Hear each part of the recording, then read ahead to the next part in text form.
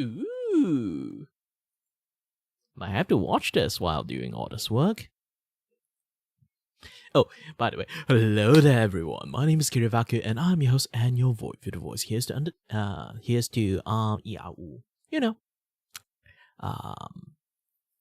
entertain you and maybe not. Went off a very, very off tangent and start doing something else. Who knows? Who knows?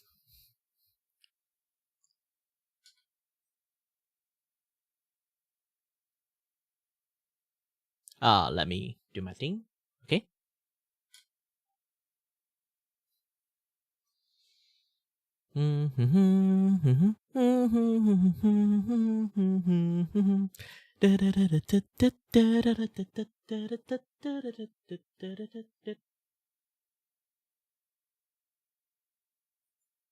This influencer was arrested for building a fake luxury life, stealing over $100,000 worth of brand items and forging fake government documents that praised his company, which all came crashing down after he couldn't even pay for a single food delivery. How that's even possible, I have no idea, but that just goes to show how deceiving things can be online. It's safe to say this guy is one of the most prime examples of how someone's life on the internet can be completely fake. This guy is essentially nothing more than an illusion, a simple facade that doesn't match reality. So meet Chin Tung Sheng, a Singaporean influencer with more than 350,000 followers. Singaporean! Oh my. It's really close to our place. I'm Malaysians, by the way.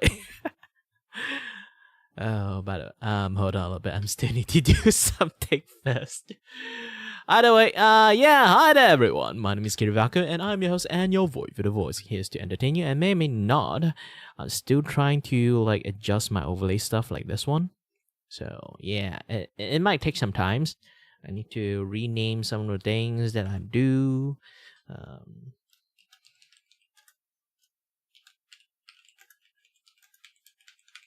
Kira super art scene. Yeah! Followers on Instagram. On Yahoo Finance, Shang described himself as a private investor who worked with banks to fund houses/institutions that trade currency. Vague. I feel like one of the biggest telltales of a scammer is when someone describes what they Sounds like a real estate agent.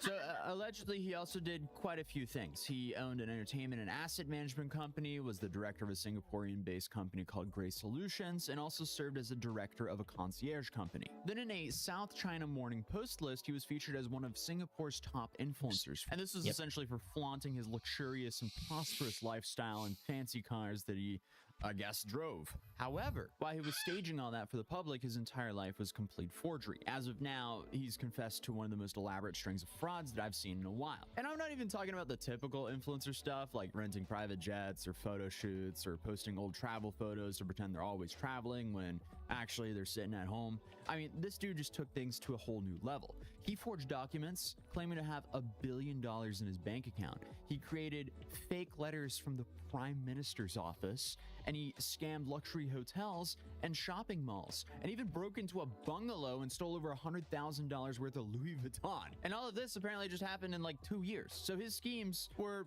pretty bizarre and elaborate, to say the least. So this story starts off about 5 years ago during the pandemic, when the world was desperately seeking medical supplies, and Tung Shang saw an opportunity. He managed to convince 2 different people to become partners in his business of importing and exporting these test kits. He assured that, hey, I have strong connections to the Singaporean government and apparently massive financial backing as well to prevent the problems. At some point, he even arranged to purchase millions of masks for hospitals in Singapore and all around the US. But to make this deal legitimate and I guess complete a transaction of this size involving some medical supplies, he first needed to prove his company had enough money, which required an attestation letter from a law firm. Attestation. All right, I'll Google on my phone. What is attestation? Oh, at a Say it station. right. That's crazy. And this is where things start to get a little wild. Typo, because typo, instead typo. of, doing what any serious and trustworthy investor or Hold on. entrepreneur would do by stating his actual Yeah, amount I of did money, most of the adjustment he, thingy, created and I a have. fake All I need to document do right claiming now to have is $1 billion to in his bank copy account. this one, Control Yes, C, this man sent go a to, law firm a statement this showing scene. a balance of $1.8 billion in That's Singaporean dollars. Control In V, American dollars, that would be $1.3 and billion. And then he also apparently I'll showed another be bank drawing account that had $12 on this million thing. in it as well. Okay. I think this was a personal one. And the absolute icing on the cake here is, in addition to these fake balances, he also submitted a fraudulent letter from the Prime Minister's office of Singapore thanking him for helping his country to provide medical support during these tough times. That's a bold move. Walao! Probably be easier claiming that you're Jeff Bezos instead of doing something like that. And indeed, he didn't get away with it. How? Apparently, 6 people eventually filed police reports against him after conducting checks. that Obviously. revealed there was some pretty big differences between his actual bank accounts and what he submitted to them. And Tung Sheng was initially given a 2-year conditional warning in January 2021 for these offenses. But instead of learning his lesson, he just went on to commit even more scams. Because why not, I guess? So between August 2020 and April 2021, this guy, he found a new way to fund his Oh, he's fake been like lifestyle that by scamming for a Singaporean very long shopping time. mall called Holy Ion shit. Orchid out of nearly 77,000 Singaporean dollars, which is roughly 58,000 US dollars. And he did this in vouchers apparently. So he exploited a loyalty program where registered members could earn points by uploading photos of receipts showing their purchases at that shopping mall. So Hong Shen, he created about 26 fake member accounts with a bunch of different email addresses and phone numbers, all traced back to him. You know, so he could upload Scammer actually forgery can do quite documents lots of and stuff, I receipts guess. claiming When they put their mind purchases. into it, they can do At least he anything. toned it down a bit. At least he went from going, hey, I have $1 billion in my bank account, trust me. Oh, by the way, if you guys can't hear it, I can boost the volume level higher a little bit. He went for the money shot first, and then he went down a few pegs. He humbled himself a little bit. He was like, all right, I went way too big to begin with. Let's chill a bit. Maybe we'll get away with it. Spoiler alert, he did not. Because naturally, the mall staff eventually noticed some suspicious activity across these different accounts, and they all checked with Louis Vuitton, and the store confirmed that none of those transactions were real. But even after getting caught there, he was still not done, because in July of 2022, he checked into the Amara Sanctuary Sentosa, a luxury hotel in Sentosa Island, Singapore, with his girlfriend. But when he was about to check in and pay for their 12-day room, he showed the receptionist a fake screenshot claiming that he's already paid about $10,000 to stay there from July 19th until the 31st. How can they be The passed receptionist for took a look at that? the photo, and Holy of course, that shit. was a forged image. He edited the image. I think and they're just then dumb. She handed over the People are keys just for him. dumb. However, on the second day of his stay, the hotel's finance manager noticed that no payment had actually gone through. When confronted, Tung Shen insisted that no, he actually paid, and even provided even more edited evidence that he paid. He submitted more fake bank statements that he did in fact pay. But a few more days passed and the payment still hadn't processed. The finance manager then took a closer look at his bank statements and realized it was all forged. So on July 27th, after confirming that Hold Tung on a Shen little was bit. still in his room, Like, I know fortune stuff is literally just like,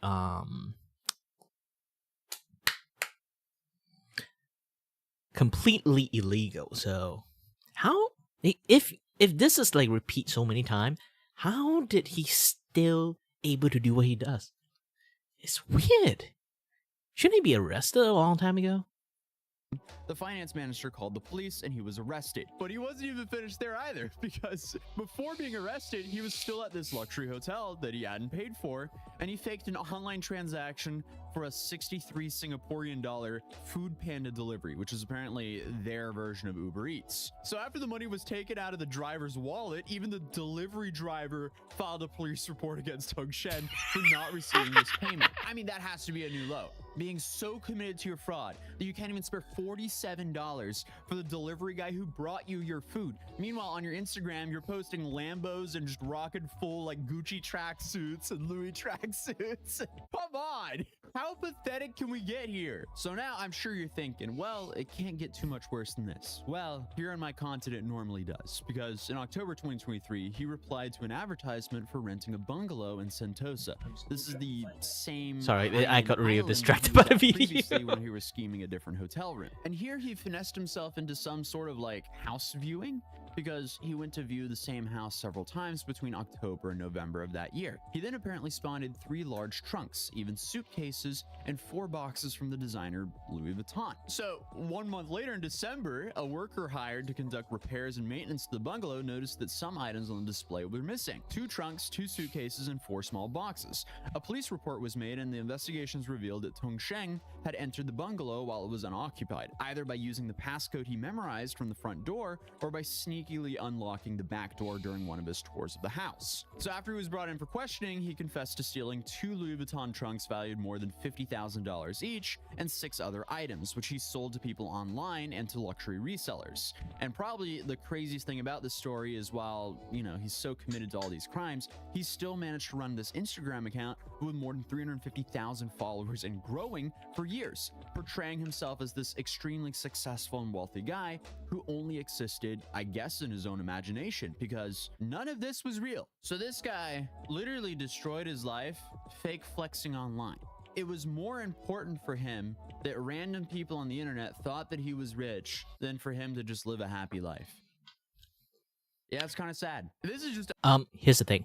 Here's the thing. People who does scam and crime, usually that get caught is when they try to brag. Why they want to brag? Because they always, their entire life, they are trying to outsmart the system. Outsmart people, outsmart system. And when you do that long enough, you kind of slip up. Not like you did anything like wrong. It's more like your slip up is actually you start to underestimate the thing that you do. And then in order to and sometimes like you want to like the ego is kind of like you know, like when you try to like outsmart people lots of time, and then your ego would just keep growing, thinking everyone would just like beneath you, and then they're just dumb. Especially when you can't keep getting away from shit. And you will kind of like get overconfidence, and then mistake will happen, and then you get caught. Especially most of the mistake that happen is you bragging that how smart you are from evading lots of shit.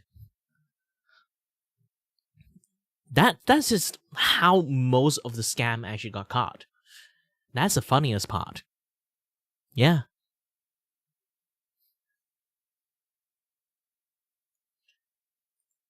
And hold on a little bit. I need to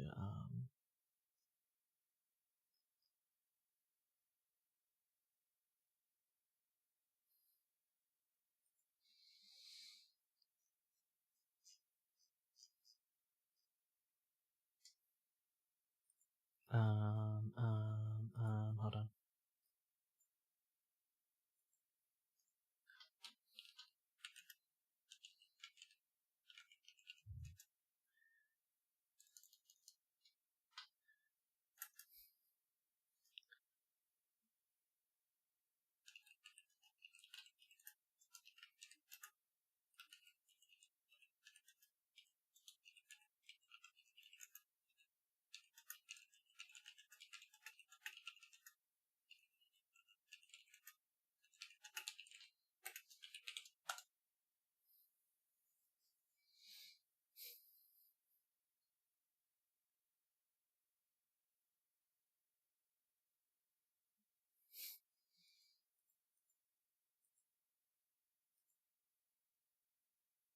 Bum ba dum bum bum ba dum bum bum.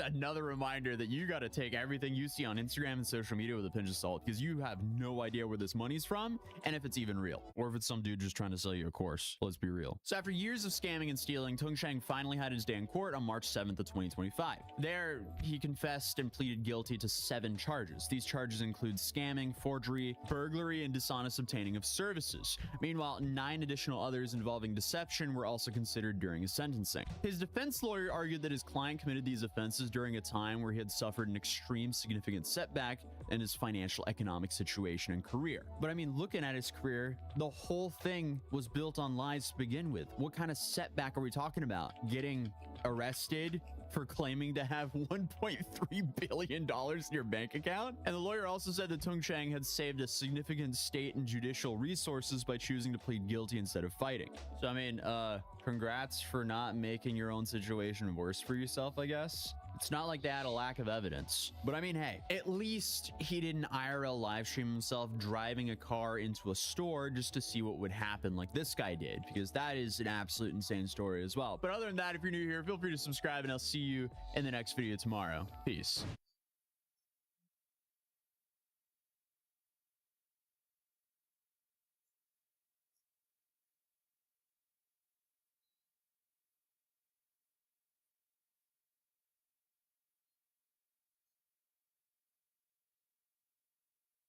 Oh, by the way, that actually happened when you say that. I was like, holy shit. That guy is just crazy, I guess. Happen like this guy did, because that, you know what, let's listen to this one too. Crashed his car into a store while live streaming it, and sources are saying he did this because he just wanted to see what would happen. How is this real? Apparently all of this happened in Finland a few months back. Yeah, IRL streamer actually is like getting crazy and crazy for some reason. Well, I didn't even know this guy existed. Is it like Johnny Somali, like does he have like some sort of virus that kind of like triggers or like unhinged IRL streamers to become even more unhinged or something? Or is it Logan Paul? That's why I don't know. Living his life as like how? This disaster simulator, and he just brags about being a problem for humanity. Normally I call these people a burden to society as a dig towards them, but this guy just openly embraces it. From crashing his mother's car into a store while drunk driving to eating poisonous mushrooms and tasting his own body waste on stream. Holy shit.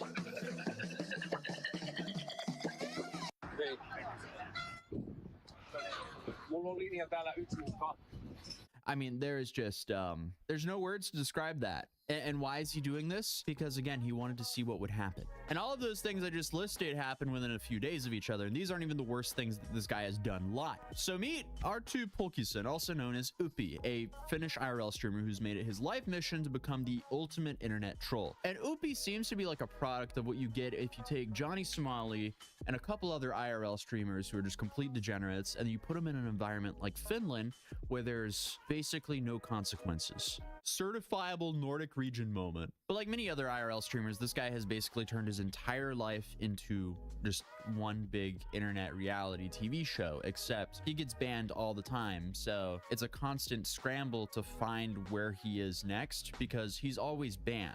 So this has definitely kneecapped his career massively. But that is absolutely not stopping his quest line of ruining his own life, because in the last few months alone, he already has thrown prosecutors' eviction letters down the toilet, gambled a large chunk of his net worth at the casino while high on that Walter White special, and playing with a homemade flamethrower. That's just scratching the surface of the insanity of this man. Almost as insane as the amount of spam callers that are out there currently, because sadly, a lot of our information can be found on the internet. But how do you reduce the amount of information about you that's on the internet? Well, unfortunately, if I do this, problem, especially after the holiday shopping season. We've all signed up for something with our number, and then suddenly you're being spammed with all sorts of telemarketers and scammers. Because data brokers unfortunately just take your information from various sites and sell them to the highest bidder. The only problem is there's way too many of those sites that you're going to have to email every single one a takedown request for your information. And before you know it, you're going to be spending more time doing that than a part-time job. But thankfully, that's where today's sponsor, Incogni, comes in, because they manage all of that for you. They'll scan the internet for information and automatically send takedown requests. Then on top of that, they'll keep on checking for you to make sure that you don't get put back into the system. I've now been using Incogni for a little bit over 1 year, and it's already had 516 data collectors take my information down, which has saved me roughly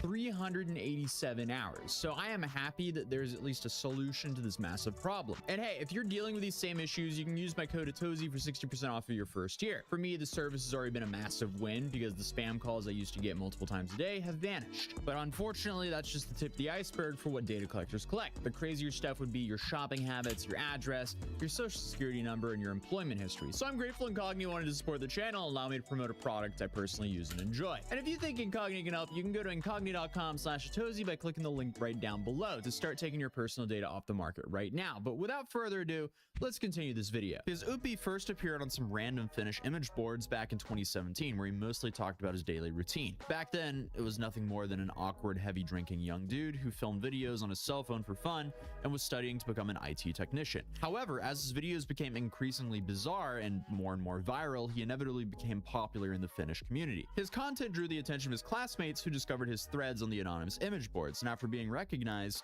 R2 quickly dropped out of school. And it's safe to say, things went downhill from there. Watching Upi's content is like witnessing a nuclear meltdown in slow motion. And the shocking factor here is it's intentional, since he often stated that it's his purpose to make people as angry as possible. Well, my purpose in life is to cause a lot of unhappiness for society. I enjoy it when other people suffer for my existence. My purpose in life is to make as many people as possible angry, normies, working, or reading some canonical message in some liquid and they're like, no, because R2's drinking again. Yeah, R2's drinking and dusting the streets. Bro's kind of like a brain-dead nerd from alcoholism who's been coddled way too much. But during his initial image board era, he used to leave his PayPal address in the threads he created just in case any of his early followers decided to donate something. And after getting a webcam as a donation from one of them, Upi began his live streaming career. He originally started on YouTube, primarily having drunken conversations with his chat, mixed in with some RuneScape and Euro Truck Simulator gameplay.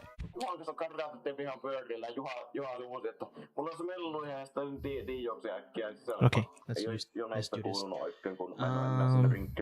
Let's go for the roundness for 15. However, over time, his content slowly shifted to this extreme, chaotic behavior. And no wonder YouTube banned him after just 3 months of live streaming. I can't even show 90% of what he streams because I don't want this video to get nuked either.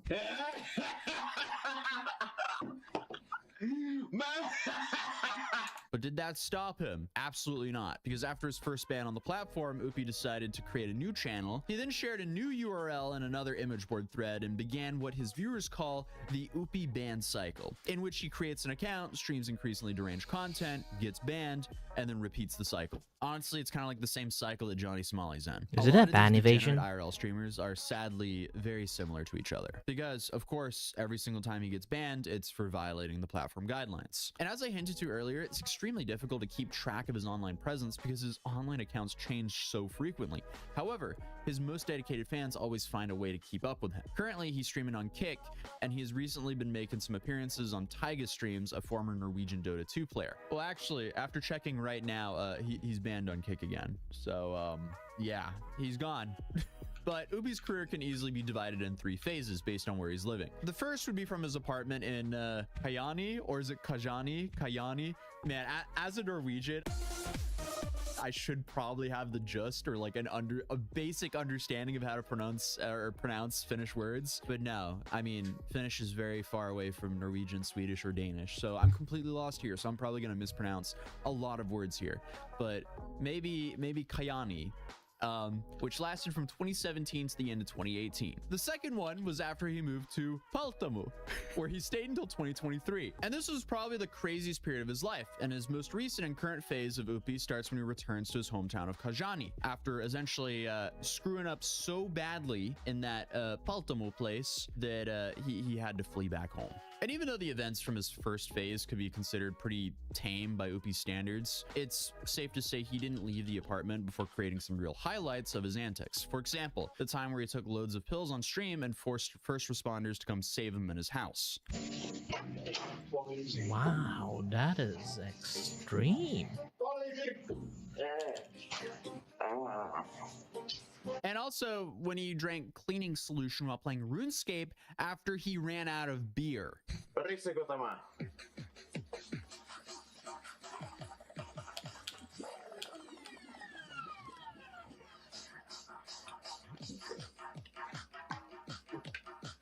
How is he still alive? How is this real? You would think this is a parody or some sort of troll, but it's not. And by the end of 2018, he had to be evicted from his apartment. And naturally, he live streamed the whole thing from the moment the social workers knocked on his front door until the eviction itself, in a complete state of hungover from the previous night. Oh, must be a nightmare for the social worker to do their job.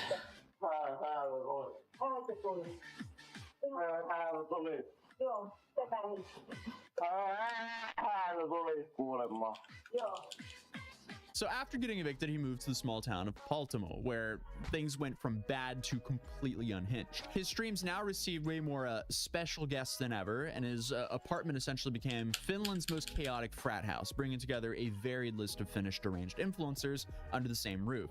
Each character brought their own flavor of insanity to the roster, but in the competition, from what I can see, Upi still has the throne for being an absolute degenerate.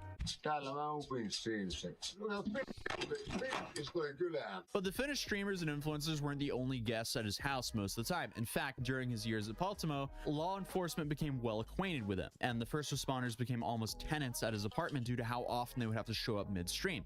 Sometimes they were called by his viewers, and other times by his neighbors exhausted with the constant noise. And it got to the point where the police were so familiar with the guy that they would usually just kind of greet him as a friend when they saw him, like, "Hey, what's up, Upi? What are you up to right now?" I mean, when the cops know you on a first name basis, or even worse, on a nickname basis, it's never a good sign. And then you have the arson incident, which even by Upi standards really stands out.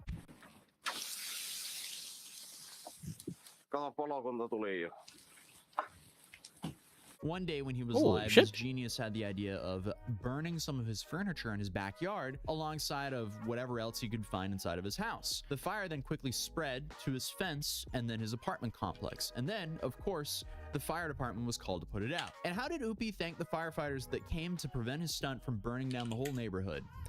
He urinated right in front of them while live streaming it. Fascinating use of free will. The police took him into custody after that, which should be no surprise to anyone by now, but he wasn't held for too long, and they just released him right after.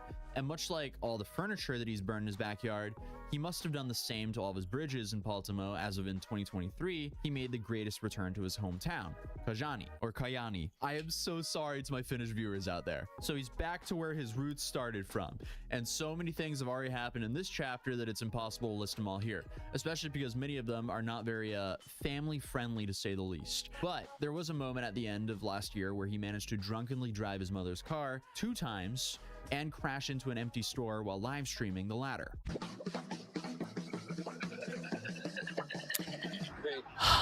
This is what you call when life then It's unclear if he actually go along the way, I guess. For this, as all the articles of state that he was picked up by the police on the spot, but they don't go into further detail. Now, even though it would be impossible to make a list of everything that he's done in the last couple of years, I still can list some of the things that he's done in the previous few months, including trying to get Tyga banned by showing up on cam without his pants multiple times, rolling at the casino while high on whatever Walter White was cooking, throwing prosecutors' eviction letters down the toilet, obviously playing with that homemade flamethrower, live streaming himself going to the Finnish version of an AA meeting, but including substance abuse as well. So yeah, I mean, it is just absolutely chaotic. And when it comes to Upi streams, he's been banned on everything to the point where he essentially has to be an internet panhandler to continue, as he can't get monetized in any other way without having a donation button. But it doesn't seem like that or the laws in Finland are stopping him. As someone who's raised in the Nordics myself, Norway, I'm very familiar with how relaxed things are up there. So it'll definitely be interesting to see how or if they will ever do anything. But other than that, hey, if you're new here, feel free to subscribe, and hopefully I'm not as sick as what I currently am in my next video, but we shall see. But if you're new here, feel free to subscribe, and I'll see you in the next video. Peace. Is this like phone looking enough? I'm trying to extend this a little bit more. I think I need to.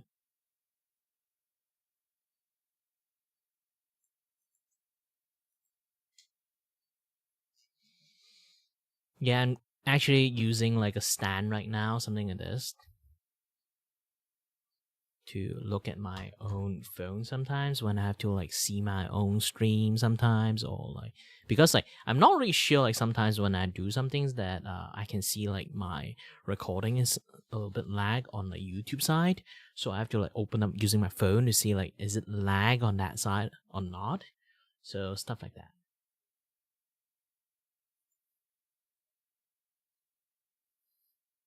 I keep seeing myself in my stream. In my own channel.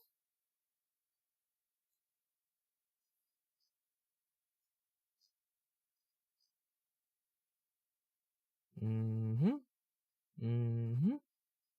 Mm-hmm.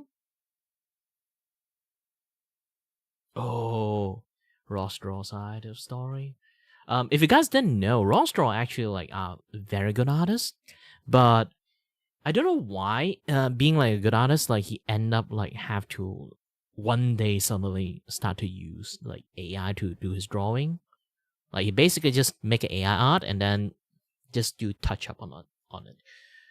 It was weird, especially for an artist that actually can draw. I know sometimes I also want to be like very lazy and then just not draw a lot, but still, like doing that method is like it's not like you're not an established artist, you know. Like I'm just a random artist in the internet, so like you know, if I do that shit, no one will know. But you are when you are like a very established artist, in the field, you does that shit, people can see, you know.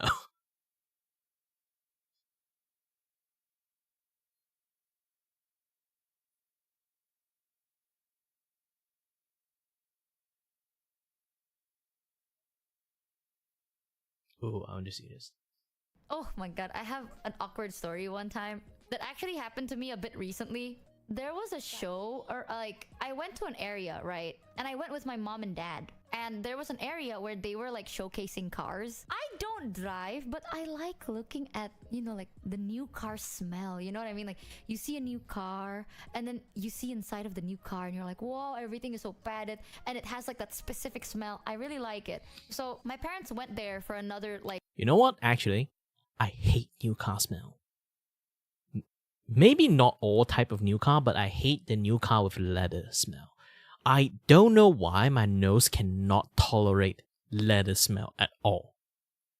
It's like if I go to sit in a car with like heavy those kind of like, you know, like when you have to put on like conditioner on the leather, like the wet oil, the wettening or like oil up the leather so they won't kind of like, you know, dry it up and then like, you know, become flaky. I cannot stand those like conditioner smell. It makes me like I'm already very easily get dizzy in a car ride. That thing basically just amplify like hundreds fold. It's not just like tiny bit, it's like a lot. Like reason. So I was wandering around, I saw this car area and I was like, oh, a new car. So then I was looking into the car and then I asked the guy because I'm curious, you know, I've never asked how much stuff like that cost because I don't have a driver's license, so I never really needed to know that much. But I was like, hey, sorry, like which is this the newest one? And then the guy looked at me, like side-eyed me and ignored me. Give me back my hair. I'm telling you, crazy. I'm gonna bald myself from this story. I'm like, hey, excuse me, is this car the new I like a one? new He looked model. at me, and then he ignored me. And I was like, oh, maybe he's waiting on a client, right? I was like, okay, he's waiting on a client. And then I wait, like I'm looking at the cars and stuff. I look, he's not doing anything. He's just standing there. I was like, oh, okay. So then I asked another guy and I was like, oh, is this the newest car? And he's like, oh yeah, that is the newest car. I was like, oh, so what does it have? It's like, oh, these are the features and this is what they have, blah, blah, blah. I was like, oh, that's so cool. Can I know like the prices of them? I've never bought a car before, so I want to know like how much they cost and, you know, just to, for curiosity. And they're like, oh, I can take the papers. So he went back and he got like a whole like a list of like, I guess the type of cars and the price and like plans and stuff. I'm just curious. I mean, it is my fault. Like I'm not there to buy, I'm there to learn, you know. And he gave it to me. And then this guy was like, oh, we can like show you different cars if you want, but I have like a client soon, so this guy can help you. And he showed me to the guy that ignored me. I was like, oh, I have a client soon, so like you can talk to this guy. And now it's me and him again, right? And I'm like, okay. So then now he can't ignore me, and I have like this sheet of paper in front of him, and I'm like, I was like, so I heard that there's like this feature in this car. Is there any safety Sounds features? like an And this guy was just opus like that fastest don't response. It's just like, yeah. And I'm like, oh, what are the safety features? And it's like the usual. I was like, well, fuck me. I don't know what to ask. Like, what? And I'm like, oh, what the fuck is the usual? You know, like a bag? Like, what? I was like, oh, the guy told me that this has like a system built. And he's like, yeah, it's there. And he points to like, there's like this big TV inside the car, like an LCD. monitor in the car. He points at it and he's like, it's over there. And I was like, oh, can I look inside? And he's like, yeah. So then I entered the car and I was like really awkward. At that point, I was already like, I just want to get out of the conversation. But now I feel really awkward. And then my dad came. So my dad was there for business. So he's dressed really well. Like he's looking really nice. And he's like a finely aged gentleman, right? My dad came and I got out of the car and he's like, oh, there you are, Michi. You were looking at this car? And I was like, kind of. And I didn't know anything. And he's like, what? Do you like it? And I was like, did you know that the car had an LCD? I was like, oh, the car has a monitor and the safety system is like every other car. And he's like, wow, good job. Like, you know when your dad looks at you and it's like, I'm like, look, Dad, it's a ball. The ball is shaped like a ball and it has air in the ball and it bounces, see? And your dad is like, good job. It's like, I'm just pointing the obvious. And then the guy saw my dad and the guy came and he was like, oh yeah, is this like something you guys were looking for? Like, this is a really good like he starts yapping. He's like, this is a good family car, a good like, it's like a 4-seater car, but you can actually move the back, blah, blah, blah. And like the back of the car can do shit. And then he starts talking to my dad. And the whole time my dad's like, he would go to me and he's like, oh, did you like that? And I was like, oh, I maybe. And he's like, oh, what do you want to know? I was like, oh, how do you... Oh. So, okay, I'm telling you, okay, nowadays, cars are so confusing. There's a handle of the car. I don't know how to open it from the inside. You know what I mean? Like, from the outside, it looks like a handle. But from the inside, it looks like I'm getting kidnapped. Like, where's the button to open the door, you know? So, I felt really embarrassed, right? Where's If I button to ask, open I the don't want door? this guy to think I'm stupid as shit. So, I was like, oh, Dad, the door. And he's like, oh, you don't like the door? What do you not like about it? I was like, oh, shit. Well, that sounds so fucking stupid. Like, I'm pretty sure there's a button in there, but it's like disguised. You know, the button is hidden. So then if you get kidnapped, you cannot leave the car because it is so hidden. The button looks like not a car button. And I was like, look at this door, Dad. And my dad knows me very well. So he's like, oh yeah. The first thing he did was he touched the door handle from inside of the car. And I was like, that's the door handle then, right? And he was like, yeah, the door, blah, blah, blah. He's like, what do you like about the car? And I was like, I don't know, actually. I'm not like really... I can't even drive, but it looks really cool, I think. And he starts pitching it to me. Like, the salesman is starting, like, talking to my dad about how this is such a cool family car. And my dad literally told him, he was like, oh, I mean, the only reason, like... He didn't say it that way, but he says like, oh, this is not gonna be a family thing because she's not married. Like, I am not married. So why am I looking for a family car, right? Like, my dad is not looking for a car, but if I am looking for a car, it's not gonna be for a family because I don't got one. And he's like, oh, is this like a gift? Like, I was like, a present, blah, blah, blah. Then we have like different colors and this. And as a joke, Man, that is my like dad was embarrassing. present? No lah, you buy yourself if you want, blah, blah, blah. You buy yourself. And I was like, I want to go home. And then now this guy knows that I can somewhat purchase the car. And then now he talks to me. Like, at first I want to leave already. And now he's talking to me. He's like, oh, you can buy a car. Oh, we have this system and that system. And did you know that before you crash, you will fly or some shit? I don't even listen. I didn't even hear. He's like, you know the safety system. Let me tell you more about the safety system. So safe. So safe. Like, the car can predict if you're going to crash. So before you crash, the car will fly up to the heavens and then become an airplane. Like, first of all, I don't know what the fuck you're saying, okay? And second of all, How does it? why do you not ask? And he's like, oh, and then you know, there is this system, there is a package deal. You can have like, you can control the first wheels or you can control both wheels. And I was standing there, I was like, what is bro yapping about? If I have 4 wheels in the car, I want to control all 4 wheels, right? But it's different. Some cars, it's like 4. That's called AWD. I don't know what that means. I don't drive. I don't drive, and I'm not a car person. So this guy was like, yeah, if you want, you can. It's more. It's like, Here's the thing. I don't know much about car too because I can't drive a car due to my disabilities. But at least I know what is a 4-wheel. Oh man. Oh man. Oh shit. Oh man. Yeah, this is entertaining. Very entertaining.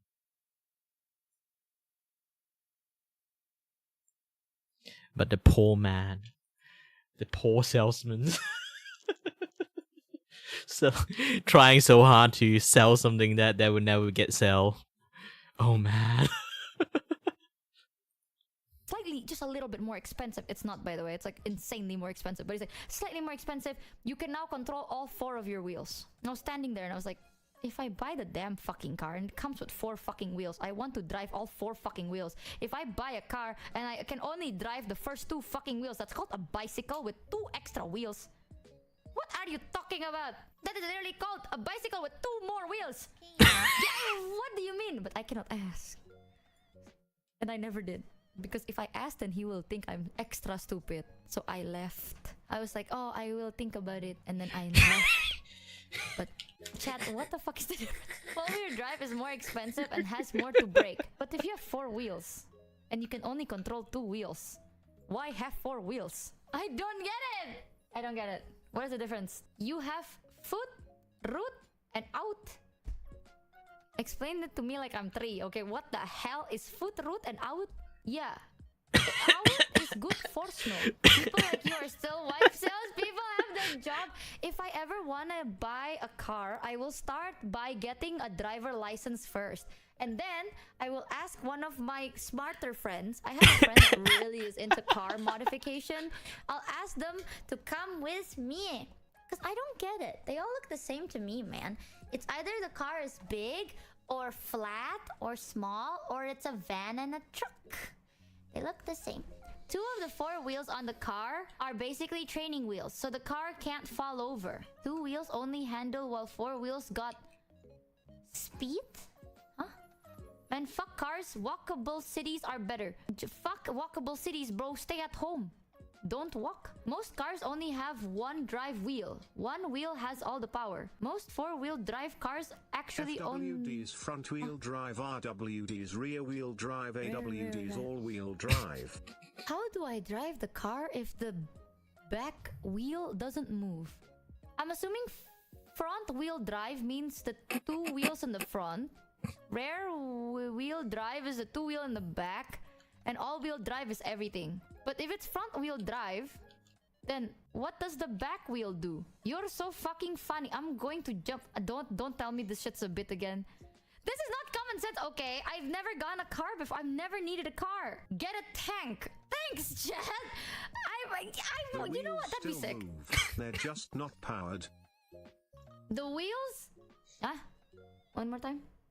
The wheels still move. They're just not powered. Then they don't move. For FWD2 front wheel, a cell. RWD2 back wheel, a cell. OED all wheel, a cell. What is a cell? By your definition, a bicycle is a unicycle with an extra wheel. No, bicycle is a bicycle because when you move your legs, right, it has the gears and the gears spin the wheels. That the gears power the wheels to move. You're okay, I'm not gonna ask. Chat. Fuck you. So Michi, when you roll a wheel, it moves. The back wheels get pulled. The wheel drive means which wheel Oh my got God, powered from the engine. Rear wheel drive mean the engine spins only the rear wheels. Okay, here's the thing. If you guys are a little bit confused, this is going to surprise you. If you ride a bicycle before, if you never ride a bicycle before, when you pedal the bicycle, you're not moving 2 wheels. You're moving one of the wheel. And that one and that wheel moved. The other is actually just like free from anything. It just spins. Since it's like touching the ground, so it spins too. So you essentially just one wheel driving the entire thing. And that wheel that drives the entire thing is the back wheel. And same with all motorcycles too. And for cars, I remember the wheel that drives is actually the front wheel. So when 4-wheeler means like the back wheel also have torque on it, so it have like more oomph with the like, you know, with the spin, because car, like usually 4-wheeler car is like much more heavier, or like they can handle heavier load. So when they are like in heavier load, they can actually run better while they're having heavy load, so the tire doesn't slip because it doesn't have like it doesn't have like not. It's really hard to explain. It's a very science thing. Okay, it's a very science thing. But either way, yeah, things just like that. It just gives you a little bit more oomph. It doesn't even slip, to be honest. Technically, your front wheel does slip if it doesn't have like enough strength to like go. It also depends on the terrain and lots of things. My brain, my brain. Oh no, Michi has melted my brain. I am gonna open MS Paint. Means the engine spins maybe- all four wheels. Maybe the way I say it is Drive bad. means the engine spins the front wheels. Engine makes axle turn. If engine is connected to rear axle, Yes? it's a rear wheel drive. If engine instead connected to front axle, it's a front wheel drive. Yeah, but if they are not connected, let's say they're connected to the front, how does the back drive? Here, let me I'll MS Paint my question, okay? Maybe it'll be easier if I did that. Okay, let's say this is a car, and then we have one wheel here, and then one wheel here, and then one wheel here, yes? Right? If you want to drive down the road, yeah, I give it a window and a door. There, whatever. Fuck it. No doors. So if you want to drive down the the road, it goes like this. Ding! Like that, right? It's like driving forward. So if you want to drive forward, the Forget wheel the car, spins please this draw way. How you think a bicycle works. How I think a bicycle works? Okay. So this? Well, this is not a very nice, like, bicycle drawing. Bicycle. Close enough. And then there is a pedal. Okay. So the pedal Rear wheel spins. is like bike. You pedal to spin Right? back wheel. And then there is like this, like a gear here, and then the gear. Bicycles And are then only powered using gear? the back wheel. They're rear wheel drive. The front is used to steer only. Wait, pause. Let me do this first, okay? Let me explain first. My brain died. Wait. Before, baby, let me I explain am to very you how I think it works. I am very So let's say intrigued your right now. foot is here. You move your pedal You up have like my this in this movement, attentions. and then it makes the gears move, and then the wheel also do the same movement like this. When you ride a bicycle, the gears only move back wheel. That is a tank Front tread. wheel The way she power. explained. Same from front. Pedal make front wheel move. No, in a bicycle, both wheels move though, chat. Write that down. Am I stupid? In a bicycle, right? You can't drive a bicycle. Like if let's say Hi Michi, to explain it You somewhat just need to simply, move. in How rear you wheel move? drive, the engine only turns the two rear wheels, while the front wheels are spun because the car is moving and is touching the ground. Opposite for the front wheel drive. While all-wheel drive has the engine turn all the wheels. Draw the chain on the bike. Draw the chain on the bike. Wait, I think I'm understanding. Hold on. Wait. I understand. Oh! Wait. Okay, so you're telling me this is bicycle. Like that. Right? And then this is feet thing. So, when I am bicycling, like I move this circle, this thing moves circle. This thing is just like, it looks like this from the side. So, because this moves circle, this also moves circle. Like that. No, I mean like, yeah, that is chain. I'm not... Chat, just because I didn't draw the chain doesn't mean I think I moved the Drive in wheels this with my case brain. refers to driving force, aka the force chains to move work! the vehicle forward. You are providing a driving force to the rear wheel of a bicycle. The front wheel spins, but you aren't using it to drive the vehicle forward. May just be an ESL issue because drive can have many meanings. Drive, when I say drive, I mean moving. Like, it moves. You know what I mean? Like if it's a car, chat, right? Like, let's say just use car. I can draw car. So, in a car, you know what I mean? Let's say you have like an engine somewhere in this car. Pick up Joel's call. Hold on. I swear, I feel like I'm understanding. But you understand? No, you're not understanding. I know why you're confused. I think you don't understand how it's like built or how the wheel. So when you can push a bicycle, right? And you can push a Yes. car. Yes. raw strength Yes. without needing the power. So what they're doing is the front two wheels are as if somebody is pushing the car, and the Yes. back wheels just follow with the front wheels. So when the front two wheels are pushing, they're like pushing the car forward, and then the back wheels are just following. That's what I was saying No. in the chat. I didn't hear you say that. I was very confused on what you were That's saying literally too. what I said in the bicycle chat. You move the pedal, right? And then you only move the front wheel, and the back wheel move because it's holding onto a pole. If you were trying to say that, you didn't explain it well because nobody got that. Because I remember hearing you talk No, about the it- chain. And everyone got confused about the chain. Yeah, the chain moves. So the pedal. Okay, you're pedaling. Ah, fuck. Let's not do bike. Okay, let's just say car.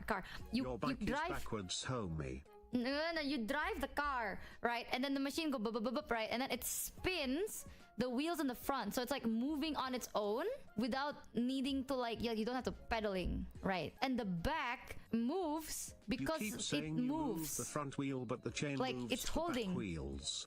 You keep saying you move the front wheel, but the chain moves the back. No, I move. The chain moves the front. Okay, I On the move. bicycle, you pedaling Hey. on provides power to the rear wheel. The front wheel receives no power but is still Are you capable of confusing rotating. yourself? To So, go back to cars, literally, the rear-wheel all drive it car is functions pretty much the same, just but with an physics. extra set of wheels. Because the Imagine four if the wheels are car- Wait, hold on, connected. Joel. If it were a RWD car, then only the rear wheels would be spinning. If it were FWD, only the front wheels would spin and AWD spins all. Wait, okay. So what I'm saying is the pedal moves the gear that moves the wheel, one wheel. And because one wheel is moving, now you are moving, and the other wheel moves because it is not held by the chain. It is Ignore moving. bikes. Ignore bikes. Think about cars only. Okay. You're confusing yourself by thinking Okay, of both no of more them. bikes, no more bikes. We don't care about bikes. The point is the car, right? True. Machine. So the machine gives Engine, energy, so then the inside of the wheel moves forward without the pedaling, right? And then because the car is already moving forward, the wheel in the back is like loose. Yeah, is it they're loose? still able to roll. It's loose isn't really the right term, but you know how like so basically the way we're able to, push a car, all the wheels can still move, right? As Yeah. long as it's not like parked or anything like that. Yes. As long as the car is not parked, the wheels can still roll. Yes. So when the front two wheels are going forward, the wheels in the back are doing the same thing because they're all rotating in motion with each other. Yes. So it's loose because like it's not like Okay, yeah, held if by loose is how anything. you understand it, then yes, it's loose. Like it's If like that's how a you like a get it, then lift yes, handle, yes, you it know, is. like in the gym when you're like dead weighting, that is the back wheel, and there's just like it's like a little knob is holding onto it. So then if front move, it loose move.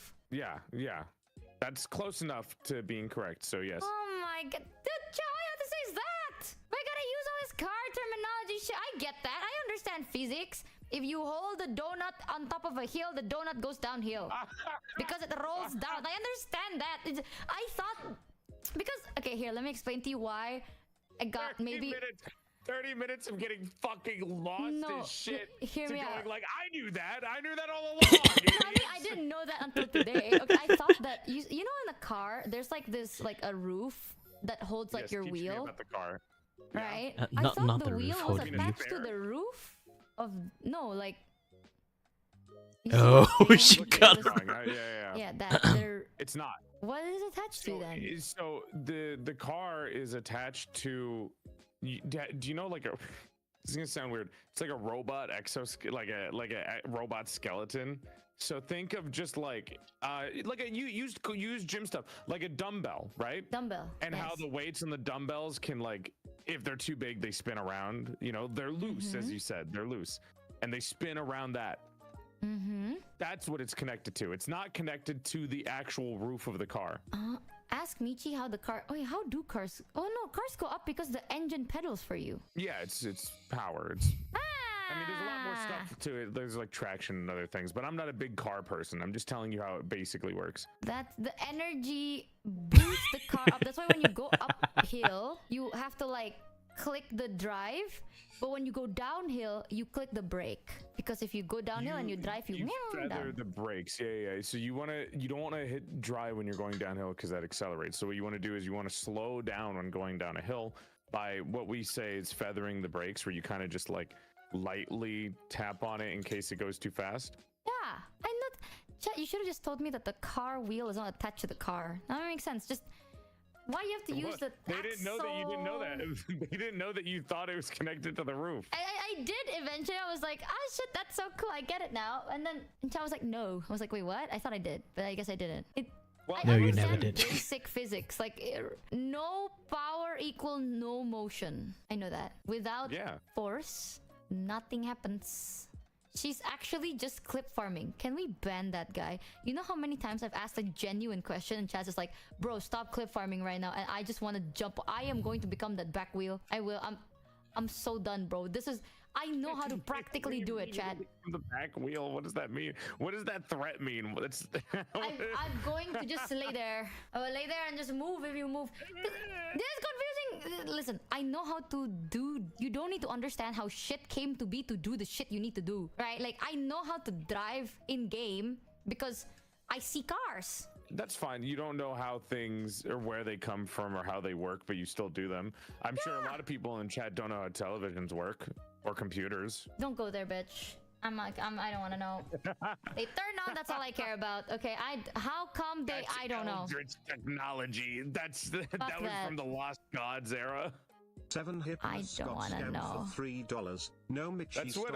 If you showed somebody who knows how to make a computer, like making me lose brain cells over here. I understand physics. What are you saying, Joel? If you show somebody who doesn't know shit about like a computer, and like a caveman, somebody who knows how to build computer, I feel like they would be like a wizard or a god. So it's similar to that when somebody's trying to explain how a car works.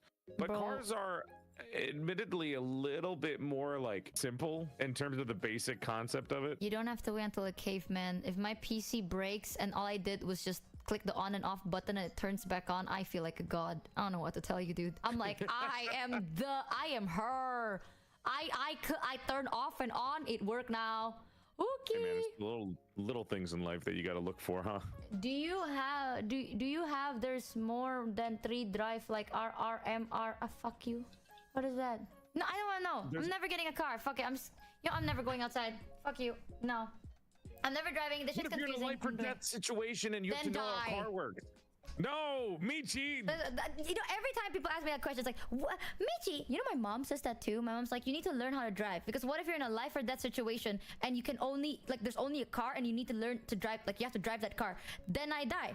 You just gave me that option. Like, what? Fine. What if there's a win or nothing scenario where you could win $1 billion? For what? Driving the car? Yeah. What if a billionaire was like, I'll give you my entire now back to bicycle. collection if you know how to drive? Picture of a real bicycle, the pedal is attached to a chained gear. Oh, back to bicycle. And then the chain is attached to the back wheel only.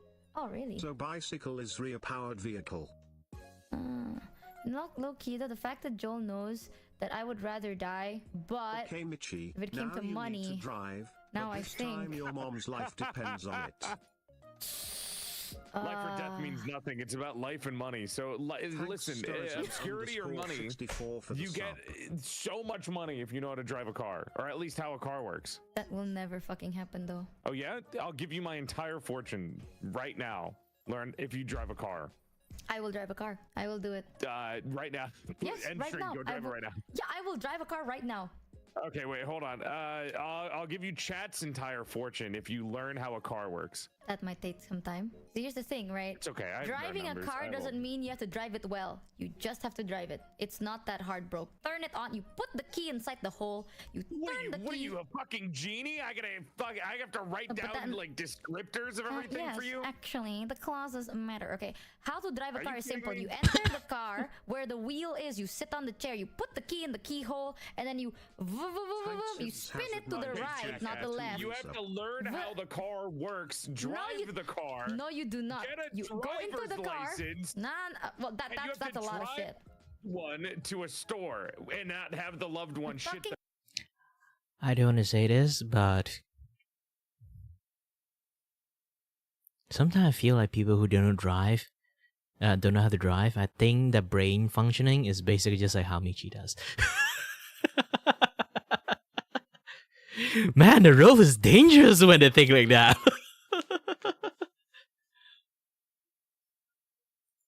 About Themselves right in now fear. and money. You know how to drive a car. You go into the car, you put the key, you turn it around, and then the No, pedal listen, on the I right make the rules. go, It's my on the money left that I'm bad. betting you.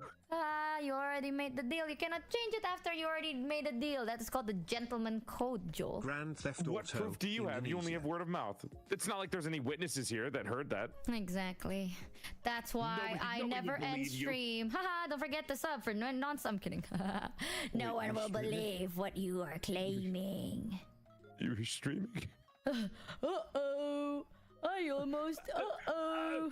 I'm getting fucking good. You're streaming. Stop fighting! Thank you. See, I understood that. But also, driving a car is easy. What's not easy is making sure that everyone around you stays safe while you're driving the car. That's why I don't drive a car. Because I need a driver's license to make sure that I know that the people around me is not gonna die when I drive the car. But if you're telling me, Michi, drive a car right now, yes, I can drive a car. It's like riding a bike. You know what I mean? Like, the difference is, with a bike, you probably can, like, hit the guy. But with a car, you can kill a guy. So that's why it's dangerous. So, yeah. That's how I see it.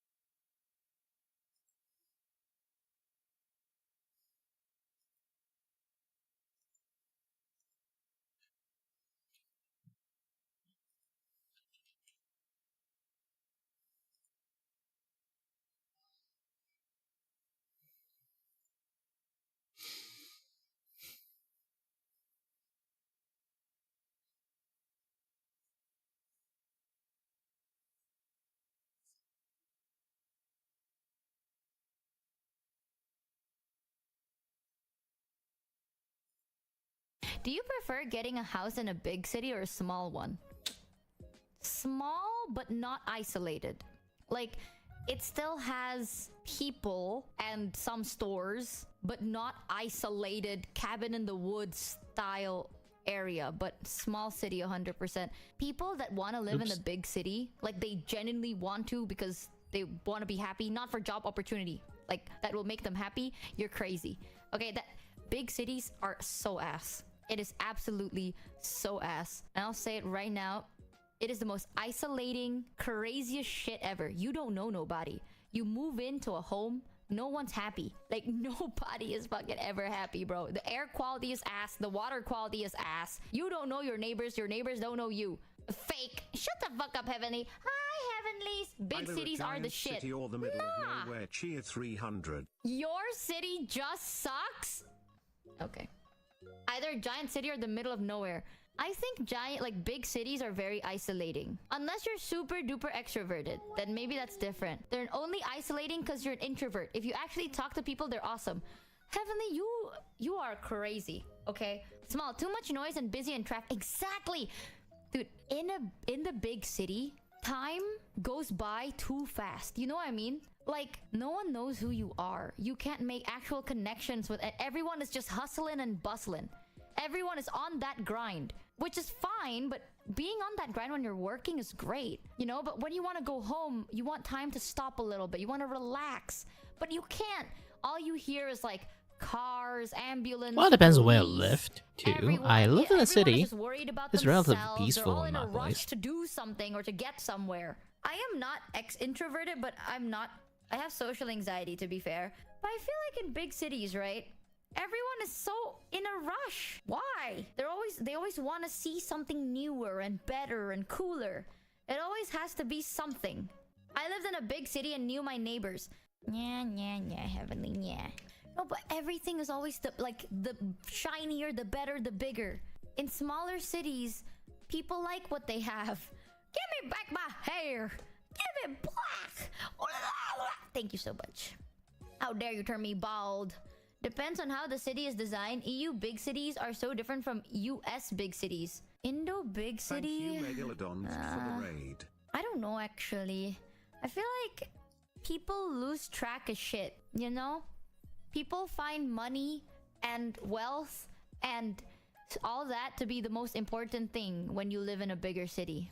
Your perception of big cities sounds like it's mainly from media. How do I explain it? I used to work in big cities, for but a couple nights and then you go back home. yeah. Nah, bro. Like, I used to work in big cities, right?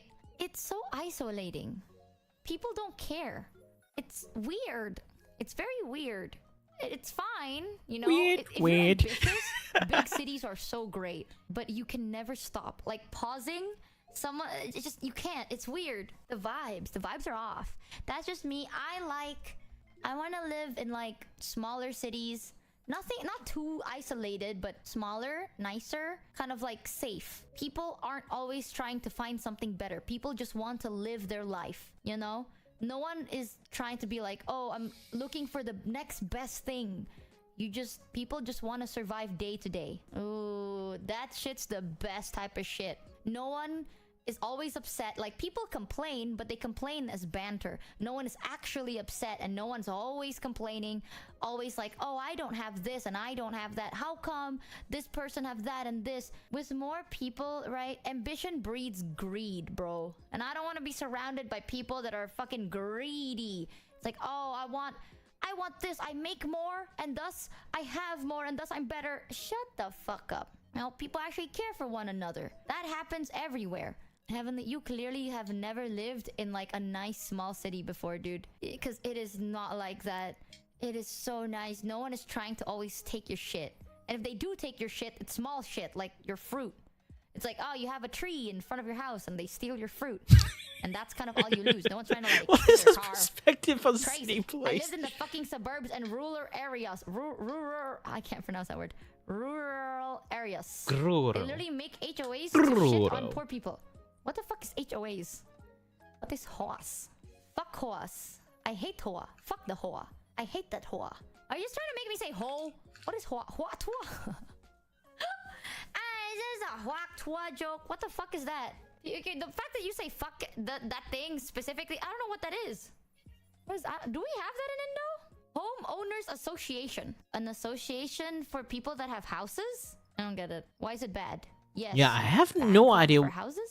I think my house don't really have a HOA thingy. There is a community there, but it's not like HOA level. Victorial House Owners Elite Club that tell you what you cannot do with your own Huh? Kind of. Yeah, it's weird. It's like they are trying to safeguard the property value. It's like a very real estate thing. I kind of hate it when I hear about like how HOA actually like do that shit, the reason they do it. Your house should be, when to fix cracks and fences, what you're allowed to build, etc. Oh, but they pay for it though. Like if they tell you like, oh, I don't like the color, like where all the colors of the house has to be like. Like the thing is literally like if I buy my house, I can do whatever I want. I can paint it like Hello Kitty. Like I can turn my house entirely pink. I'm fine with it, and then there will be like HOA like, and this is not like environmental standard, and then this and that stuff, and then do a shit ton to complain and force you how to do it. Because if you don't do it, they will either like has to call a cop at you or something like that. It's like when I hear those kind of things, it's like I was like, holy shit, how is that like a thing? Like seriously, it's like it's scary like hearing all this kind of stuff. White, but your house is not Thankfully, it's not happening in Malaysia. white. So no, you pay. They tell you to do it, and you pay? Huh? Like fix your fence. I cannot afford it. What do? They can force you. How? What do you mean you pay them? What do they do for you? Hey, this is such an insane concept to me. What? With the police. You cannot call the police because a fence is broken. That's not illegal. Some of them literally have police on... Wait, so you pay the HOA. It's What a full do they do? negative, no positives. Then why do they exist? If it's all negative, why does the... If no one likes the HOA, why do they exist? To Karen you. To Karen you. Really? You give them money and they typically use it to do things for the neighborhood. Like what? Because like fixing a fence of the house is for the neighborhood because that's what they want. If property values, if all the houses are worth the same, people can sell their houses at high rates. Bullshit. I have a question, Chad. Let's say in America, right? You want to buy a house. Keep poorer people out of their bubble. What? Let's say you want to buy a house. I think it's their Do they job tell to you in drive advance, people like, crazy okay, more we than do have a rule, though, you know, You're not allowed to anything. have a fence. It's like, oh, like you want to buy a house in a neighborhood, and it's like, oh, the rule in this neighborhood is you are not allowed to like alter the exterior of the For non-US house. people, you pay the HOA Monty, usually $100 400 a month. Like there are clauses, and usually it's by the people that made the area. Like it's the builder. So sometimes here you can have areas where you buy just a plot of land and then you build a house from the plot of land, right? But sometimes there are neighborhoods where you cannot buy the land. You have to buy the land and the house pre-built. It's like getting a PC. You know, this shit's already pre-built, right? Like most things in America, the answer is racism. But on paper, the purpose is to maintain the appearance of the neighborhood and increase the value of homes as investment vehicles. Oh my gosh. Yeah, it's like sometimes if you want to buy in like neighborhoods that already have houses built, they usually have rules where it's like, oh, you cannot paint the house in like specific colors and we're not allowed to have like fences outside of your house. Are you okay with that? And you have to sign yes. Aside from that, you can do whatever you want, you know? But they cannot like call the police on you if you cannot afford to fix a fence, if they didn't have it in the clause before you bought it. Like, if you already bought it, the clause is the clause. They can't just change shit monthly. That is crazy. Yeah. But an HOA can take you to arbitrary. Our What is HOAs that? patrol your streets, write notices on improperly parked cars, fine you if your grass is too long or if your garbage can is improperly placed, make you pay a monthly fee because you live there, tell you to be at meetings they know nobody can or will attend and make all the decisions in your absence. It's like the arsehole baron in the castle with his fiefdom of serfs. They can and do, and if you violate they'll fine, and if you don't pay they can put a lien on your house. Oh, are they like authority officials then? Like a police or a security guard? HOAs usually control an area of No. homes. Not I don't get everywhere it. has them.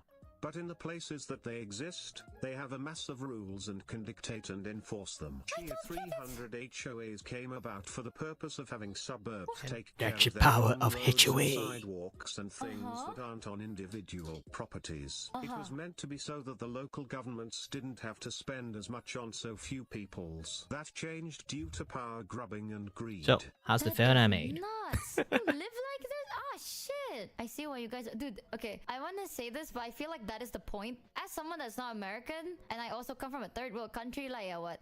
This makes no sense to me. Like, if you tell me this right now, and you're like, Michi, this is what you have to do. I'll be like, why though? What is the reason? What is the good reason? What do Yeah, I there's benefit no from good this? reason for right? it. And it's like, you don't. So you Like, pay Karen why do to you have do just it? like It's guard like, over You you. have to do it or not, you... Versus the Karen's a suffer. dude. There's no win-win, you know? Like, it doesn't make sense, but I feel And like you're a the point of girl. why you guys And don't then like that it would is be because it like doesn't very make any sense. intimidating. But the Like, fact yeah, that it like a exists and it makes no sense is ability insane to to just me. like But I don't wanna, ding like, dong, talk ding out of dong, my ding ass, dong. though. I don't... I'm Hey, not American, I so see don't know your what the fuck like y'all be going through, but your I've walkway never is a seen little bit an dirty. HOA It's like, before, oh I guess. shit. Not for thee, as they say. That's only in really nice neighborhoods. It's pretty rare. So when you pay the HOA, they use the money to like fix the roads and stuff? America is a third world country with a Gucci belt. It depends.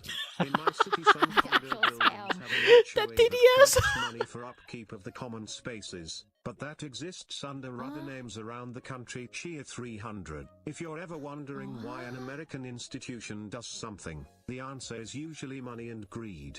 That's it. And someone said, I'm from Malaysia, so I don't know what is a Same. HOA. Same. I'm from Indonesia, and I also don't know. I don't. I'm think from that Malaysia exists and I have here. no We do jack have a shit person anything that's, about like, that. in a neighborhood, there is one thing called RT or RW, where it's like residential guy, right? Like if you want to do something, like it's like, oh, we need what he does. Like let's say, oh, we want to make this event. Are people okay with this event? Either the RT guy will go around the houses to collect responses, or you go to the RT guy. Or if let's say you have a problem with someone in the neighborhood and you don't know how to solve it amicably and stuff, you go to the RT guy and the RT guy will help you. John Oliver Something has a like that. video on it. You can watch it in your own time if you want. Yeah, it's like the leader. It's like a leader, but he doesn't tell you what to do. He's there to help you if you need help, kind of a thing. But forcing you to do random shit, especially when it comes to money. Hey, you know, in my area, yeah, it's like village chief. Yeah, it's actually very similar to village chief. In my area, if you ever tell someone what to do with their house and it involves money and they have to spend it out of their pocket, they will game end you, bro. It's like Andrew spend this You money. you will get punched. 71 got scammed for $3. Like seriously, like why do people like literally like the HOA stuff like see like in the American side, they'll be like, hey, you have a bad fence or your hedge is like didn't cut that well, you have to pay. Not like you have to pay, like they will like send you like a shit tons of warning about like you have to like maintain that shit. And then if you don't, like you don't have like that money to like pay for it at the moment, maybe like you crash your car or something like that, you can't do anything like that. And then the next day, because like say, oh, this is the third warning, so I hired someone to like fix your shit for you. And then you have to pay me now. Now you owe me own the HOA even more money. I was like, holy shit, how is that even possible? And then like after that, if you refuse to pay it, they will call the cops on you. I was like, wow. Wow, that's like a crazy story I didn't heard or like literally just like see like in Facebook, like those kind of like, you know, like those kind of they say like HOA nightmare stuff, like things like that. I love to watch those series and stuff. So like it's literally like actual documentary about like the basically like HOA nightmare and there's like a few places actually have nightmarish like HOA. It's like a well-known place too. I feel like I don't know why, like if you have like a very nightmarish like HOA places, they did it to maintain the property value, but if you have a nightmarish like HOA person that take caring of the place, doesn't it actually going to drop the value because like oh that guy is a HOA, he's going to pester you for the entire life if you buy a house in here. Like that shit will immediately drop the value because nobody want to buy a house over that. You technically sign a voluntary contract which gives away a lot of your rights. What? But since in some areas all neighborhoods have HOAs, you don't really have a choice if you want to own property. Oh, that's crazy. Plus, HOA fee covers the cost of mail delivery, trash removal, septic, and reclaimed water system. Oh, so that's already... Wait until you hear about gentrification. What is that? You know, nowadays, when it comes to English words, when I hear Cation or Asian, I'm scared. I swear to God. Because, like, you don't... I swear to God, chat. I don't like talking about... Especially not my own countries, yeah. If it's to do with some... anything political or racist, if it's not my country, I have no say. I sometimes I'll be like, oh, that is bad, but I'm not Usually born there. How am I supposed forces to it know? in the rent agreement, so you got to be careful where you're moving. Usually the landlord forces it in the rent agreement, so you gotta be careful where you're moving. That's, I see. Yeah, because like imagine if you're American, chat, and then if you're American and you start being like, holy shit, this shit happens in Indonesia, and you start talking shit about Indonesia, I'd be like, yo, shut up. Like, you don't know what's going on, you know what I mean? It's like, sometimes you'll get information wrong, right? Because as an Indonesian, you know, we complain la. No matter who you are, you will always complain about your country. No matter if the country is so good or so bad, you will always complain about same. the I will country, also complain a shit that tons is, about like, Malaysia our sometimes. joy. You know what I mean? Like, no one in hell is gonna be like, oh, I love my country. Nah, sometimes you're like, hey, how's the weather? Bruh, it's Indonesia. Yeah, see? And then you're like, ha ha ha ha. Yeah, it would I be don't like, bruh, smoke. So same. you It's Malaysia. It's going to be hot as heck. It's going to be hot as heck. If you guys didn't know about Malaysia is basically a simple word can describe it is eternal summer. Yes, it is eternal summers. And you can't turn off that shit. You cannot turn off that shit.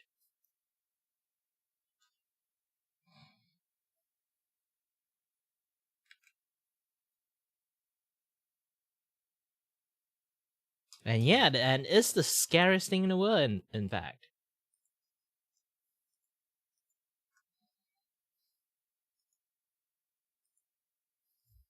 are living in the country, you gain the right to complain about the country. It's like If you ever see Malaysia is like having snowfall, it's the end of the world.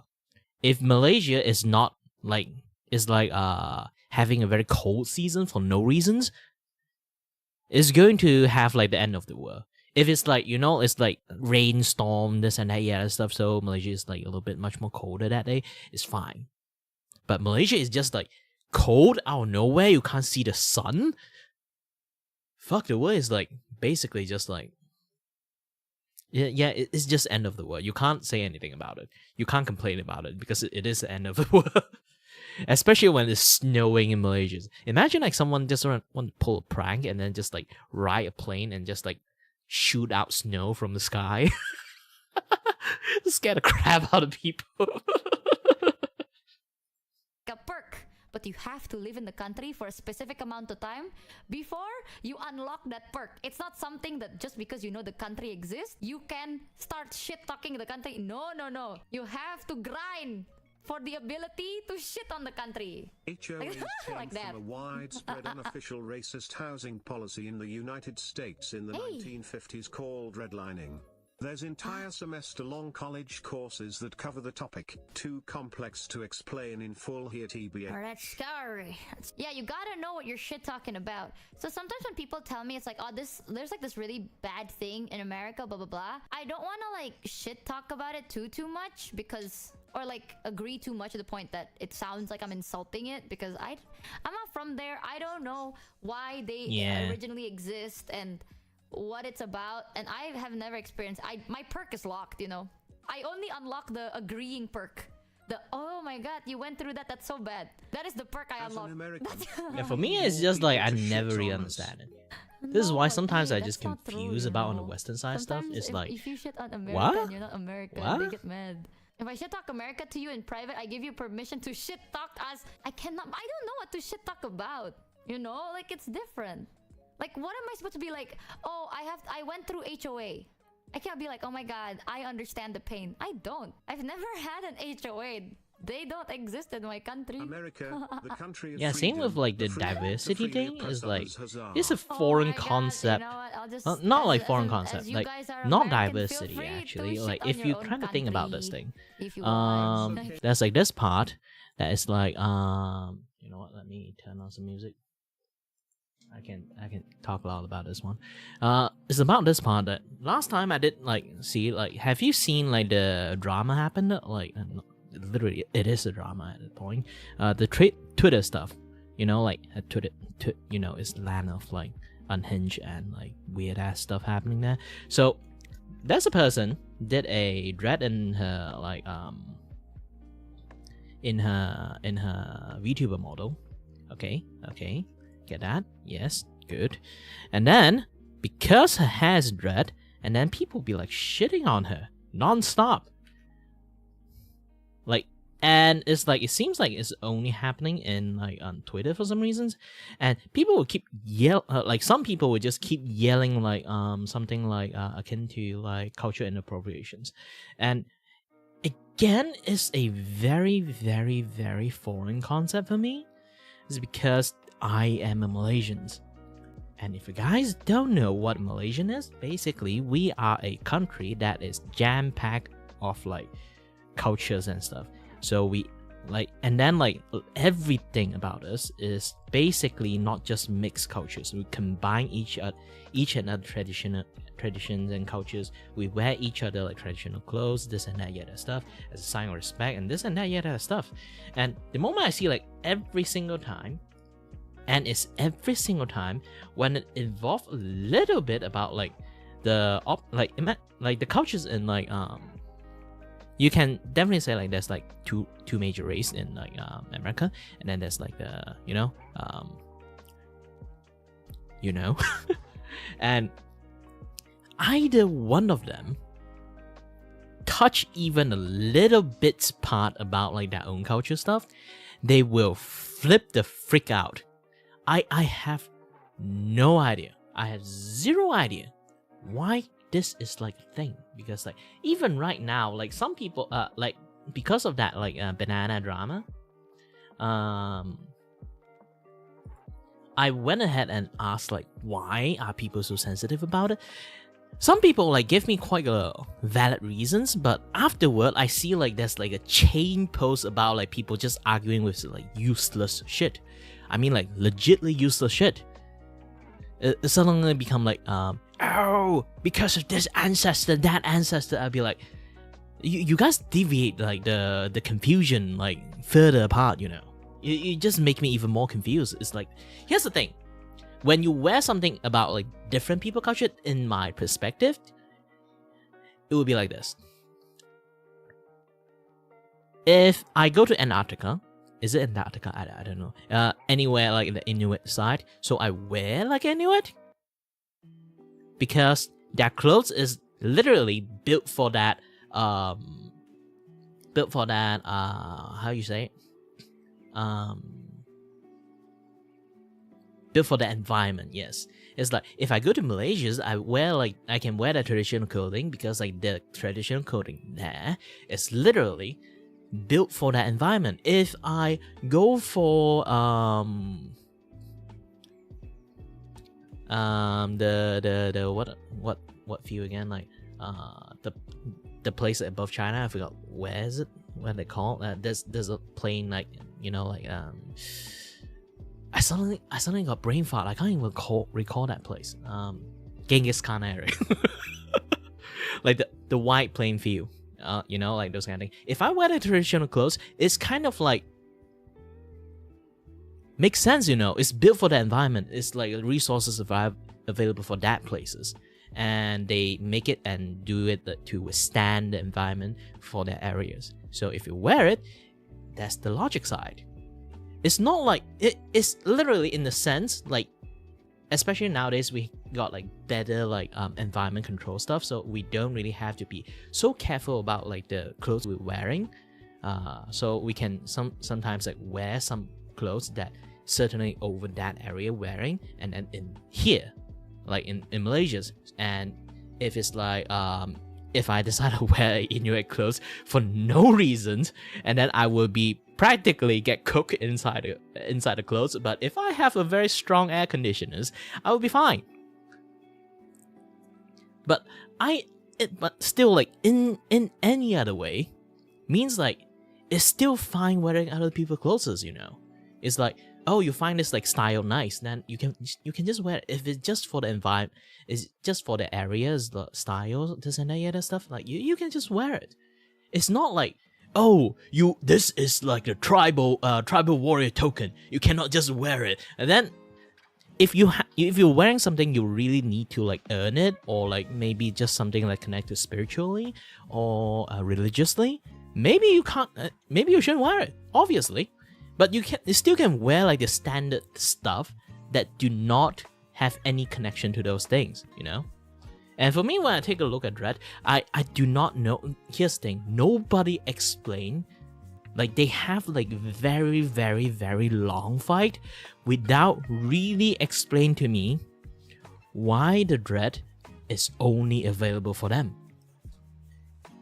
It's like, does this thing like have any like spiritual like connection stuff? They have to like earn it to actually got that thing, or like some things like, you know, like this and that, yeah, that stuff, you know, or something really religious, or something really like culturally so freaking important to the point you have to do something to actually earn the right to get that thing. If there isn't, why people are like so protective about it? And it's weird. For me, like, hearing those things is so weird. I have no idea and no lack of the understanding to know about this. When I ask questions about those kind of things, there will be just people just yelling at, like, you know, just type very nonsensical thing without any like clear explanation why you can't.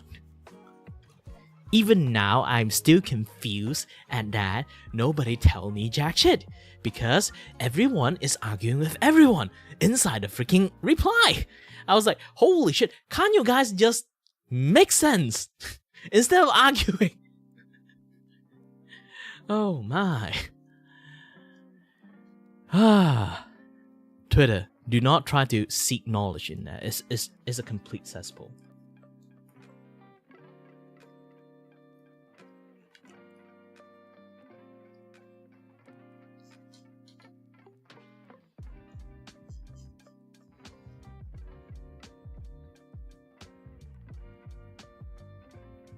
Okay, let's go back to Michi talk.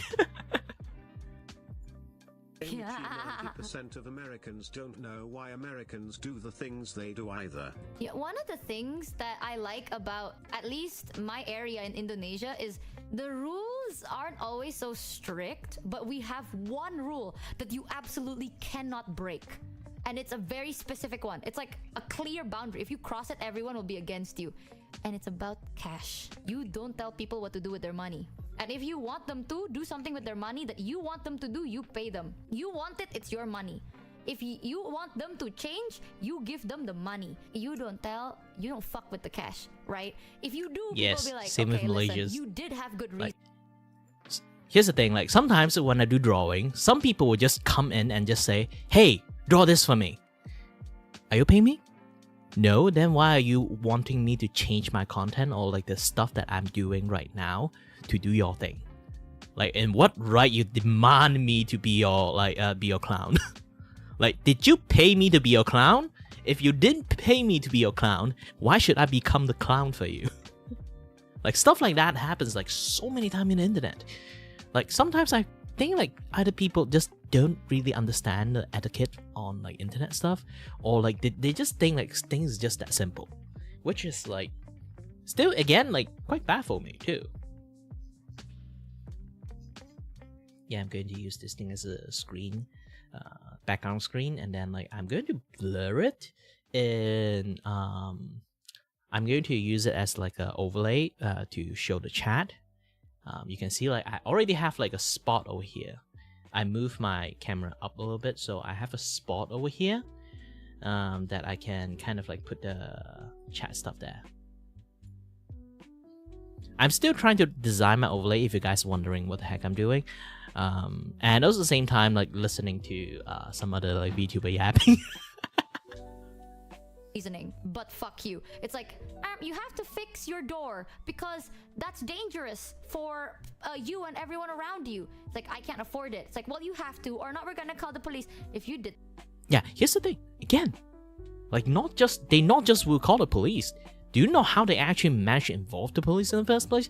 Because they forced you have to pay for the fix. Because sometimes, like if your walkway is like having a crack or something like that, and then they would tell you to pay, they would tell you to fix it. If you don't fix it, because obviously fixing things like cost money, if you don't really if you don't really have like the money for it, maybe you crash your car, or you just like did maintenance on your cars, you pay like a shit tons of money for stuff already, or you just went for like medical stuff, you don't really have a lot of cash around that day.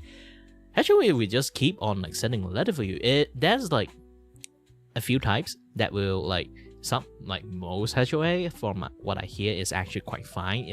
If you have the reason, they'll be fine with it. They are actually like the unbearable one. They will just like no tolerance. They'll be like, okay, I give you first warning, second warning. Okay, third, I won't give you warning anymore. I will just hire someone to fix that pavement, and then pavement like around your like not pavement, like the walkway around your area, and then now you owe me money. You have to pay the HOA. If you don't pay the HOA, I will call the fucking cops. I was like, holy shit, is that even real? I'm not sure. Like, I this is what I heard. Like, if anyone can help me fact check those kind of things, that would be nice.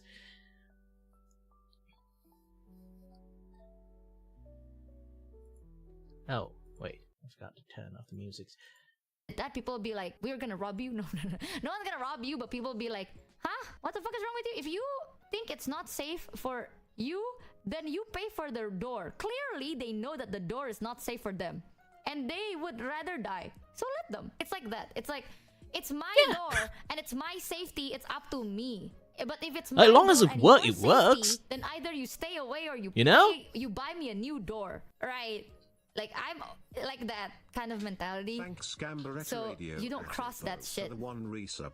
So this is crazy to me. Like, the fact that people are like, if you don't fix this, we're gonna call the police. No one will do that here, bro. We'll be like, yeah, go on, call the police. Go on in. Yeah. You But go then call police. The police come and be like, Come back and then I tell the police what happened. And then the police will turn back and slap the shit out of you. You have to buy that. You have to pay for the door. People will agree with, like, if you are threatening your own safety because you don't want to spend your money, then okay. You know, it's like, that is not something you call the police for. That is for the future, and you call the ambulance. Different. Why present and police? That is a situation for future and then ambulance, Laya. Because it is your safety. But if it's someone else's safety but you cannot afford it, If you wanna have fun, we can talk about American building rules, where is it's that? illegal to have deadbolts on your front door and the door has to open with the handle even if it's locked from the inside, so people can just pass a wire through the door and open it from the outside. you are on. joking. It is that you're joking. Illegal to have that bolt seklekan. The thing that you flip left and right. That one, that bolt. I'm gonna Google. Oh, we call that seklekan because when you close it, it makes the sklek sound. You can have locks, but not extra. What do you mean? Why not? Well, fuck yes, you can have deadbolts on the doors. Lol. Oh, some people say they can. Okay, if anything is conflicting, it's because we have 50 states, so everything might be different. See, and there's that too. Sometimes people are like, I'm shocked that so many people experience this HOA stuff. Because usually when I hear people complain about America, it's like, that's not true. I live in America and that doesn't exist. And it's like, oh yeah, because you live like on the other side of America. Well, I live in the other side of America.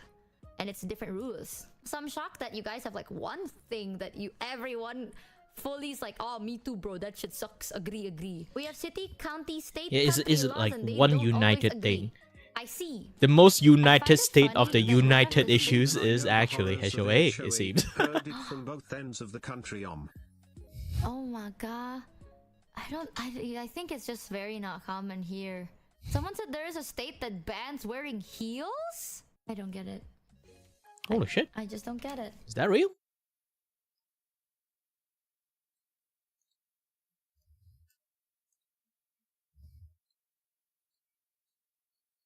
Now I can see why some people are having like white hair early. And those things is white hair inducing. The stressed. Come live in Malaysia.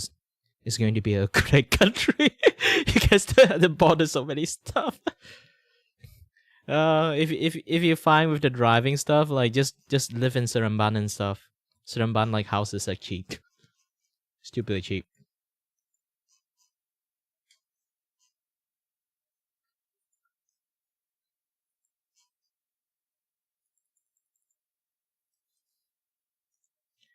Any more video you guys want me to watch? Else I'm just going to find my own. Hold on a little bit.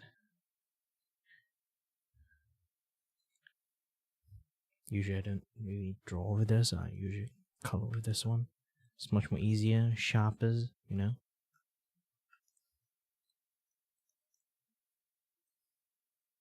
Much more cleaner.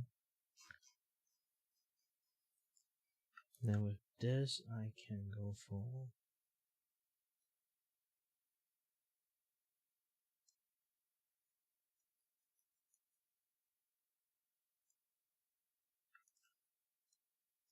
Yep.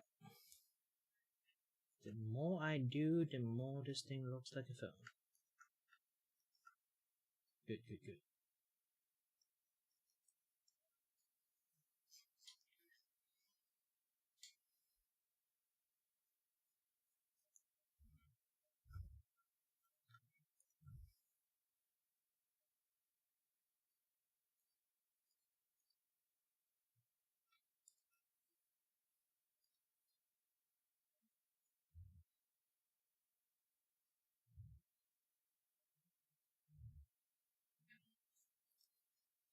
Okay, did enough stuff. Is there any other stuff I can put in the background noise? Why everything? I've watched Michi like video, like 2 Michi video, and then they just like keep popping out. Oh, you know this one? Nah, this is like his full content. So, let's see. Say.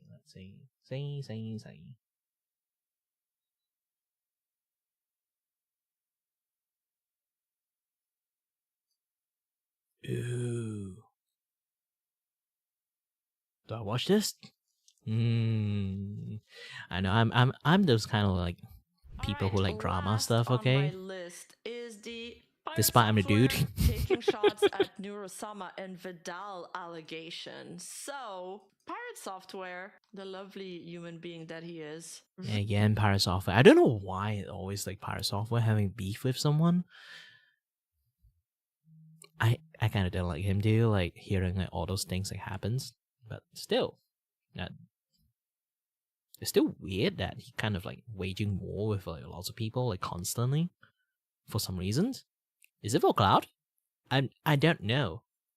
Really cares about getting the world record hype train. So 1 year ago, just to give you guys some context, Pirate Software intentionally did a stream to get the world record hype train, and he got it. That was like in 2024. Now Vedal and Neurosama stream was a spontaneous stream, Oh shit, and my they eyes is glitching again. unintentionally got You the guys didn't world- know? they My beat eyes his aren't record, working and they as got the well new as they world used to record anymore hype train, because of and they disability thing, and then destroyed stress my Pirate eyes out, and Software then it started to record. be like, you Just know. right off the bat, like in just a spontaneous stream. No, sorry. So after Vidal and Neurosama broke his record, he tweeted congratulating them and promised to How long take is it this back thing? on April 1st. 3 days ago. Which was yesterday. Holy shit. Today, Vidal has beaten our world Okay. record hype train. Definitely not 3 The new days ago. record It's is maybe like level 2 weeks ago or something like that, since it's like at some highlight stuff. 55%, which smashes our level 106 at 47%. I cannot stress enough how awesome Vedal and their community are. That being said, on April 1st at 10 a.m., the goblins will return fire. But did he really mean those words? Because 11 hours ago, he said this. When did you get Valorant assist? I didn't. No. Vidal's hype train got the Valorant assist. It got 19,000 bonus subs from Valorant because Valorant was doing a thing where they gave like bonus subs.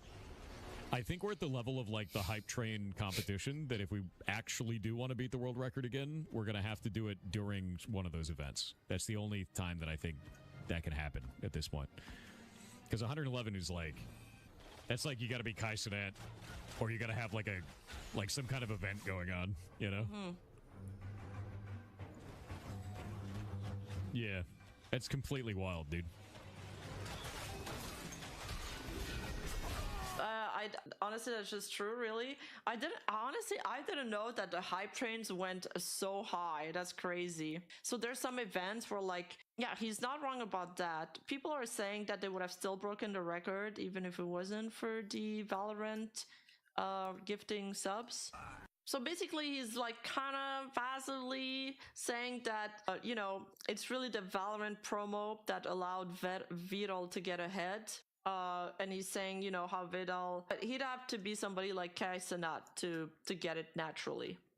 So, just Pirate Software thing, always shifting the blame and narrative. But, he really cares about the world record for the hype train. Like, he submitted feedback to Twitch UX to add a global emote of his face as a reward for his world record. Create a global emote called Goblins. This is to commemorate Pirate Software breaking the world record hype train twice in 1 week. Yeah, I can definitely The say this community thing is requested I like put this up, and ego I am not one to deny destroy lots them. of people. He really cares about this a lot. And I can And it's definitely like tell the you this emote thing his is like face, I by also the- have ego Hey, issues you, too. don't forget to like and subscribe and, And hit that bell button. I can and I'll I can see say you it in like the next especially when you video. can't control your ego.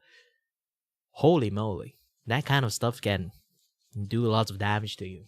Like it's relationship damaging too. It's like I learned to try my best to control myself, quite a lot of times. And not just that, I literally will let my friends know that, hey, you know, this if we are going to like become friends and stuff, if ever I'm in a group, you notice something is wrong with me, please stop me.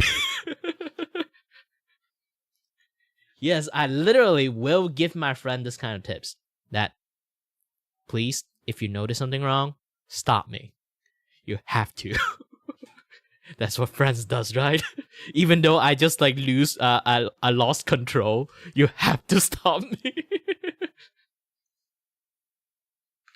And I even in the situations that is basically like you know, I'm working with some other people, and then like they have to like obviously I'm personally am quite professional, but here's the thing, even I'm professional doesn't mean like sometimes like when some things happens and like I will be unable to control my emotions. I'm those kind of guys that literally have like lack of control on the emotion side, so it's really really tough. And if you guys don't know, like you always see me like in this like very zen phase and like never really like have lots of like very in control. Like even I play scary shit or like anything, I don't really like have any more emotions, like really dead emotion in my face. And oh, hi Siama. And what again? Yeah, because I'm this right now is because of my disability debuff. My brain is always tired and numb from my debuff. So I lack the compartment sometimes to control my emotions. Or I'm too tired to have emotion.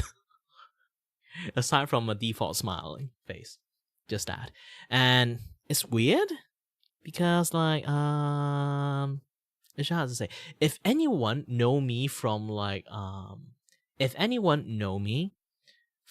the period amount of time when I was like in SMK, I don't know when you say like Form 1 to Form 5, like area time, it's like, should I call it middle school or like high school?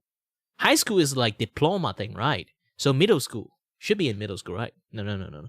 Primary school, middle school, high school. Oh yes, high school. So like around my high school time, if anyone remembers me or knows me, they would know one thing. Kirei is always the one that goes to disciplinary room due to a lot of fighting. I'm basically, imagine like Logan from X-Men. I will basically go around punch people. Not go around punch people. Basically, I pissed off so many people that will always, for some reason, there's so many people want to prove themselves by fighting me. Because around the time, even when I was like 13, I already was in max height. So like imagine like I'm like 1745-ish, and I'm really tall. Imagine like 17. I think like I was like around like 170 when I was already in 13. I hit my max height really early. So I was like this big ass guy inside the classroom, like a full grown guy over there, while everyone is like still in their puberties. Because I went in removed class, so I have extra year too. So I like everyone was just joining in Form 1, and then I am already technically like 1 year older than them, and I almost already like max height already. So I am like a giant in there. Look at everyone is like just came out from kindergarten. And due to my violent natures, not exactly my violent natures. My violent nature is actually I don't touch people unless they touch me. But when they touch me, hell is going to come soon. Hell is going to come for them. And then I keep getting ganked. And for some reason, because I am so abnormally large and strong, despite I don't really do a lot of exercise, I always end up like fighting like 3-4 peoples, and then like they all lost. I always win, and nobody knows why, and even I don't know why. How strong am I? I have no idea around the time. But later on, like around like Form Form 4 and 5, nobody start to want to fight with me anymore. Generally, they just know it's impossible. Like, I never get physically bullied because they know it's an impossible task. So they end up changing from physical bullied because they can't. Every single time I just like beat the crap out of everyone. So they learn not to do anything physical when it comes to bully. So they just spread that I'm some sort of retard. So it's basically they would just spread out like the word that like I'm just some sort of like advanced, like some word in like it's really hard to say translate. It's not actually the retard word. It's like anyone here, like, can you guys like help me retranslate in a much more better word? It's called like what 白痴仔 白痴仔. So it's basically it's like moron, like moron plus. I don't know what. It's like something worse than retard actually in some sense. So they basically would just like try to spread me out like I'm some sort of like weird ass person. Technically I am a weird ass person, but they spread out such a way that kind of like I'm some sort of like very delusional, dangerous individuals that should be staying inside like some Tanjong Rambutan stuff, and then like so like entire school knows me, and then sometimes some people just see me, they would just avoid me, that kind of level. I don't give a shit because like, and also like most of my all my friends don't give a shit because they know the truth. But still, at the end, like it is like it's a very weird like time for me, like in my school. It's like I'm some sort of like outcast and not at the same time. Why like this kind of things happens to me is mainly because like I'm in some sort of like high rank class. But like I say, like I used to join in like remove class, and then like the school have this like very weird hierarchy systems. If you are in the low class, you are they won't treat you like human. And I'm not even kidding about it. It's like they do that shit. And school is the actual like the school system actually encouraged them to do that too around the time. It's like so fucked up.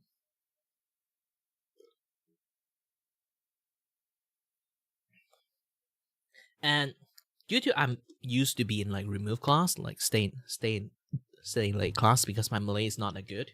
So I end up like stay one year just for like do extra study on Malay. And then I sort of like how should I say it? And then start joining like normal form 1 to 5 class. But around those kind of times, like it's a little bit like odd because like my first form 1 class, like imagine this thing. There's like the elite class. There's always an elite class, and then there's the Muslim elite class. Like there's 2 elite class, and then like another 2 like Muslim elite class. Those are the pinnacle of the hierarchy. So if you see those people in there, it's like they're the smartest people in the entire school. And then there's the A class, and then there's the B class. A class have like a sub because there's so many people in the A class, there would be like A 1, 2, 3, 4, 5. And then as for B class, there's so many dumb people there. It's like B 1, 2, 3, 4, 5, 6, 7, 8. So it's like normally they categorize them that way. It's like the dumb people, and then like the basically the dumber one will be put in a B class, and then the smarter one will put in an A class. So it become like a very weird hierarchy.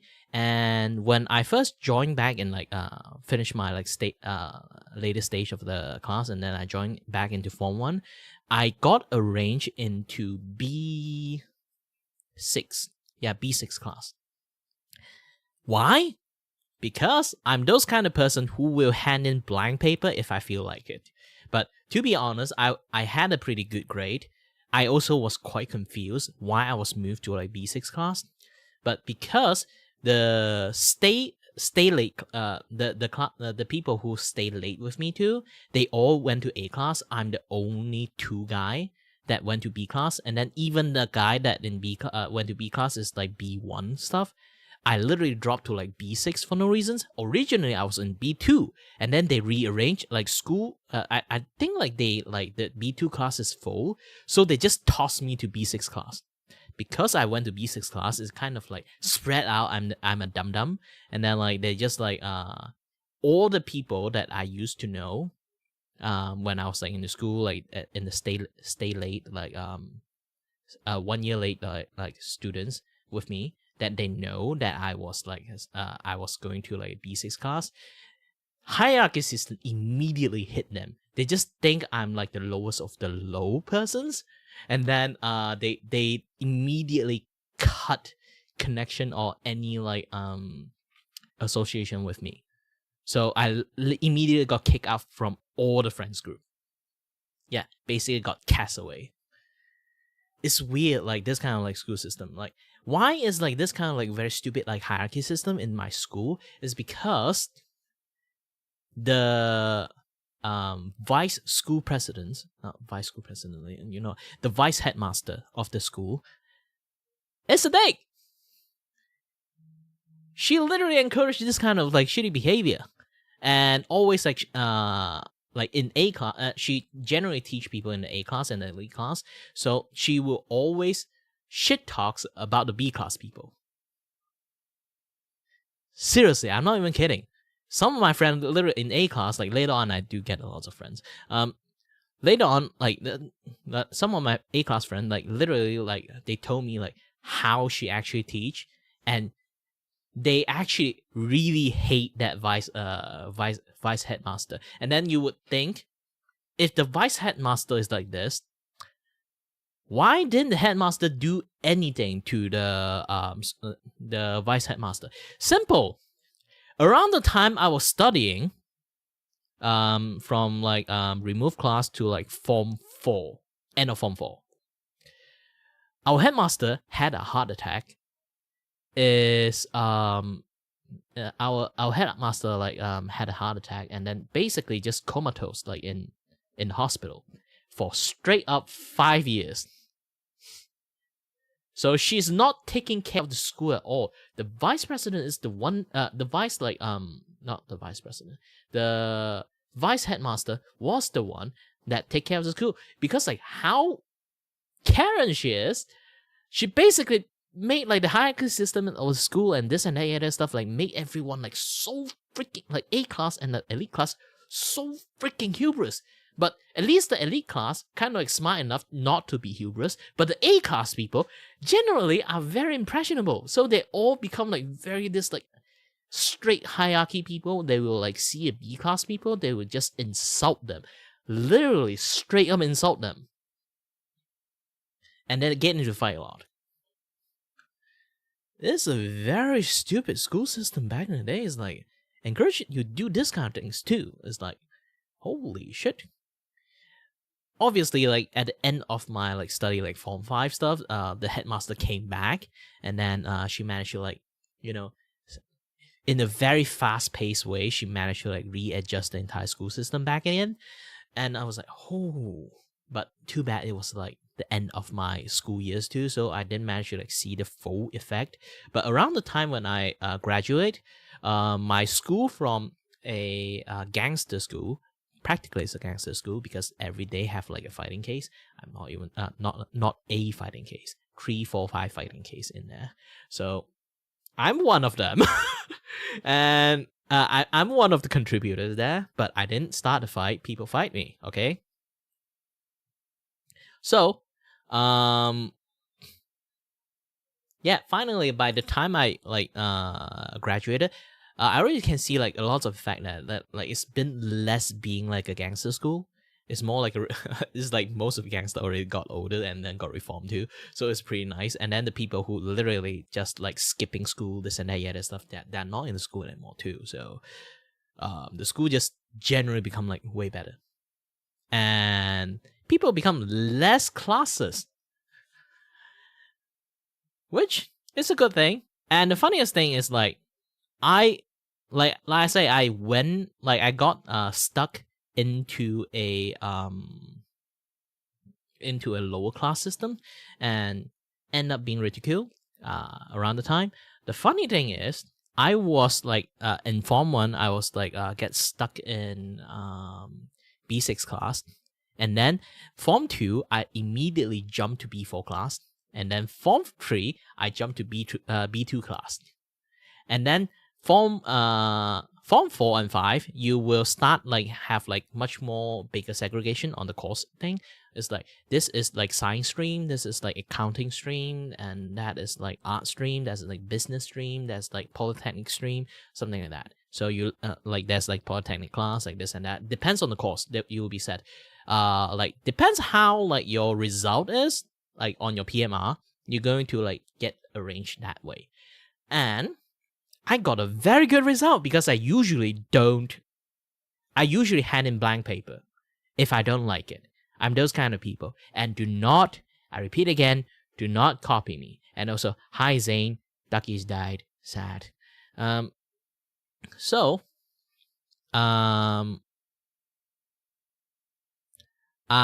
was like, how should I say again? What was I talking about again?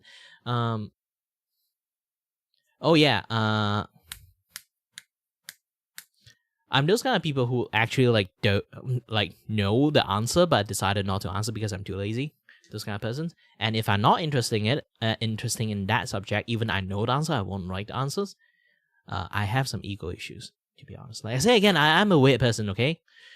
I guess like all those bully like spreading news about me are not actually exactly wrong in some sense. But yeah, like that. And what again? So yeah, I managed to like in Form 4, I get into IT account class. It considered as like the you know, like I say that there's like the A group class and then B group class. It considered as the highest grade of the A group class. And because I went because like in PMR, if you get like bad grade, you cannot continue to study anymore. That's the thing. It's a thing in like it's a very like dangerous school system. Now they kind of like remove PMR already, so it's like I don't know how they actually proceed those kind of things anymore. But back in the days, PMR still exists for me. So when you finish the PMR and then you if you get a good grade, you get pass grade. Because I never really do well on purpose, I decided to do well on that particular like exam. So I went into the IT accounting class. And the guy that, like I say again, like the people suddenly like want to cut off like entire communication with me and decided to try their best to bully me. That verbally bully me never really works. I was same class with that guy. You know what is the funniest thing? He keep calling me a retard now, like he's same class with retard. So who's a retard now?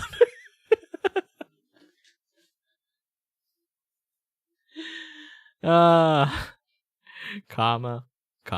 And he's still insistingly like calling me that too. It's really, I'm not sure I should say like it's funny at that point. It's like comedy at that point for me. It's like, how do you keep like manage to consistently say that, like talk about like the same ass story about how he met me and how he felt about me and how he think that I'm a like, you know, Darwood. Actually, I've been saying that a lot of time already. I'm going to get demonetized anyway. I'm not even monetized actually. Why do I even care about this kind of word? But either way, yeah. So like that kind of stuff like happens, and it's the I would really say like it's the most hilarious shit in my life.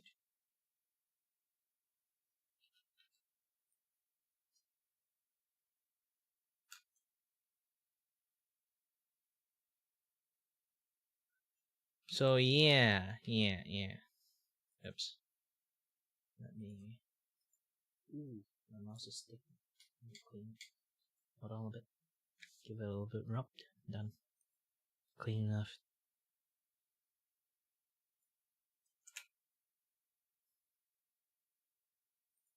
And then like those kind of stuff is like really really funny. Like imagine like those people like just trying to like ridicule you and then about your intelligence and then you're now same class with them. So now I'm same class with you. So does what you call me like still apply to you?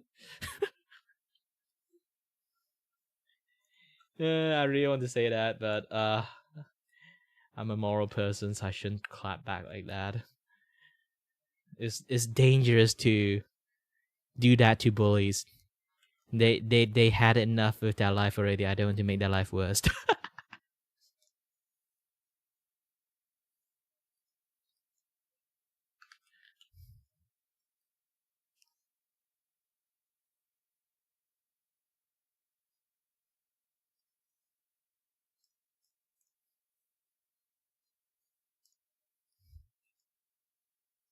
Ooh, did I just accidentally?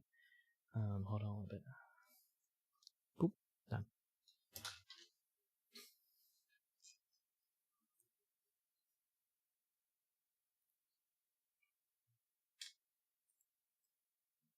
Oh, I think I did the wrong size. I should actually make them smaller in size. Yeah, like that size. Good. Let's do some erasing.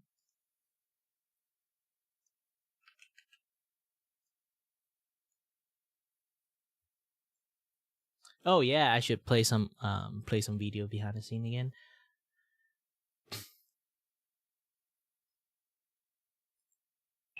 Okay, it's 3 feet, but 500 pounds.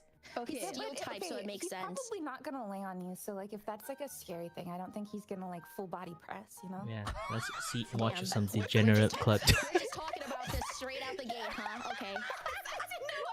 I was like, what if he whips it out and it's like a subway? Oh no! Does it count as smashing if I debated like putting it up my butt? The hole is a hole. Yeah, but it's like it's not the right hole. Wow, what a beautiful day. Chat, where did all my Daru markets go? Hey, everybody. Hey. Why can't you sit down, Snuffy? Take a seat. Go stand, actually. Hey, Snuffy's your favorite. Well, it's your second favorite. Wow, Let me talk to your dad. Oh. I'm gonna be your new mommy. Yeah, you produced it. Good boy. Let's make sense. Give you a half brother, little guy. A whole litter even. I'm gonna. Puppies for sale. Let's start a puppy mill. Okay. Time I to guess I already finished most of the stuff. some Let's labradoodles. remove this particular part and then spot Please you. don't debate on this. Oh my god. This is a challenge. This is like, I want to know, like, What the Part of- 3rd-degree burns on your Yeah, wrist will feel like? Spot Yeah. you, he looks put ready and you raring to in- go. The That's like- temperature Where's my inside its overlay? body increases when it Edit overlay. experiences strong Oh. emotions. Wait. It rolls around frantically while spewing flames. Phone? Dude, it gets faster and hotter when it's excited. That's awesome for you, Snuffy. So do we. Maybe we do have a lot more in common than I thought. I'm gonna smash. Explain. How would you smash this? Like on my nips? Like a suction thing. Yeah, oh, okay. Battle clip one. Actually, I saw a battle clip one. This is like clip that like the unhinged stuff only.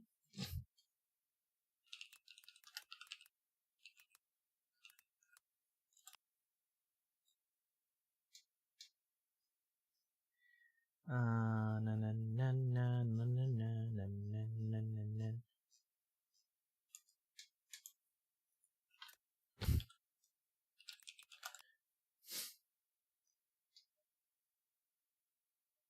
This is like a full video. I don't really need that. Yeah, This this is one. real. I don't know this. I've never heard of this.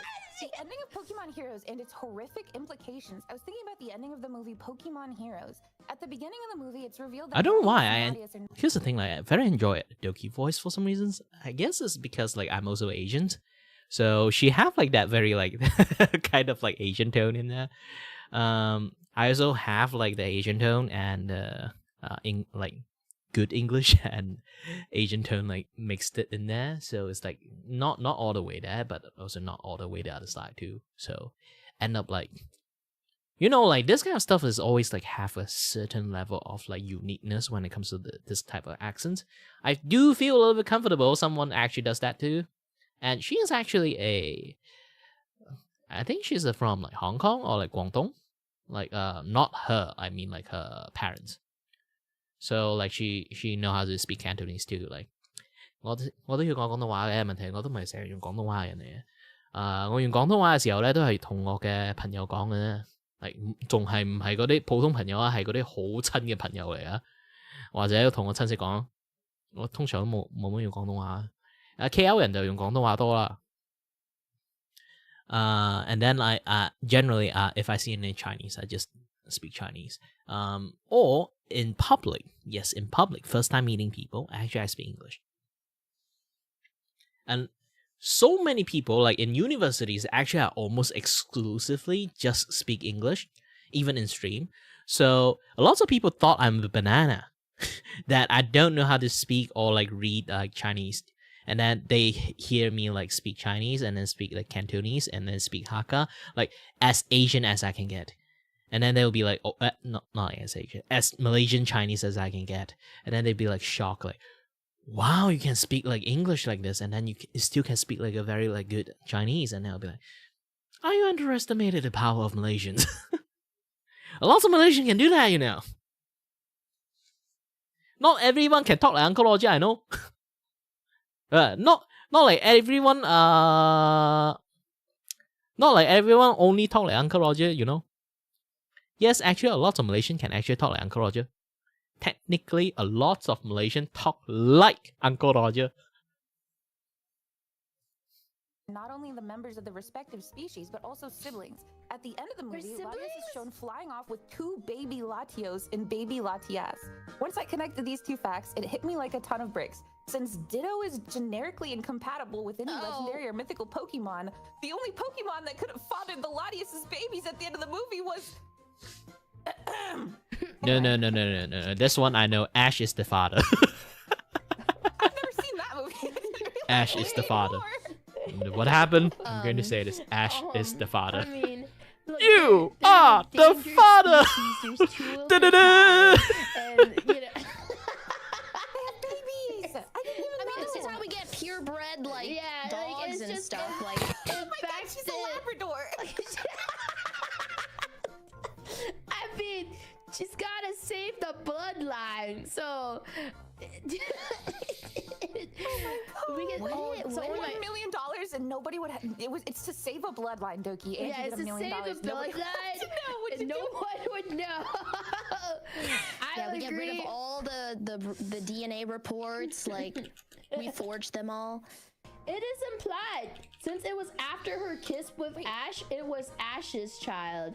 Her brother had died prior to that. The brother, Latios, died? Oh my god, wait, yeah, Latios.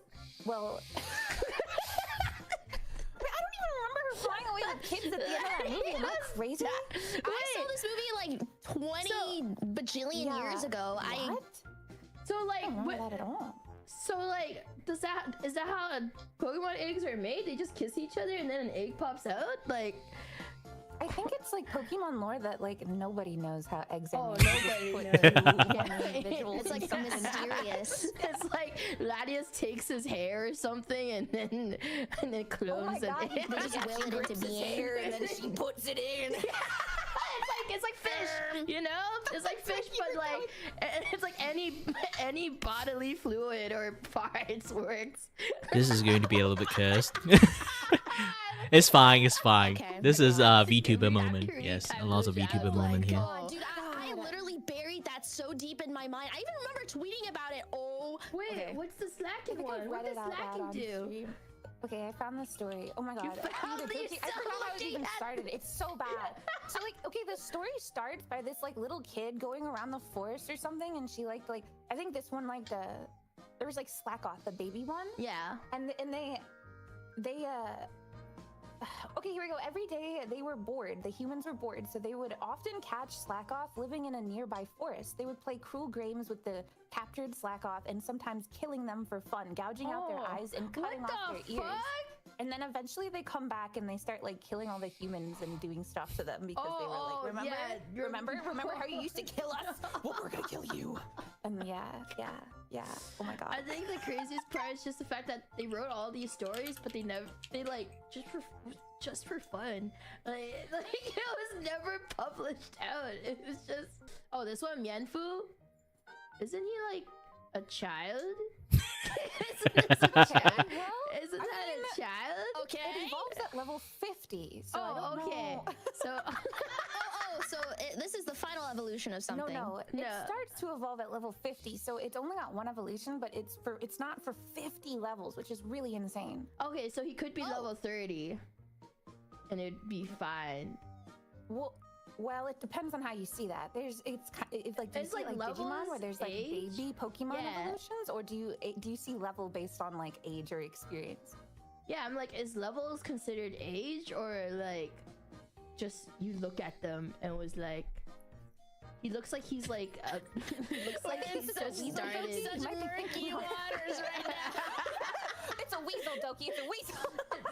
It's a fictional weasel. It evolves at level 50. Smash. It's only 1.5 meters. Okay, 1.5 meters. Okay. It's 2 feet tall. It's 2 feet tall. Wait, he's not that tiny. I'm a pass. It's just kind of meh. It's just kind of meh to me. Pass. Snuffy, please don't debate on this. Oh my god. This is a challenge. This is like, I want to know. Like, you want to know? I mean, like, are these what the third-degree burns on your wrist will feel like? Yeah. Yeah, I feel like wouldn't that be too hot inside those rocks, like a shell, you know? What if it's actually cooling in there? It's glowing red, Snuffy. That's just the top of it. I don't think it's. He looks ready and raring to go. Where would you stick his teeth it? are on fire. Like, what are you? Where? It's too wide here. It says he's part of a mineral group. Oh, if you're low on magnesium, this might be the guy for you. I'm gonna say pass. Like, I don't want him to like play on his garage band setup while like, you know, stuff is happening. Right. like at that point he's distracted. He's not. I don't like how he has like extra arms that are like tree branches. That sounds ouch. Yeah, like wrapping around you is like thumbs up, but then like with just like splinters. Yeah. Okay, here's Wonderwall. Here's Wonderwall before we begin.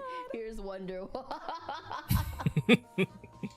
Someone's like, you know, he can do it on the rhythm. Oh my god! No!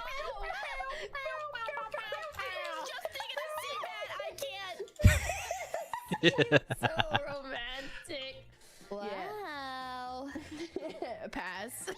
I'm a pass. I'm a pass. Unless he wants me to squirt on the drum. Yeah, I need to write something here so like I can like see the chat stuff. Okay, the unanimous pass. smash. Pass. Okay, well we were at peak and I'm afraid that is very dark. It's like the Sahara Desert now. Okay, good. Look, he looks like a grandpa. Like he's like, I don't think he's like, go back to bed, sir. I used to clean my ass after I'm done with it, dude. Bro, like, doesn't he have a wife?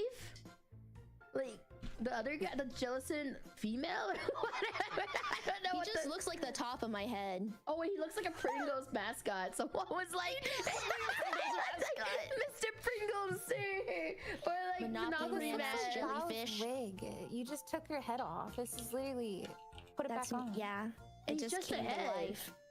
Like, he's literally just, what is he gonna do? Where is it? There's no mouth. There's not even a mouth. Let me look. Okay, wait. Let's get some. Okay, so the creepiest part about this Pokemon that you might not expect is that it's actually a ghost type Pokemon, right? Oh, so he's a dead grandpa. I'm gonna smash. Where would you smash? No, something. Explain. How would you smash this? Yeah, like on my nips. like a suction thing. Wait. Yeah. He kind of does. Need to make this thing as long as possible. You just see it pass like Wait, I see it now. I see it. It said it's mostly seawater, so like I'm gonna just squirt. Yeah, you fill it with a different it liquid, must bro? just simply feel like your life energy is being sucked out. So like, Oh my god. that must What explain they say it. about Vaporeon. Why you're jealous and all white, dude? Hi. Oh, it's your favorite. There's Donkey. So that's me. That's literally you. He's got your hair. Why somebody can't see mine? I would smash and Notifications? nickname it Doki Bird in my game. I mean, he has a big mouth. I think like if I was a guy, I'd say smash. What? I don't Just need for to the be a big guy to mouth? smash. I mean, look at the mouth. He's gonna feel nice and soft and treat me well. Pass. That's a fucking rat. That's Snuffy, dude. That's Snuffy. Why would you pass her? Whoa. Slow down here. Wait, so you'd smash Rattata? Yeah, about. Yeah. You can't smash. You wouldn't smash Snuffy? Like, Well, there's one thing wrong with her. that's and her she's- equivalent. Is right there. No. We're That's like, literally if a the rat. world was only Gen 1 Pokemon. No. I would be. What's your else other than the Rattata? Big Yeah. little shiny I head. kind of think Squirtle's hands were meant for my tits, but I'd let him feel. I'm his mother. Copperfield. Let him do biscuits. Wait. Look Dude, at him though. Look, he's a rock. What do you mean? Look He at looks him. like somebody's nutsack, though. He This looks looks like like he would gonads. help carry your groceries to your car and Yeah, like pubes. lean against the like dashboard and be like, hey, what are you doing after this? And then he'd like take you to a nice like dinner because he's like, hey, well, I actually know a place. Then he'd like, oh yeah, and then he'd like pretend to yawn and stretch his arms and then- around your during the movies and whatever. make that face before he leans in, gives you a kiss. I still think he looks like Harry Nuts. What? Like with a mole on But it. what about his personality, Snuffy? There's nothing wrong with Harry Nuts. I'm just saying that's what he looks like. He's got those Yes. like stressed old man wrinkle forehead things. Stress. He's been through too No, much. it's just a dent from it's just a dent in his head. Yeah, Like, just what's might wrong have- with dents? I'd love to know. I'm just saying he was been wearing too many headphones for too long. He's been wearing them for too long. Oh. No, you look just like him. All right. I didn't know you felt this way. I'll take note. Come on, Tyler One. Let's get out of here. I'm gonna be a stay-at-home mom, and you He guys are doesn't gonna deserve work you in guys, your but 60s. I'm glad that you're. He looks good. like he's like about to dive bomb into someone's pussy. Okay, I'm gonna let you guys debate real quick. I Yo! need to feed my dog. I'll be right back. Well, I mean, I think some people say smash, but I'd say pass. Yeah, string about 8 of those Yeah, together, I and I'm was thinking smashing. that. I was thinking about the Dakumura, whatever. And I was thinking about the little yeah, I'm monkey exploring guys. the night. And then I was like, if she's willing to stick those up her ass, she's gonna want to stick a fucking electrode. Like, Dude, the neighborhood power is gonna go out like, damn, what's going on tonight? Where's my power? and then it was just like incinerated Snuffy in the middle of the street, died what she loves doing. Oh, when this Pokemon sounds as if it's strumming a guitar, it's actually clawing at the protrusions on its chest to generate electricity. Oh, I bet he's got groupies for sure. oh, you. It says, as it scatters a toxic sweat, it emits electricity. A melody that sounds like it came from a guitar reverberates through the surrounding area. Oh, so he plays music in the bedroom. Yeah, you're gonna be making music for sure. It's like, can he play Wonderwall? I can't, not this again.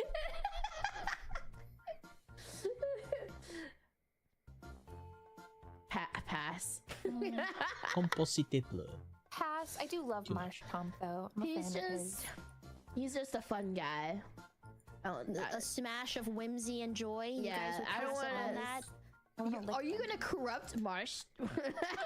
You're gonna corrupt him? No, Marshtomp would like marry me first. He'll marry and then have children. But then he'll lose his whimsy. I would meet what's his name? Marshtomp in college, and we'd like be in the same book club or something. Oh, you're like coming up with this whole scenario.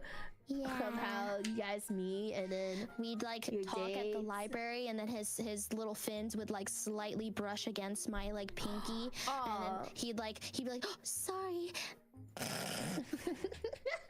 Then he evolves into Swampert when you guys settle down. Yeah, and then my room smells like a swamp. Oh my god! He looks like one of those like no thoughts dogs. He looks like right?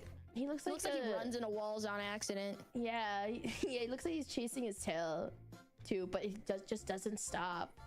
And you're like, is he okay? Sentry says it's so weak that a mere child can fight it. Wait, what? Fucking that's so sad. It's like there's like this like yeah. You know, like sick ass kid is beating up this defenseless little guy, dude. You know, like how have you ever read that article where a daycare got shut down because they were running a secret underground like baby ring? Where oh yeah, they were making TikToks, weren't they, or something? I feel like they were something crazy like that. Toddler fight club. Yeah, there was a toddler fight club, and a daycare got shut down because people found out it was like an underground fight club for children. And then I could see that you put a Dreepy there and a child, and you were like, who would win, guys? Next week, my child's gonna fight this Igglybuff. Child or Pokemon? Hydrogen Bomb versus Coughing Baby. We do not talk about the toddler fight club. Like, the fin will be in the way here. He looks so gentlemanly, though. She's one of those. He would call me Ojo-sama. Ojo-sama? He does, yeah, because like, look at his chest. He's got like a maid pattern. He's like a butler. He's an empress. Yeah, he is like a butler. Yeah, he can carry you anywhere. Man, me and my bro on the my bro's on the right nostril, and I'm on the left nostril. And there's a third one too on the back. Oh my God. We can have the bro on top right here, on top of him right there. I'm just gonna be fucking like umbrella-ing on that thing, spinning around. You know, like so you know how like there's like the Eiffel Tower. We're gonna Eiffel Tower the hippopotamus. There's one on top here. You lie on top here, and then one here and the other here. Oh my God, a trad wife. Ooh, yeah, she looks like a traditional wife for you. Mega. She looks like she'll bake the for you. Chansey of the new. Yeah, she's the new like Chansey at the, what are they called? The she looks like she'll take care of you, and she'll let you like let you put your head on her laps. She's like the Chobits Pokemon. Yeah. It says this Pokemon has a kind heart. By touching with its feelers, Ardino can gauge other creatures' feelings and physical conditions. She will always know what's on your mind. Yeah, she's like, oh my gosh, she'll always be there for you. She's a mommy. Marriage. She'll be like, she's marriage material. I'd smash. Yes. I'd smash. Who said nurse play? I'm gonna cry. Smash and marriage. Smash and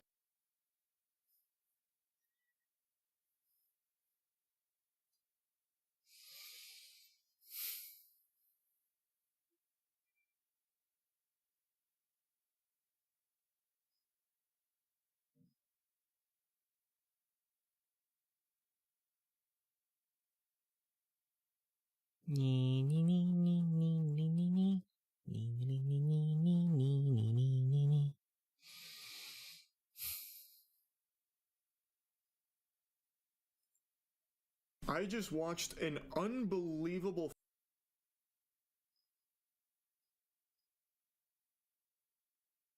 Oh, that's why I really want to say it. Okay. I often get told how negative I am, but I think we can all agree there's been a little something special that's made this Grinch's heart grow 3 sizes. And that little puppy is named Schedule 1. I haven't streamed a game this much since Elden Ring released, and I haven't made this many videos on a single game since Elden Ring released. It's pretty clear I like the game a lot. I got those anime hearts in my eyes anytime I hop on Schedule 1.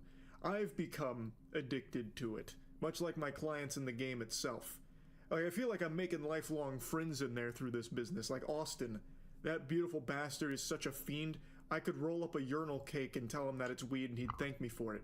I could walk up to that man and tell him to think about meth, and he would pay me $500 just for the imagination that I put in his head for him to smoke. It's just such a fun fucking game is the point I'm getting at, and I like it a lot.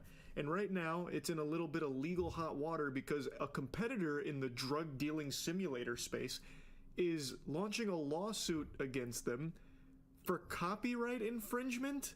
The goobers that launched the lawsuit are Movie Games. That's the publisher, and the game that they're saying has been infringed upon is Drug Dealer Simulator, which also has a sequel. And you can see that in response to them launching this lawsuit against Schedule 1, they've been review bombed, and now the reviews are overwhelmingly negative. We'll get into the specifics of their claims in a moment, but I want to set the stage for anyone that might not be aware of the phenomenon that is Schedule 1. It's a drug dealing simulator game that was created by a single person. His name's Tyler Video Game Studio. He developed Schedule 1 and launched it, and it blew up. The game is extremely fun. It maintains over 300,000 players per day with a 450k peak. This is big potatoes here, and it's an extremely fun game. I have been a big fan of the drug dealing simulator type games for a while. You might remember my Weed Shop arc. I've also played Drug Dealer Simulator, and I can say with full confidence Schedule 1 is the best one. It has so much depth. It is so enjoyable, just with like the goofiness that it allows you to do, as well as a world that really feels alive. And there's so much you do in there, from actually selling the drugs, hiring dealers, beating up the civilians, specifically Peter. Every 24-hour period, I make sure that Peter is either beaten within half an inch of his life, shot as many times as I can possibly find ammo for, or buried alive or thrown in the ocean. And you know, just as many times as I can torture this man, I make sure to take that opportunity to do so. He deserves it. But there's just a lot to do, even outside of like dealing the drugs. Like the movement is really fun. There's a lot of tech to even just movement with the skateboard. You can also launder money. You need to launder money, actually. It's just, there's so much here. You go from weed to meth to coke. Like I'm now in the coke trade. I'm pushing that good cocaine now, and I'm really excited. I just think the game is the best drug dealing simulator out there, which is not like the most competitive market. You know, we're not talking about like a first person shooter genre here. You're dealing drugs. There's only a handful of these games, and one of them, Drug Dealer Simulators, getting in a big stink about the success Schedule 1 is experiencing because its title never got to those levels. I think Drug Dealer Simulator was a fine game, but Schedule 1 is just a lot better, and it ate its goddamn lunch. And they are not happy about it, which is why they've launched this lawsuit trying to make the claim that they've infringed on their copyrights. According to Movie Games, they noticed some similarities to Drug Dealer Simulator and launched an investigation. On March 24th, 2025, the release date of Schedule 1, an internal analysis of the company's IP, including Drug Dealer Simulator and Drug Dealer Simulator 2, as well as Schedule 1 project, was initiated by the company. This analysis immediately identified the use of several elements protected by copyright, including parts of the game's storyline, mechanics, and UI. This leaves me so curious what copyrights they're referring to that have been infringed upon. Like, who's behind this company? Pablo Escobar? How could you possibly own the copyright to drug making? Like, there's just no fucking way. Like, they have a weed making process in the real world that gets translated into the game in a silly fashion. You can't patent that. Like, Warner Bros. Has patented the Nemesis system, which I've talked about a lot. I've bemoaned that pretty frequently, but that's a very specific mechanic. This is not. You can't somehow say, like, no, we are the only company allowed to showcase coke being manufactured or being sold on the street. Like, it just doesn't work that way, I don't think. How could you possibly copyright that? It's just another game in the same genre, thus it's going to be utilizing similar methods because you're still making the same drugs in the genre. Like, very few companies ever go this far. Like, take for example Souls-like games, which have become the new hotness. Souls-like games are spreading like the fucking common cold. Let's take for example a really good one, Lies of P. Well, Lies of P didn't invent the Souls-like genre. It borrowed a lot of elements from everything FromSoft had built up over the decades. And you didn't see FromSoft sue Lies of P, and you don't see FromSoft suing Neo or First Berserker or any other really successful Souls-like games. Like, this is just a silly lawsuit, in my opinion. Unless they can point to things that Schedule 1 literally stole from Drug Simulator, like one-to-one, then I just don't see how they could possibly have a fucking case. And they also mentioned that the storylines... What do you mean the story?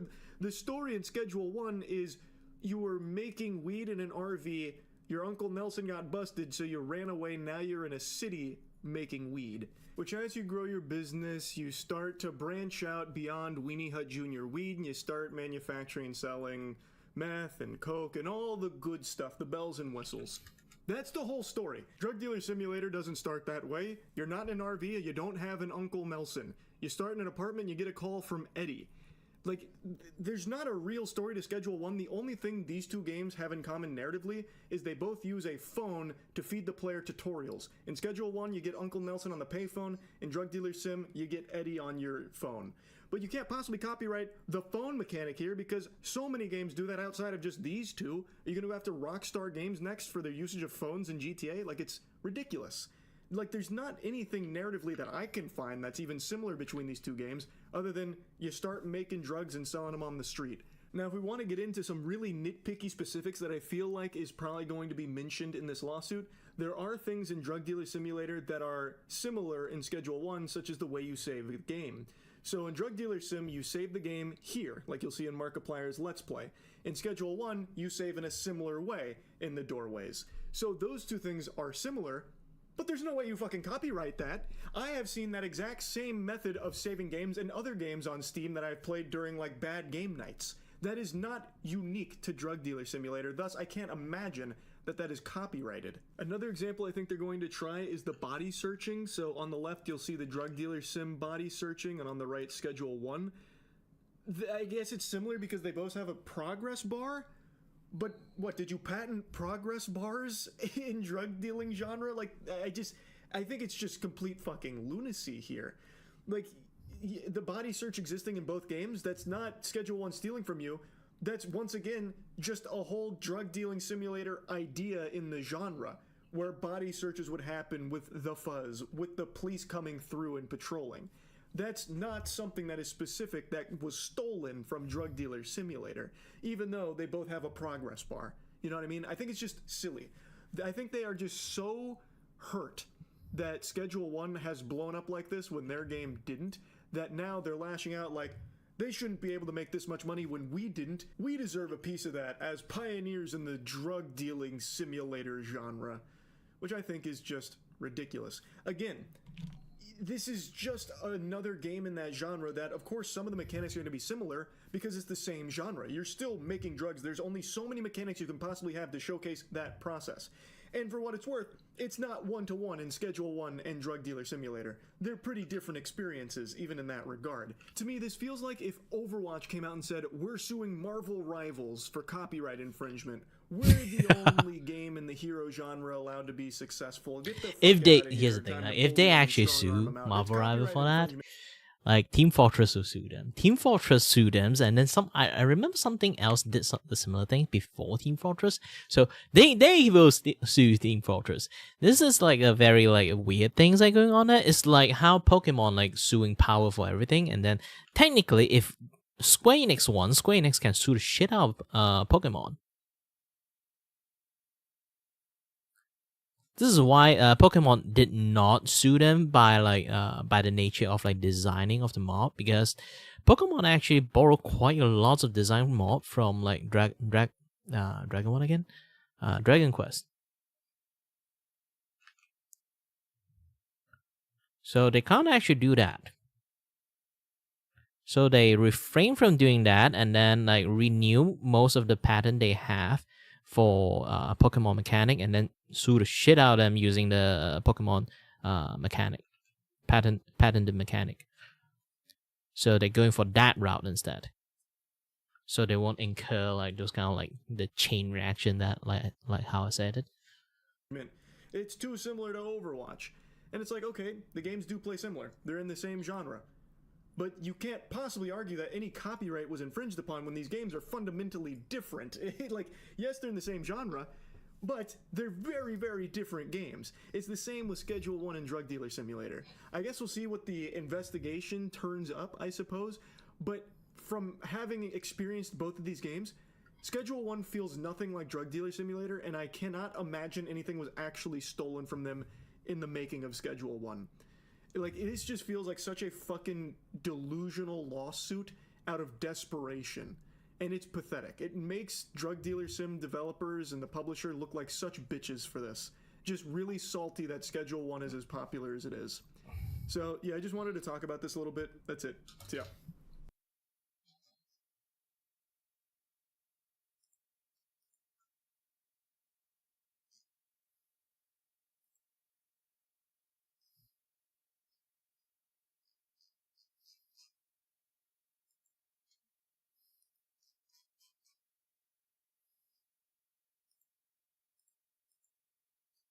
Okay, let's copy this.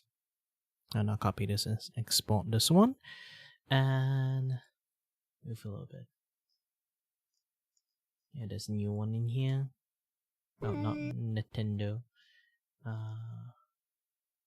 Yes, this one. You're looking at an addict, but not to drugs, something much harder and much more noble, drug dealing. It feels good to supply the community with product that they really want and treasure. And behind? I'm like Santa Claus, but with and then smokable items I'm going to... that they really enjoy. Schedule 1's got me in a titty twister. I love that game so much. And yesterday, I made a video talking about an investigation that's been launched into Schedule 1 on the grounds of potential copyright infringement. It was launched by a publisher called Movie Games, and they have a title that also competes in the genre called Drug Dealer Simulator. It's a very competitive genre now. It is cutthroat out here. It's like rival cartels going at each other now. And over the last 24 hours, there's been a lot of new developments here in this season of Breaking Bad Gamer Edition, with a statement from Movie Games themselves, as well as the developer of Drug Dealer Simulator, Bite Runner, coming forward. Also, I want to make a mention of this. I talked about it on stream briefly, but I changed the title of yesterday's video covering this. I initially called it a lawsuit that they launched against Schedule 1, because that's how a lot of other media reported it, as a lawsuit that had been launched. But it's not 100% accurate to say that. It's an investigation that's been launched, which does start the process of a lawsuit if Movie Games decided to pursue it. But right now what it is an investigation after they've said they've identified infringing material in like the narrative, mechanics, UI. I also saw other words expressed saying they identified characteristics of unfair competition. But anyway, there's not an official lawsuit they filed. It is an investigation, which yes, could lead to a lawsuit later on if Movie Games decides they want to go down that path. Nintendo did something similar pretty recently with Pow World, where they investigated Pow World and then later down the line launched their lawsuit. So it could happen, but from their statement, it sounds like that's not what they're trying to do. Dear gamers, we'd like to address the Schedule 1 Drug Dealer Simulator situation and share some facts. 1. There is no lawsuit. 2. It is not our intention to prevent Tyler Video Game Studio from selling or developing their game. 3. There is an investigation into the nature of similarities between the games, since a preliminary legal analysis indicated there might have been an infringement. 4. The analysis and investigation were necessary in light of repeating opinions that the games are very similar. By not investigating it, Movie Games, being a publicly traded company, could face severe consequences for negligence. Let me just take a brief pause here. That one is really confusing to me because obviously there's going to be similarities between the games. They're in the same fucking genre. That's to be expected. There's nothing copyright infringing about sharing mechanics in the same genre. There's only so many things you can do to make fucking weed, right? But you're saying that repeating opinions are what drove you to this about how similar they are. How does that work when you filed this investigation the same day Schedule 1 launched? They filed this on March 24th, the launch day of Schedule 1. How many repeating opinions could there have possibly been? Like, it's not like this is something that had been simmering and bubbling over like speculation. Did Schedule 1 infringe upon Drug Dealer Simulator's copyright, like that wasn't a prevailing thought process. This happened immediately when Schedule 1 launched. My best guess is they're referring to their legal analysis that had this repeating opinion that they share a lot of suspicious similarities. But that doesn't really pass the smell test for me either, because there's other drug dealing games out there that I think share more in common with Drug Dealer Simulator than Schedule 1 does, and they didn't get hit with an investigation by Movie Games. And another thing that really baffles me, why just Schedule 1? From what I've seen, I don't think Movie Games has gone after other drug dealing simulator games like Weed Shop, for example, a game near and dear to my boners. Weed Shop and Drug Dealer Simulator also share a lot in common. Like a lot, they do. But Weed Shop didn't have Movie Games knocking on their door, taking a peek under the hood to make sure everything was, you know, A-okay there with no infringements. And while I understand companies have to defend their copyright, otherwise they're going to lose it and it's a big problem for them, it's something I'm very well aware of, I've talked about it before. This doesn't really feel to me like a case of them doing that just for the sake of, like, doing their due diligence, making sure, like, no one tries to hit them for negligence, because they haven't done this for any of the other drug dealing games in the genre, like Weed Shop and other ones that do share similarities, a lot of similarities with Drug Dealer Simulator. It seems like it is specifically targeted at Schedule 1 and none of the others. Anyway though, to number 5, they said, the above was communicated only via SP, a stock market communication system where we are obligated to publish such information for full transparency. Not publishing it would also be a case of negligence. From there, it was picked up by media and in some cases wrongfully reported as a lawsuit. And then number 6. The above is handled only by Movie Games, the publisher, not Byte Runners, the developer of Drug Dealer Simulator. The developer is not involved in it whatsoever. There's no ill will towards Tyler. We even emailed them best wishes shortly before the release when the game was already huge, but before the investigation was deemed necessary. However, we are obligated to perform this investigation, act accordingly to the scope of the infringements if it's confirmed, and inform the public about it via SP. So, there's quite a bit I want to say here. So number 1, they're 100% right on. There is no lawsuit. They have not filed a lawsuit. It is an investigation. Could lead to a lawsuit if they choose to, and that's something they mentioned at the end. They might go down that path, or maybe they'll ask Tyler to change certain things about the game. Who's to say? But there is no lawsuit. That is correct. But my 2 cents, this really does feel like they are trying to find some wiggle room, some ground to stand on for action against Schedule 1 in some capacity.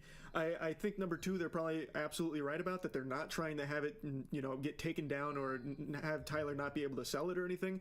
Probably not going that route. I think they're trying to look for some kind of like middle ground of you change these things or you infringed upon this copyright, so here's, you know, a price you'll have to pay for that. So something in that realm is more what I think the goal is, because this doesn't feel like just like normal routine, you know, business as usual here, because they haven't done it for other drug dealing games that share plenty of similarities with Drug Dealer Simulator. But what I really want to make a mention of here is that the tone of this is far more friendly than the investigation seems.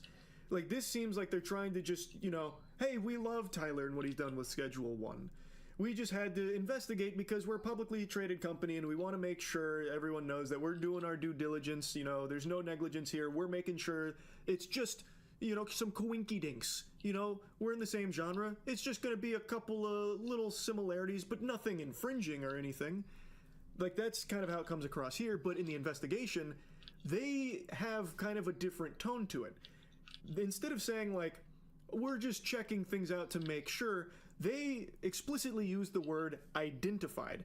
In 2 instances that I can find on the investigation report, there has been a mention of they identified unfair acts of competition, and that they have identified several elements that were used that infringed on their copyrights, like in story, mechanics, and UI.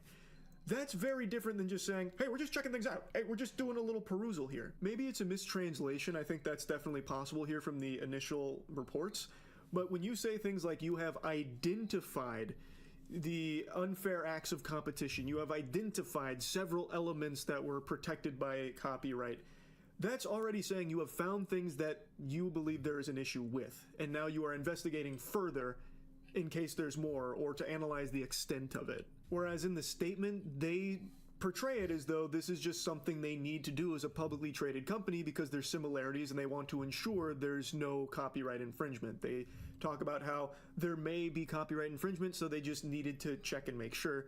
Whereas in the investigation report, they do explicitly say that they identified the usage of several things that were protected by copyright. So, like, to me, that's yeah, I already lost the ability to draw properly, so I only can use this method to draw. Translation, I do think that's definitely possible. We'll have to wait and see what shakes out from all of this.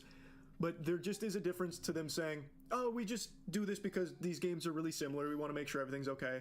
Versus, we identified things that are not okay, and now we're investigating further. Those are just two very different things in my eyes.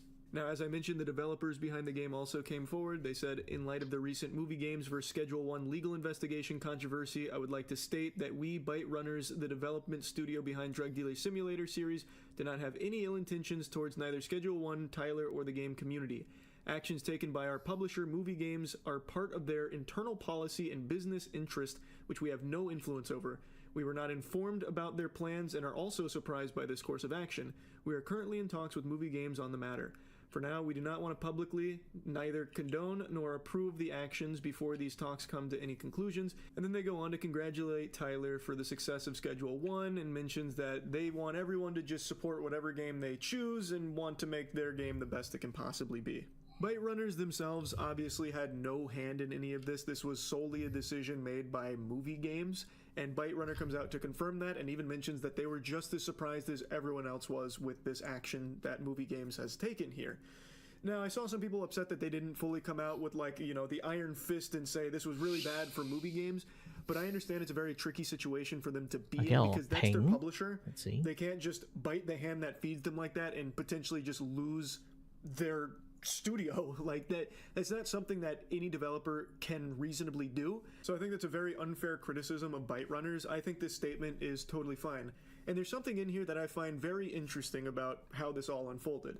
Byte Runners said they were just as surprised as everyone else, meaning Movie Games must not have consulted any of the developers about this copyright infringement that they believe was potentially happening.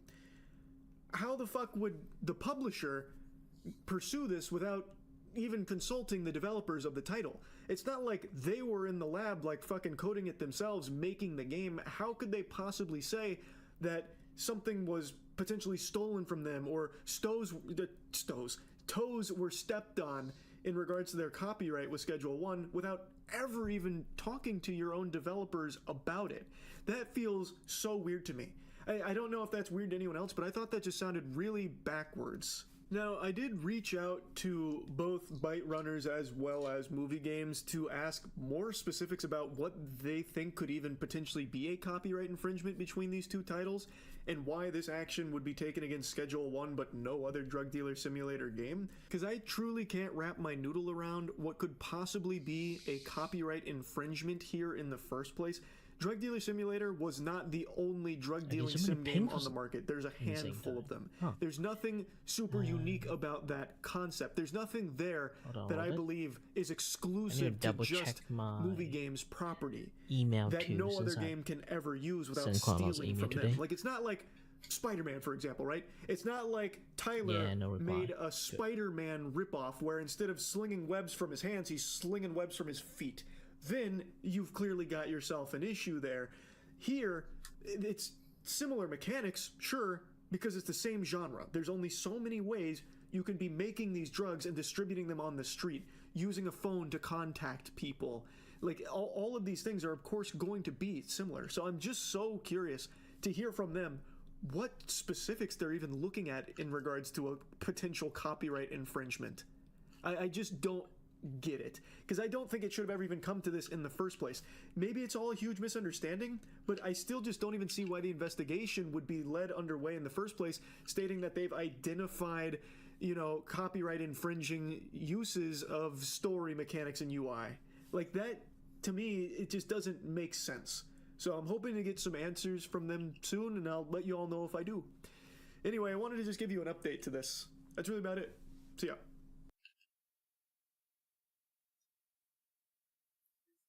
Yeah. Then let's watch one more. Yeah, about the Nintendo things too. Mwah, mwah. That's what people sound like when they do their best to defend Nintendo from my mean words. They deserve it. Nintendo is greedy.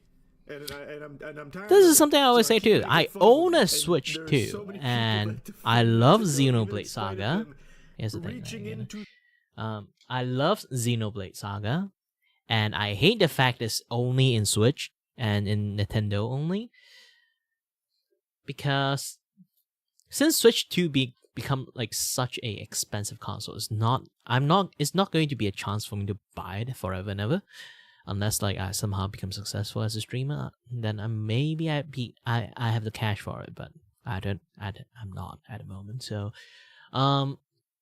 so when it comes to all this kind of things, then how would I say it?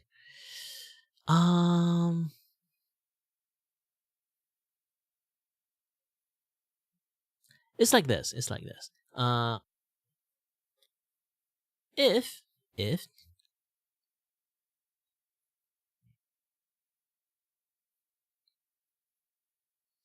If like Xenoblade like 4 is out and then it's in Switch 2, I'm practically fucked. I really love Xenoblade, but man, the situation here right now doesn't really help a lot. Like seriously, they are not helping a lot at all.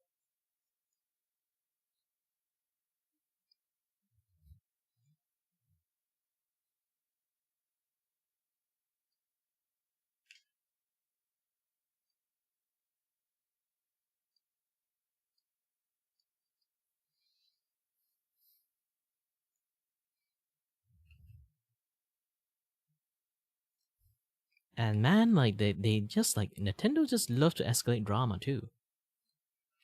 Like they didn't like it feels like they never did any homework. This is like a very weird thing too.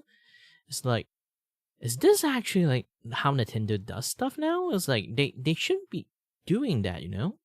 It's like I know they are actually pretty scummy in lots of things when it comes to Nintendo stuff, but this sloppiness is like, it's rare, you know. It's like it shouldn't be even happening in the first place, and then now it's just like laying right in front of my eyes. Like you'd be like, how did that like even happen?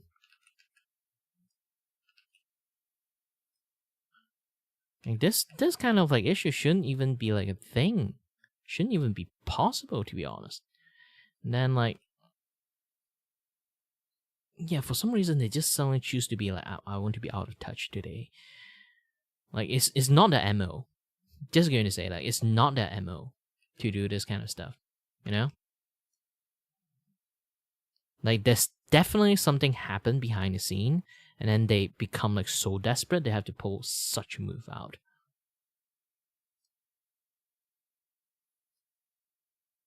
Are they like losing shit tons of money without us knowing? Like is it? Like aren't they like doing like lots of good sales? Is it the number always go up thingy like affected them too? Well, I have no idea. It's like it's not like a typical Nintendo thing, you know. It's like I know they're greedy, but this is like beyond one. It's not like they don't know too. It's like, here's the thing, Nintendo is actually very self-aware as a company, knowing their PR and stuff, but they don't give a shit because they have a very good PR at the same time, and they can do anything they want with their IP. But also same time, they do know like not to piss off like the gamer that for like the pay the most one. And then this time they be like, fuck you all, fuck this guy, fuck that guy. Like it's weird. They suddenly have like this like hate boner like against like the entire gaming industry again for some reasons. Happens to like a lot of AAA companies too. Like there's definitely something going on behind the scene. Like is there like a I don't know. Maybe there's like some sort of conspiracy like behind the scene at the moment that makes things like really, really bad and makes them like don't really want to do any single business with on the Western side at all. Definitely something happened. But what happened, I have no idea, and I don't want to know. I just wish that it won't actually burn to like on the other like Asia side, from like the beef with like on the western side.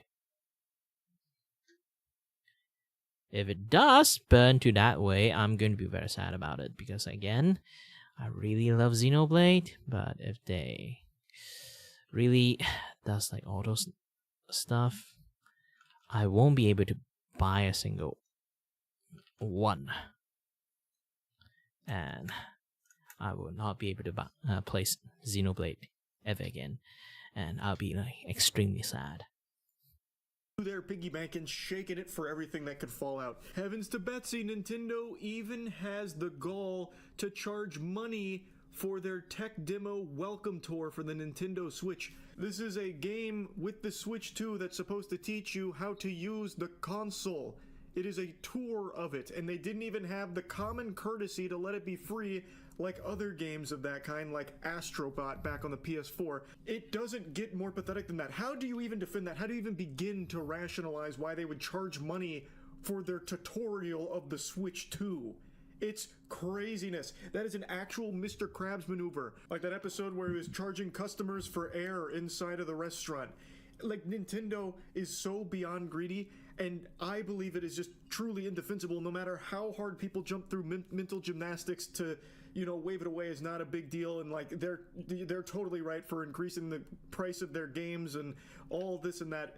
I don't know. I don't understand the desperation to suck the Nintendo wiener this hard and defend them like this, fight their PR battles for free. It is very valid criticism to make fun of them for their pricing, because it's just ludicrous. And keep in mind, Nintendo never drops the price of their games, ever. Games that are like 10 years old are still being sold for full fucking price by Nintendo. So these games that are coming out that are going to be $80 occasionally for the Switch 2, they're going to remain $80 till the day you die. Occasionally they do like a deal where they drop the price temporarily on some of their titles, but that comes once in a blue moon. You are more likely to see Halley's Comet again than you are to see a Nintendo price drop on one of their properties for any meaningful length of time. And they charge out the wazoo for every single fucking thing that they can possibly even imagine. Like game chat in their games is a paid service, which means since it's a paid service, your C buttons are going to be locked behind a paywall. If you don't pay for it, those buttons on your controller aren't even going to work. It's ridiculous. Their game chat is also just reskin Discord, but with technology that's I can just use Discord. I play Monster Hunter while playing, like, while using Discord with my friends. Going over Doug Bowser's Was on the most recent rise. interview, and they showed more from game chat. It looks so laggy and so old. It is insulting they would even consider charging for it. And in this interview, Doug Bowser gives no good reasons why they increased the price of the games. The reason he gives, I think, is trash. Did you watch the Bowser interview over their $80 games? I didn't watch the interview, I just saw the statement. I'll watch the interview real quick. I'm assuming it's not a long interview. It's 17 minutes. Boy, this man actually like opened up his whole heart here. I thought it was just going to be another classic Doug Bowser where they bring him out of cryo sleep for like a 3-minute appearance and then he goes right back into battery saving mode. Like, this guy is only ever seen like maybe 2 or 3 times a year. That's it. Outside of that, he ceases to exist. He just goes to the back rooms. I guess the question now is, with the Switch 2, how do you avoid that trap again? What makes the Switch 2 a worthwhile upgrade so you don't kind of fall into that Wii U moment again? Yeah, I think... Oh, he just said the forbidden word. He mentioned Wii U. CNBC bringing up Wii U directly to Nintendo? Oh, wow. Oh, wow. Doug Bowser's even surprised. Like, what do you say? Nah, these are clearly pre-screened questions, but I'm surprised they're willing to even mention what kind of failure Wii U was. I was one of the victims of that. I got scammed by it.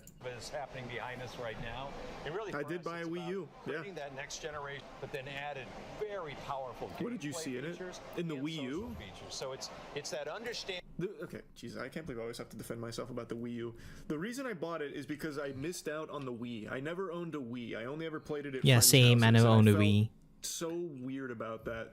So when the Wii U rolled around, I was Everyone like, have a this Wii. time, I'm gonna get it. Sometimes So I my got it. brother's Turns friends out I was actually weird now 'cause brought I was his the only Wii, one and then with we a Wii played U. Guitar Hero But together. It's like, I was without have the like Wii a U, shit tons of I fun would with have that never game. created Big Moist. With that 'cause like a console. The name Big Moist came from the Wii U. I bought it. I then brought it to my dorm, and we used it as a communal Wii U for Mario Kart. And I made the name Big Moist on it. So, while the console was a scam, 100% that shit was ass. Got some good memories from it. And then there's the CPU and GPU processing power that allows for much deeper game development, and I think an ability to bring even more developers onto the platform. And then laid on top of that is the social features that we haven't talked about. Don't you dare. Chat. Don't you dare. That lays on top of any game that you play. With the push of one button seamlessly, you can connect with your friends, you can chat with them via audio. Doug, you've made Discord. Doug, don't you dare try and use that as some kind of justification for crazy price increases. Well, you see, we invented this thing called chat. Now listen, bear with me. I know it sounds like a ludicrous idea, but what if when you played games, you could talk to your friends while doing it? Hey, people criticized Isaac Newton with gravity. Trust me here. Just stick with me. Stick with me. It's ridiculous. Like I'm glad it's finally coming. Like, it's cool, I guess, but the way they hype this up is ridiculous to me. You have literally just copied Discord's homework 5 or 6 years ago. Oh yeah, and you have to pay for it. That's right, and you have to pay for it. Forgot about that. It's not even like a free thing. Audio, or with 4 of them, you can have them on a video camera and have this opportunity to interact and talk about the games you're playing. Now we're sitting here. I also love in their own demonstration how choppy this looks. You are just better off using Discord with your friends. It's free, it's better quality. You are just better off if you're playing Switch with your boys. Imagine like Discord. Nintendo just want to justify this thing by just buying out Discord. It just so happens that's not even Discord, actual 2010 Connect technology. I won't go that far, but it is dated. Pulling their hair out. We didn't consider tariffs into that equation. We felt that that was going to be the right price point for our consumers and the right value proposition, if you will, for the device that we're creating. A lot of news today. We're still all trying to really understand it better and understand what possible impacts, may rise from that. But nothing I can really add to, today's discussion around pricing. I will say, while the initial price point tariff analysis here is higher than most people expected, myself included, I could almost understand that. Like, I could almost be like, you know what? It is an upgrade. It is finally modern. Okay, that I can stomach. I'm very curious, and I already know from the headlines where he goes with this, how they could possibly justify not only the increased price of the hardware, but the individual game price increase as well. Add-on, but if you buy the game itself, this got a lot of attention. You've seen $80. That's a lot for a game. I know it's typically not what Nintendo charges. And then we look at the Donkey Kong game that's coming out about a month later. It's $70. Can you talk a little bit about how the gaming pricing strategy is $80 kind of the benchmark for a AAA game from Nintendo? What should we be expecting? The camera's $50. Hell nah. What do you mean you don't want this piece of tech from the late 2010s? Well, how are you going to talk to your friends on Nintendo Switch 2 Discord without the Nintendo Switch 2 camera, bud? All right, tough guy. What do you know about high-quality 480p cameras? So we believe, based on the depth and breadth of the play and the repeatability of the play over time, the pricing that we announced is the right pricing. But again, other games like you mentioned, Donkey Kong Bonanza, it's going to be at a $70 price point because that is what we feel is the right price point for that particular gaming experience. I love that. Well, Donkey Kong Bonanza, that's a worse game. So we're charging less money for it. That game, it's nothing compared to Mario Kart World. That game actually really sucks. So we're giving you a great deal there. Mario Kart World, though, Think of all the hours of gameplay you get. So many hours. So we had to increase the price. We did so much work, we needed to increase the price. And when the next Zelda game comes out, I'm gonna be honest with you, we might go up to 120 bucks on it. We put a lot of tender love and care into it. It's an incredible game, and we think that's a good price for it. It's so fucking stupid. Basically, they're saying, these are great games, you're gonna get a lot out of the games, so we're charging you more for the games because we know you're going to buy it because you already like the properties. I had already read the headline, I knew that's what he said about it, more or less. I just think that's a really dog shit argument because it doesn't apply. Schedule 1.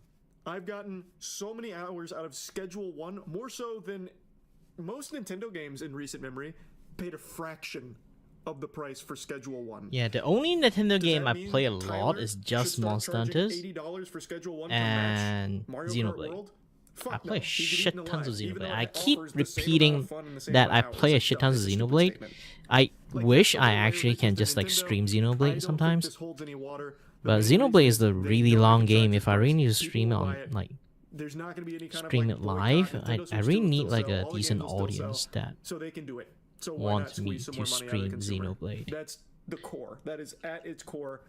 Because why it's they're an doing it. RPG game. I think they're pricing it based It's a on whether very or not it'll be long continuously game that you have to updated. But grind, that's the especially thing, on the every side game is quests, this and continuously that, other updated in the stuff. modern day and age. I can't You know, think of a like game that just comes out and generally never like gets touched lots of again. things. Even games that flop still get some updates over their lifespan, even if it is a short lifespan. You can't base a game on that either. I still think that's a stupid reason too. Like fucking Babylon's Fall, that only ever opened to like 12 players and me and Denkin got updates. Concord got updates. Like every game that comes out gets updates. Do you think it would be a fair price if they announce every DLC and add-on will be free? If they did that, yes. That would make a lot more sense. They will never do that, but in your like fairy tale Candyland hypothetical, if they said we're increasing the base price of these games and you will get our feature updates later down the line, like our DLC packages, you will get that included.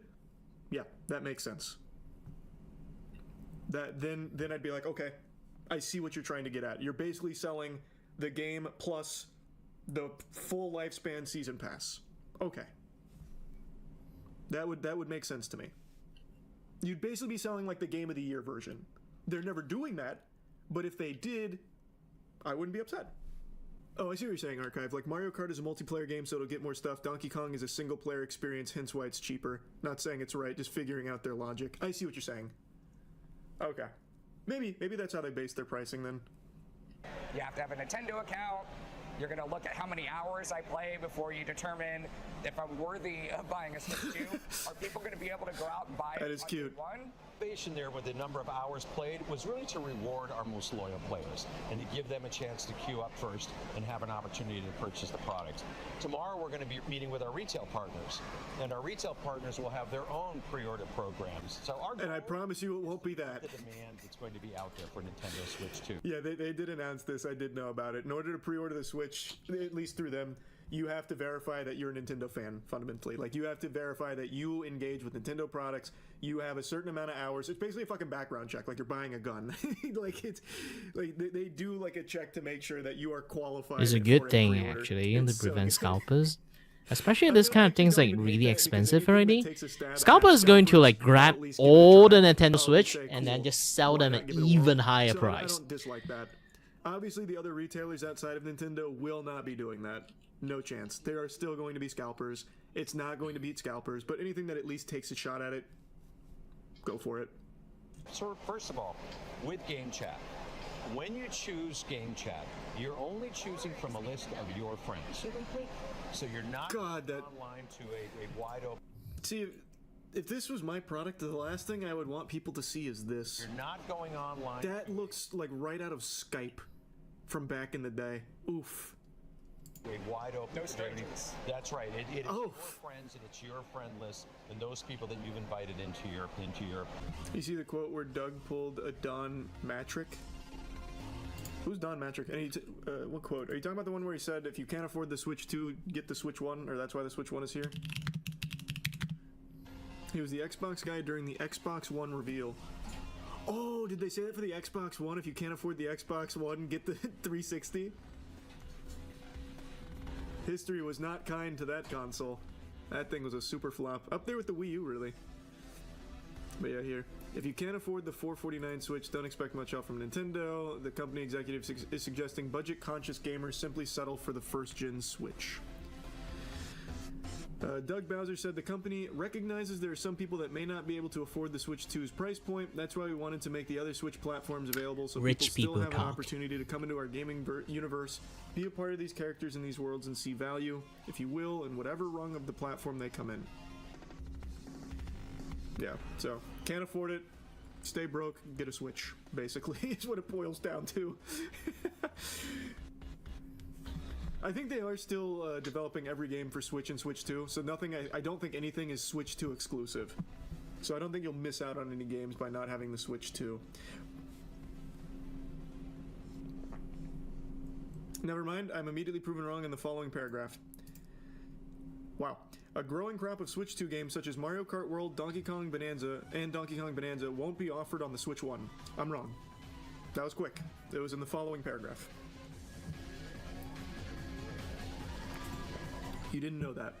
No, I was under the impression this was going to be like when the PlayStation 3 launched and they still like co-developed games for PS3 and PS2.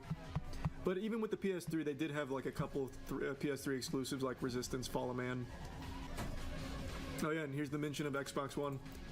Comparing it to Don Matrick, who tried to justify the Xbox One internet requirement, saying, "Fortunately, we have a product for people who aren't able to get some form of connectivity. It's called Xbox 360. Great quote, Don. Crushed it. Don Matrick got fired 1 month after the Xbox One reveal. How? Why? What did he do wrong? I'm sure he's probably the CEO of a Fortune 500 company now, because you can only fail upwards in this industry. Yeah, I kind of hate. Why do you hate Xbox? They've been doing so many good things recently. Hate the kind of concept. But I don't even really hate them. They just have nothing on there. And Phil Spencer constantly reminds people of that. He's like, yeah, we lost the console war. Yeah, we still don't have games. But I've always said I think Game Pass is a great deal, and I really appreciate that Xbox games aren't actually exclusive because you can play all of them on PC. Yeah, I don't even necessarily hate I also Xbox. have. I just don't see any reason why you would ever buy that. I also have Game Pass. Unless you just already have. I can one play of so your many friends games, on it. and recently they just released lots of banger games too. So if you guys didn't know, maybe I should like do a lot more like Game Pass game stream, so you guys can like it's kind of like review for you guys, so you guys can take a look at it and then I'll be like, oh, this is a good game. Maybe I can try it or something like that.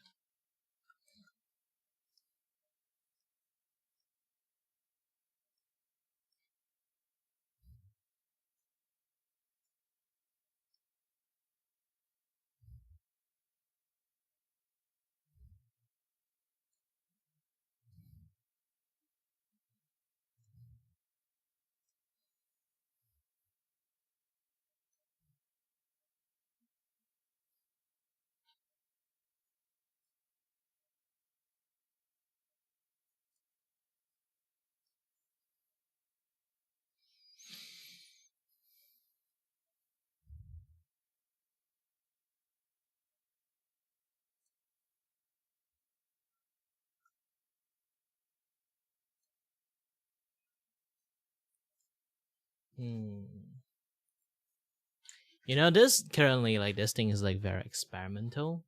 So I'm just going to like put things here and then like watch it, this and that, yada stuff.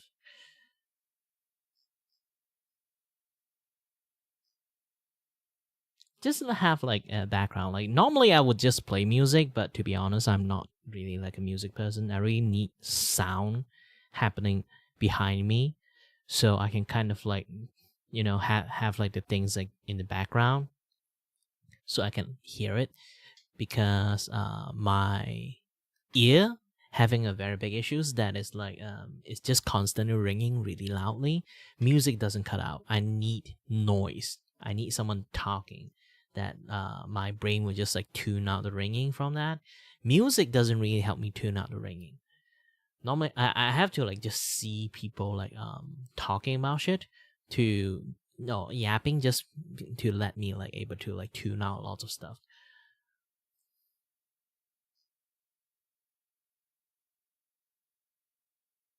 Yeah, let's keep watching the Johnny Smalley one. I think I like stopped halfway, so like I didn't really like finish everything yet. Fortunately for them, Johnny is going out of his way to dig his own grave. As a comment on YouTube, Tozy points out, Johnny started falling down a staircase about 2 years ago, and is somehow still falling down that same staircase currently. You see, he was scheduled to stand trial on March 7th, 2025. You'd think he'd lay low and keep his nose clean while waiting for his day in court. But Johnny couldn't help himself. 10 days before the trial, he went ahead and committed yet another crime by sharing links to a corn site in his Discord. For those who don't know, the creation, promotion, and distribution of explicit material is completely illegal in South Korea. That said, he still had some plausible deniability if this ever came up in court. He could have argued that he shared the link accidentally and that it wasn't meant to be a promotion or distribution of explicit material. But as is tradition with Johnny, he immediately destroyed any chance he had of talking his way out of it. Seconds after posting the link, he sent 2 more messages reading, "Need all my N-words to goon," and "next business venture," essentially admitting that he shared the link on purpose and did so for profit. It's almost like he wants his sentence to be as long as possible, with one person writing, "Johnny Somali's biggest enemy are not his haters, not the authorities, not legal mindset, it's himself. He is the one who keeps making cases against himself and producing/recording his own crimes." However, this wasn't even the worst thing he did leading up to the trial. The night before, he went live and managed to incriminate himself even further by revealing his plan to trick the Korean court system. According to Johnny, all he had to do was plead insanity, and the Korean government would set him free with a small fine. Yeah, the classic insanity. Like, this is stupid. I'm sorry. Oh, I'm mentally ill. I don't know what's going on. I have a bipolar disorder. And what may I do? I left my medication in America. I don't know what's happening, Your Honor. Please. This guy is really like. I'm a psychopath. At this point, it's just like punchable. At this point, I get why And they people say, punch him. Okay, go home with a fine of $500. Obviously, this was never going to work. The only reason Johnny thought he could get away with something this absurd was because he's a complete racist. He genuinely sees Asians as inferior and wants them to get exterminated. I hate Asians. I think all Asians need to be exterminated. Even if we give him the benefit of the doubt and say that he knew his insanity plan wouldn't work, the mere fact that he's willing to lie in court will likely influence the outcome of his trial. As a comment on YouTube stated, "Only an idiot like Johnny would stream his plan to try and get off scot-free for the authorities to find." But this was only the beginning. As the stream went on, Johnny continued digging a deeper hole for himself. For instance, at one point during the stream, he proudly claimed that he was going to continue streaming and accepting donations, even though he's completely banned from doing so. These gonna lock me in the country, I'm gonna make bread. If these lock me in the country, I'm gonna make bread. I don't give a fuck. I don't give a. Send that to the prosecutors. My live stream donators, they gonna get it rich and oiled because they feel bad that I've been locked here. Nope. If you're happy to lock here, to be honest. Yeah, don't lock me in the country, Korean corrupt ass government. He also kept drinking to the point of throwing up on stream. Giving y'all the first viral moment tonight.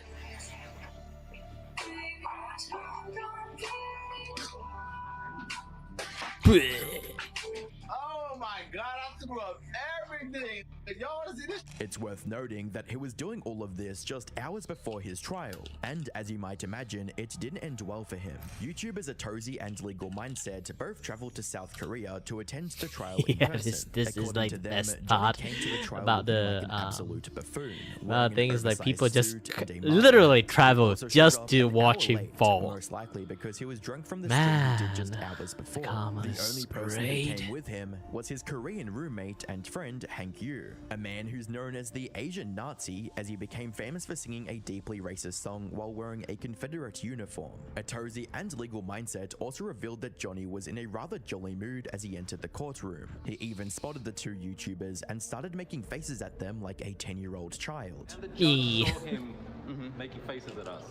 Right, yeah, when he walked in. And then on the bench, he made a face directly at me and Atozy. In front of everyone. Right to us, in front of everybody. He looked to us and did Yeah. Both of us. However, his smile disappeared the moment the judge started listing his charges. The first charge against him is for obstruction of business. This is from when he started causing a commotion in a convenience store by spilling water all over the table, throwing noodles at other customers, So we should be on top. disrespecting a store employee,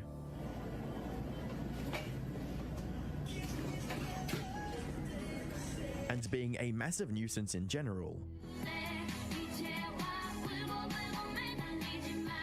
To make matters worse, the employee he harassed was simply trying to inform him that it's illegal to drink alcohol in convenience stores. In other words, not only did he break the Korean law, he also mistreated the person trying to help him. The second charge is for harassing the public with a rotting fish in his hand. He got on a bus with this fish and kept approaching random people to get a reaction out of them. The final charge against him was for lewd behavior in public. This included his antics on local trains and buses, as well as the vile dance he did in front of the Statue of Peace. Surprisingly, Johnny immediately folded and pleaded guilty to all 3 charges. Altogether, these can send him behind bars for anywhere between 1 and 5 years. Maybe he realized that there was nothing he could do or say to avoid conviction for these charges, so he pleaded guilty to get it over with instead of dragging the case out further. However, what he did because he doesn't really have any money anymore. Shocking surprise, because as it turns out, the prosecutors had filed a 4th charge that neither Johnny nor his lawyer were aware of.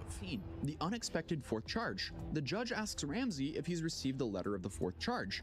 Both Ramsey and his lawyer appeared confused. His lawyer asked for more time to review this new charge. The judge accepted this request and scheduled the next hearing on the 9th of April. As for why they surprised him with a new charge like this, Legal Mindset has a theory that seems quite plausible. According to him, now that Johnny has pleaded guilty, he can be tried as a repeat offender for the new charge, making it easier to give him a punishment. And if that's not bad enough, he might face 2 more charges on top of this. One for creating explicit deepfake videos of several Korean content creators, including streamer Bongbong IRL. Korean girlfriend, look, you see?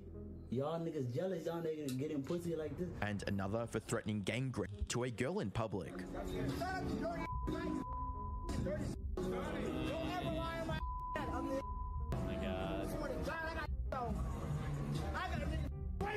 As for Johnny, he's not handling the news well. He initially went into denial, trying to convince himself that he won't get any jail time for what he thinks are extremely minor crimes. I showed up drunk, I showed up happy. Like, the charges that they have me put on, the charges that they have me for are such minor, minuscule charges. It's obstruction of, like, bro, spilling a cup of noodles, carrying a... You're not spilling a cup of noodle, you toss a cup of noodle. Spilling a cup of noodles, they got me for carrying a stinky fish.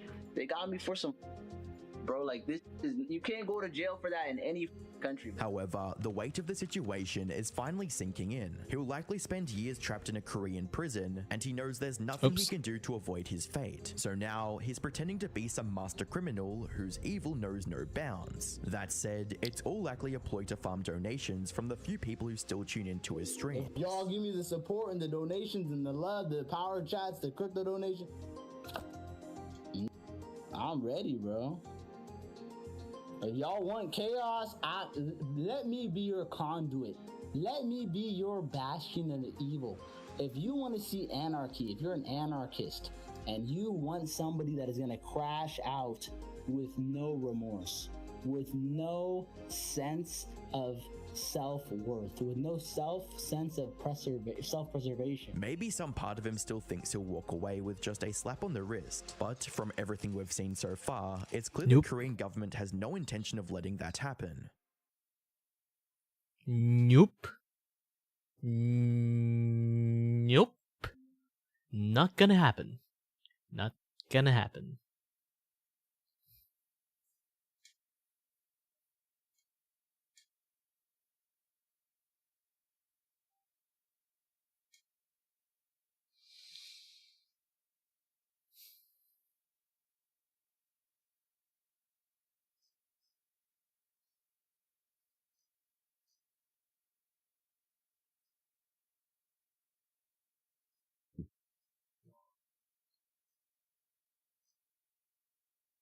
Oh, this one. I really have to watch it. I haven't really finished Dude watching VTuber it on the too. timelet admits they have a relationship or has another guy in their bio because, oh my god, I feel really sad for their fan who really saw them as someone to cure their loneliness. Also, they are the ones who benefit from your following, likes, replies, and chat messages, not to mention your subscription and donations. It's just such a slap in the face to say those types of statements. Her obsessiveness over maintaining this parasocial hold over her fanbase extended to how she managed her community. Gunpei famously banned the names of every single female VTuber from her Discord server. If anyone even mentioned another female creator, their message was deleted and they risked being banned. Of course, Wow. no female VTuber could join The her level server of for a while. dedications. Finally got around towards blocking every female name in my Discord server. Now companions can't talk about other women in my vicinity. I don't even know how that's physically possible. Surely she forgot at least one female name, right? But when she got pushback on it, where some people pointed out that she could benefit from having female friendships, her fans would defend her, saying, "No, she doesn't need friends, she only needs us," which really speaks volume about how codependent and unhealthy her community was. And yeah, of course, if you were suspected to be in a relationship, you would also get banned from her server. And she didn't just control who they could talk to, she also controlled how they could interact with her. On her Kofi, she had a $1,000 unbanned forgiveness fee. Yes, you read that right. Holy $1,000 to be shit! forgiven after getting banned. And if you thought her tweets were bad, her Discord comments were even worse. One of the most insane example, TBH, the only I don't like seeing are ones that look really dry. It makes me sad, like I want to slobber all over it to make it happy again, I guess. Holy moly! What made all of this even more insane was that Gunpei constantly attacked other VTubers for behavior she herself was guilty of. She had no problem ripping into other female content creators, especially those who monetize their audience through emotional connections, did GFE while secretly having a boyfriend, or talked about their mental health struggles. She frequently mocked female streamers for being too dependent on their viewers and shamed them for asking for financial support. Never did a donaton subathon. That shit's is gay and R-worded. And one of her most brutal takes, imagine admitting to your community that you're a broke lord neat who can't work, so you complain Technically, you about are your one fake too. mental illness diagnosis. Pretend to be nice to your biggest Oilers, and yet you Ah, have a she's ate boyfriend too and much complain things. that your Who life knows? is Who falling knows? apart. Who knows? Maybe you deserve Maybe it she's because rich you're ass. so fat from DoorDash. At this point, Gunpei wasn't just hypercritical. She was the exact thing she claimed to hate. And that's what makes what happens next so much more ironic. But while Gunpei was busy love bombing her fans and controlling every aspect of their interactions, she also managed to pick one of the dumbest fights in VTuber history. And it all started because of a plushie. On November 24th, 2024, Gunpei went nuclear, accusing a plush maker of stealing her design and demanding that VTubers ban him. Her proof? A plushie of her character, one she had never commissioned. At first, this might seem like a legitimate concern, but there was just one problem. None of it was true. The plush maker, Kusa, wasn't a scammer. He was an indie artist from Vietnam who took custom commissions. A fan had paid him to create a Gunpei plushie, and after finishing the order, he had a few extras left over, but instead of tossing them, he simply offered them to other fans. The plushie maker quickly responded to her tweet, clarifying that he had actually been commissioned by one of her fans to create the plushie in the first place. That's it. No mass production, no stolen designs, no shady business. But rather than reaching out privately, Gunpei went straight to war. She blasted Kusa on Twitter, rallying her fans to report and blacklist him. And then she tweeted, "He's making AliExpress Temu tier plushies of my character, lol. The eyes aren't even correct. Gunpei's eye colors is pink, not fucking orange." Again, he just goes server to server, profiting off VTuber characters. And then she proceeded to shill her own merch message instead. Hi, you can support me by the new market merch drop at November 25th at 3 p.m. PST. I do get 20% profits, pretty good. At least I get profits then compared to this fellow where I get absolutely 0%. It didn't take long for people to fact check her claims, and that's when community nodes got involved. And from there, things spiraled out of control. Instead of apologizing, Gunpei doubled down. She mocked the people who bought the plushies, saying, "Lol, sorry to those who bought it, but that's kinda your fault. It wasn't vetted by me and it's poorly made." Like, what were you expecting? At this point, most of the internet, besides her extremely loyal fans, had turned against her. Even big names, VTubers like Bao, Shondo, and Pipkin Pippa came out in defense of Kusa, praising his work and calling out Gunpei's entitlement. But instead of stepping back, she went full mask-off mode. She started ranting about Kusa being from Vietnam, saying, "Bro lives in Vietnam. There's no way he's struggling for extra cash in that country with his business." And then came this absolute gem. You can sell orange juice with coffee shots for $1 and live off that for a week in that fucking country. What? It would have been a completely different story if he mailed me the extra plushies, but no, he's so profit-oriented that he decided to sell knockoffs to people in my community who have no idea when their shit will get shipped. At this point, it was obvious. She wasn't actually mad about art theft. She was mad she didn't get the plush for free. She even confirmed it herself, whining, "I didn't even get anything for free." But Twitter buried her. Community notes came back with a vengeance, exposing her hypocrisy. She had already received hundreds of gifts through her public wish list, close to 400 gifts from her fans. And in one of her own voice clips, she even bragged about getting a full fucking outfit, as she says. Chat, someone fucking, like, I think this is a surprise gift, but they gave me a full fucking outfit. It has, like, a top and bottoms, and it also has, like, bracelets and shoes, and the shoes fit me? What the fuck? Realizing she had lost, Gunpei tried one last desperate attempt at regaining sympathy. She posted this: "I'm getting raped by the VTuber community, God please help," which obviously also got community noted. She didn't stop there though, she doubled down once again. "I'll always get fucked over by the VTubing community no matter what. I get my design character for profit while not even getting anything for free." Many such cases. Heck, do you know what things about me? Community note I been an artist and a VTuber for quite a long time, and do you know what I really wish for? Someone actually make a merch of me and then they earn money from it. Means like I have the face enough to people that can earn money for a living from just using my face.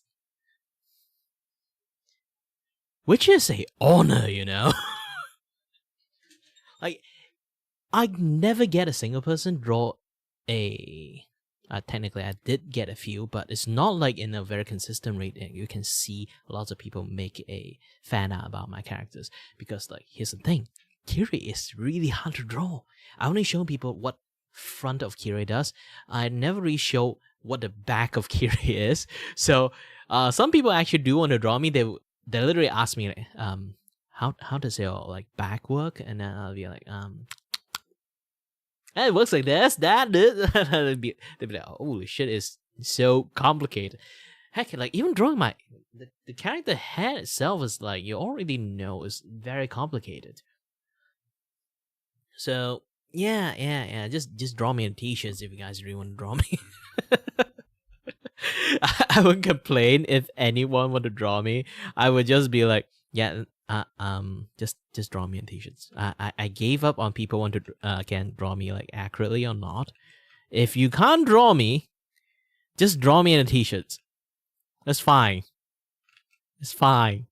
This clothes is I won't really say it's overly designed, but also at the same time it's kind of like a little bit difficult for lots of people to being able to draw properly. If that is the case, then it's fine. Just draw me in the freaking t-shirts.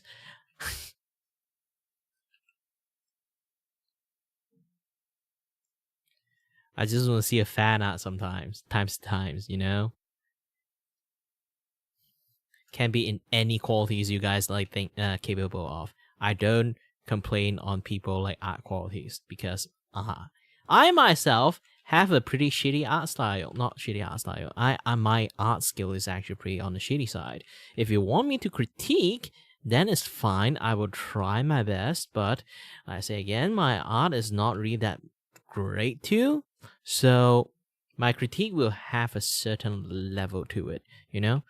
It's still at the end is going to maybe help you, but I don't think generally wise it can. But if you want me to do it, I'll try.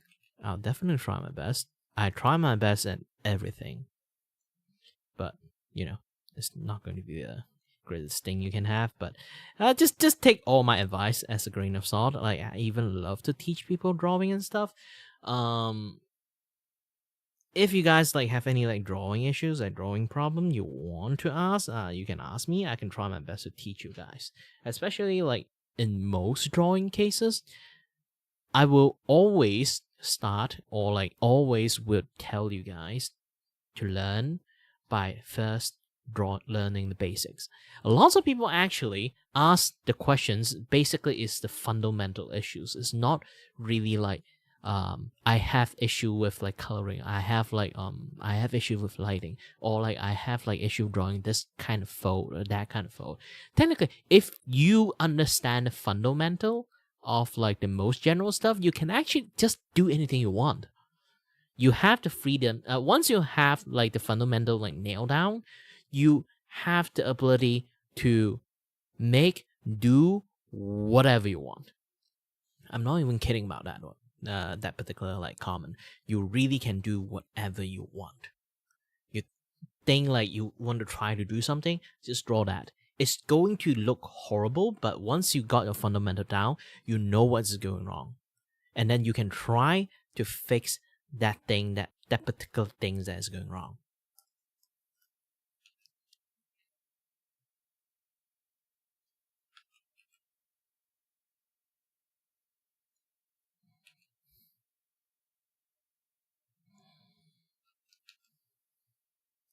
So yeah, like don't be afraid of doing stuff.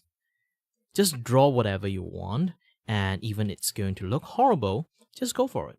Because once you finish your horrible drawing, you can study that horrible drawing that you just draw. Be proud of your horrible drawing, because it's going to be a stepping stone for you to improve your drawing. So just go and make horrible drawing. Be proud of your shitty art. The more proud you are, the more you'll be able to study your shitty art properly. The more you'll be able to study your shitty art properly, the more better you are going to be at drawing it the second time. That's my whole stitch of like how I become better at artist. For my whole drawing, either you can say career or my whole drawing endeavor life. Because I love to draw. And I love to draw bad art because I love to try stuff. Because I love to try stuff, I draw lots of bad art. Because I draw lots of bad art, I learn to appreciate all the bad arts. Because they are the one that is the best art that I ever made. Because I learned so much from all the bad art that I have made. Welcome to Kirivaku, like Southern TED Talk. Hope you guys, like anyone that is in here right now, they managed to receive the message and now start to be inspired and draw something very bad.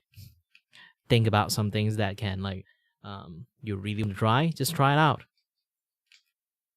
It's going to look bad, but it's going to look bad in a way that you can learn. Just put all your heart into drawing it.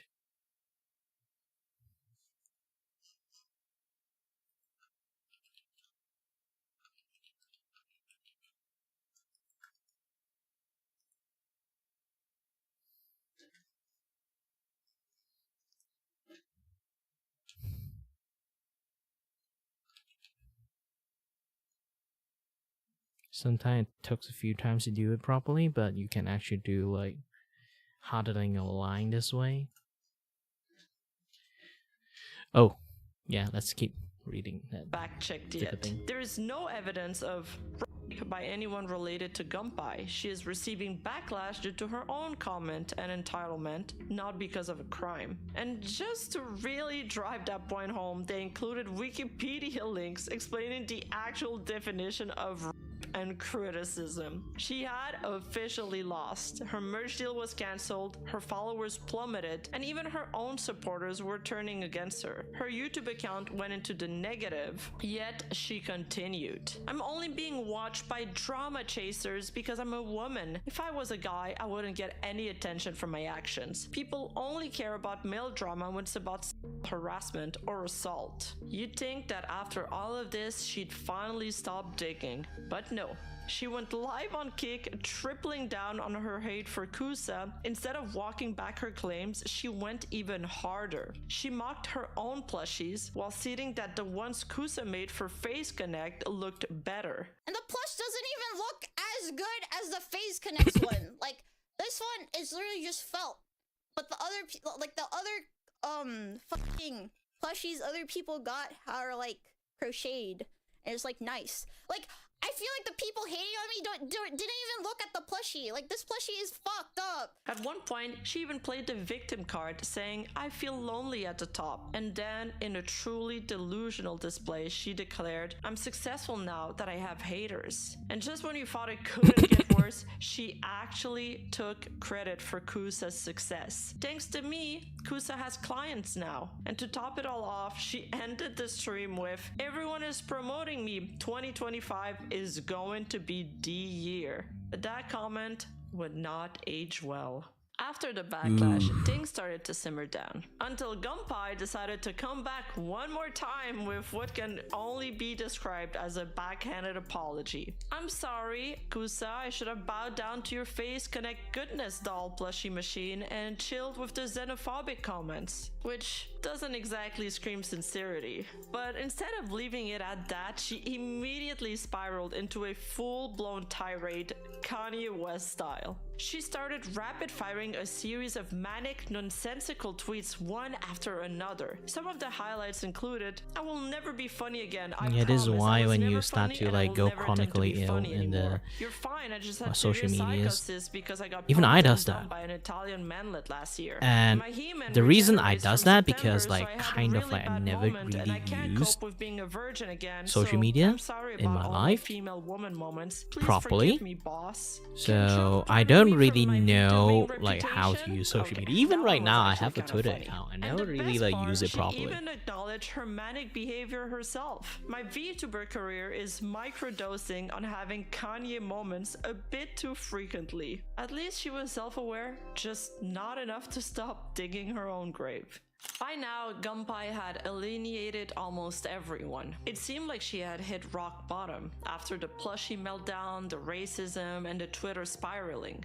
But no, because what really destroyed her wasn't the backlash, it wasn't the leaks, it wasn't even her most unhinged public rants. What sealed her fate was the one thing she had built her entire brand on. She had made her identity about calling out parasocial manipulation. She trashed VTubers for monetizing fan relationships and shamed streamers for hiding their boyfriends. She even mocked one for saying streamers should stop treating fans like cash cows, laughing, "Skill issue, just make your She viewers does fall that. in love with you and don't have a boyfriend." You know in what? I want to secret. treat you Her guys like a message cash was cow clear. too, but If it's you're not really honest with your possible. I fans, don't really have they'll stay anyone in loyal. here right now. But guess what? She had a secret boyfriend the entire time. So how It's exactly not going did to Gunpei happen. get caught? Well, her ex-boyfriend Fuza was a viewer turned VTuber that she had dated before her girlfriend experience phase. Once they broke up, she fully committed to the girlfriend experience bit, and she did everything to convince her fans that she was single, sleeping in voice calls with fans to prove that she wasn't dating anyone, spending hours in Discord voice call to always be available, tweeting non-stop about how she was different from other VTubers who had secret boyfriends, and she did this for months. But then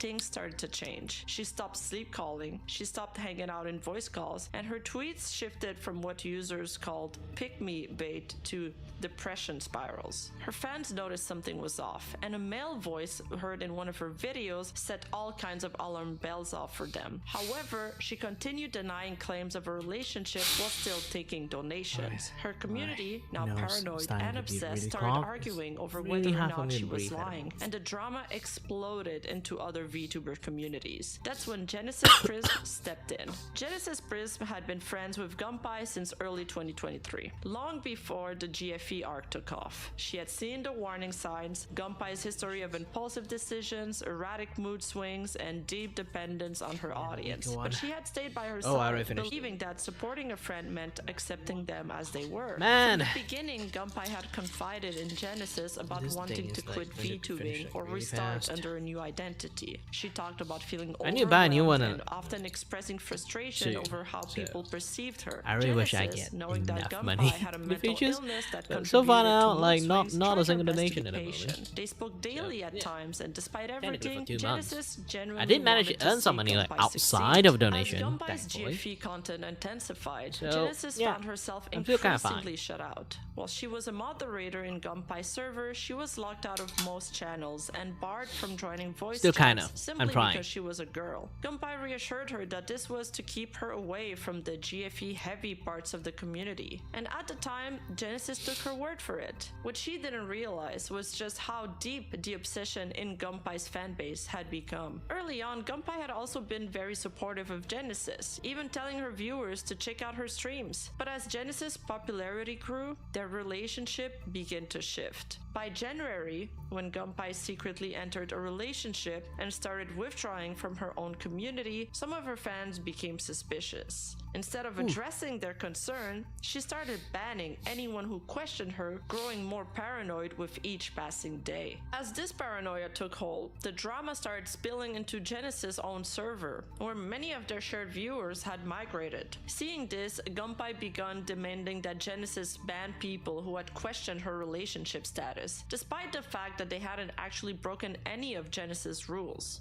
As Gunpei continued to isolate herself, she went as far as deleting her own voice chat channels and purging multiple members from her server. Naturally, many of these displaced members sought out a new place to socialize, and Genesis Discord became the most active alternative. At first, Genesis didn't think much of it. She wasn't offering GFE content, she was just a VTuber who liked streaming and hanging out with her audience, but to Gunpei, this was unacceptable. As more of Gunpei's former viewers spent time in Genesis' server, tensions escalated. The situation reached a breaking point when male viewers started hanging out in Genesis' voice chat. In the eyes of Gunpei's most obsessive fans, this was cheating. Then came the moment that changed everything. Gunpei pulled Genesis into a private group chat alongside her secret boyfriend Vgen, where she made a demand. She wanted Genesis to ban certain viewers who had left her community and moved to Genesis server, labeling them as schizos and insisting that they were a danger to her.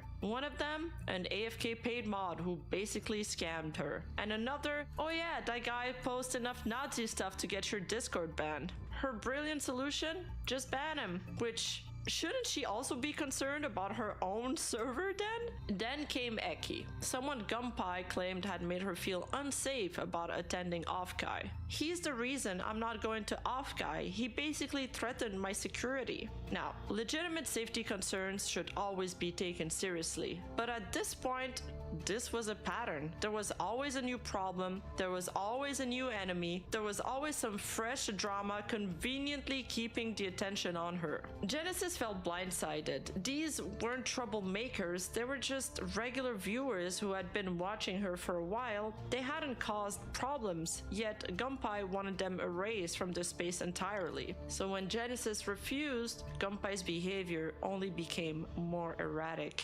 At first, Genesis Brisk felt guilty about how things were unfolding. She confronts Gunpei, trying to clarify that she never intended to leech off Gunpei or steal her audience. She even says, "That does feel kinda bad, and that's never been my intention. I never told anyone to come watch me or join my server. All I ever did was try to lift you up." But here's the twist. Gunpei never actually believed Genesis was leeching off of her. Instead, she weaponized their friendship, guilt-tripping her fans into believing that Genesis that's the was worst. the reason for her declining numbers. It was just a convenient excuse for her to manipulate her community. Wow. What a nice Here's thing the thing. to do to a friend. Here's the thing. Here's the Jen thing. Here's the even thing. points it out, saying, "Guess I don't appreciate." If you guys didn't know about this, I'm actually just keep like raising red flag on myself, but here's the thing. Do you guys know, if anyone met me, they know one thing, I'm a very genuine person, that I do not hold back on any of my word because I do not want to lie. The reason I don't want to do that is because I know I have a potential to become a manipulative bastard. And yes, I lie a lot back in the days when I was like very young, obviously. But when you do a lot of this kind of thing, you kind of know how to do it like really, really well. And like, like the thinking pattern of how to lie or how to manipulate people is there. It's definitely there. And trust me, if you really want to manipulate people, you have like a certain level of thought process that comes to it when you try to like think about like plan how to like do something to people. Is really, really scary, to be honest. When you try to like, now I'm trying to be as normal as possible, but I realize that quite a lot of like thought process going through to manipulate the persons is actually really scary. Because here's the thing, if you really want to manipulate persons, is basically you have to go for the thought process of, I want you to stand on the right now. You stand on my left, I will find a way to make you stand on the right. I can either physically shift you to the right if I like make it in the way that you allowed me to. It's like, oh, hold on, go there a little bit, see some things. And then like I can like physically like, push someone using some sort of excuse to shift the person from point A to point B. Or I can scare the shit out of you, saying there's something there and as a prank, kind of as a prank, but the true goal is to shift you from here to there. So I kind of pretend like a pranking to prank you, say, oh, there's a spider there, make you jump. Because if I know you're scared of spider, I will say that and make you jump to that. So I got you to point A to point B. So here's the thing, the people who are manipulative, they have a goal and then they don't care how it's going to happen. They only care about the process or how to get you there. Can be lying to you, can be like use your trust, can use your fear, can use your anger, can use your emotion, can use anything to achieve that goal. And once you understand that this is like the kind of mindset a manipulative person can do, it's really scary. And I really don't want to step into that kind of area because I really want a very genuine relationship with lots of people that I met. So I try myself to prevent myself to do any of that shit. So yeah, I did manage to live my life like this. Not like lying to people, just being like a very genuine person. So most of my friends, they do say that in common, that like they really don't mind me being weird because I'm just a very genuine person, which I literally sacrifice my my exterior look as seen as a weird person just to have a very normal friendship. Is a sacrifice I'm willing to give up, to be honest. So, like I say again, I give you guys like this understanding how a manipulative person is thinking. So don't try to think they have like some sort of like logic, like it's just a prank. Like you will never know you're being manipulated. You will never know because they will find a way to achieve what they want. So be careful on manipulative persons. And it's not like a lot of people can detect them in the first place, but still, like be certain like heads on with those kind of things. Like it's going to happen to you guys. And then this is like from the kind of like manipulative persons, and this is like some things I do when I was a kid. Like even kid can do this kind of things. Like all kid does that thing, to be honest, in some sense. It's like you lied, you know how to like get away from trouble, this and that, yeah, there's stuff. Lots of people have that thing in their brain. They just don't really have like achievement on unlocking that kind of like perspective. This is why I say like people who do scams, they always think low of people because they know how they are going to manipulate people from getting what they want. So they will have a point of view that look down on people.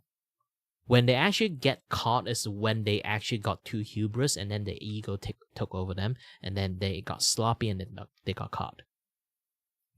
It's really dangerous. It's a really dangerous thing.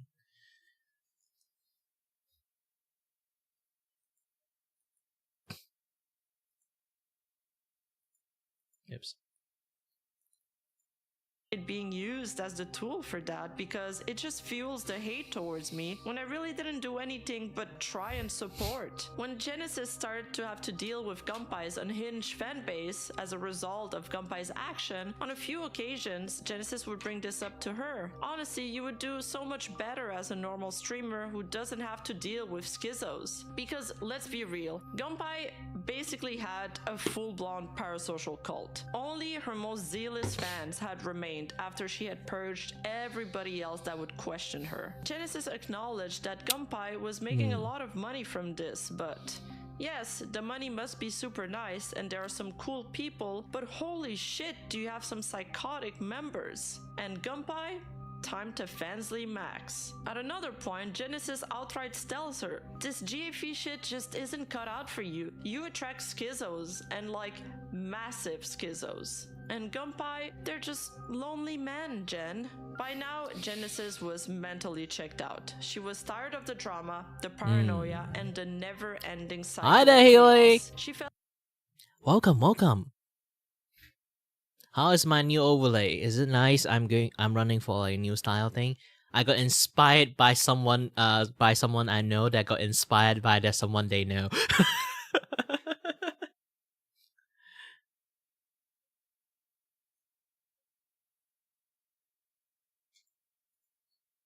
Yeah, right now I'm like any more stuff I can add into it. Like I changed my chat into like a phone like thingy, so it's basically just like right now you guys can see this thing.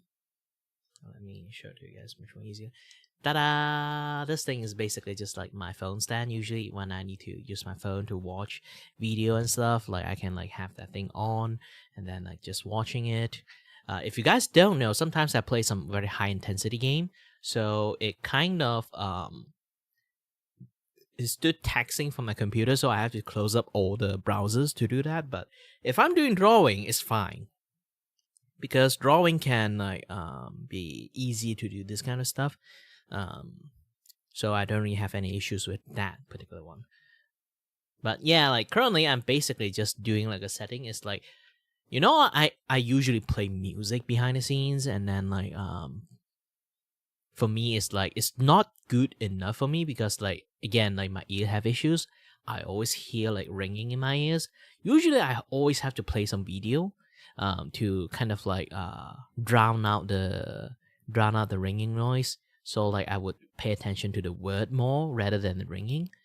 Music doesn't really do much unless I listen to like some banger music, you know, like anime music, those kind of stuff. But you know what, if I play those kind of things, I will immediately get like copyright claim, which is not a really good thing. So yeah.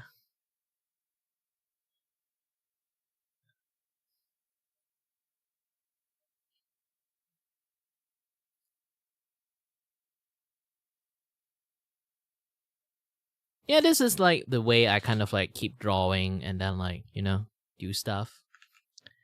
So people can kind of like see it.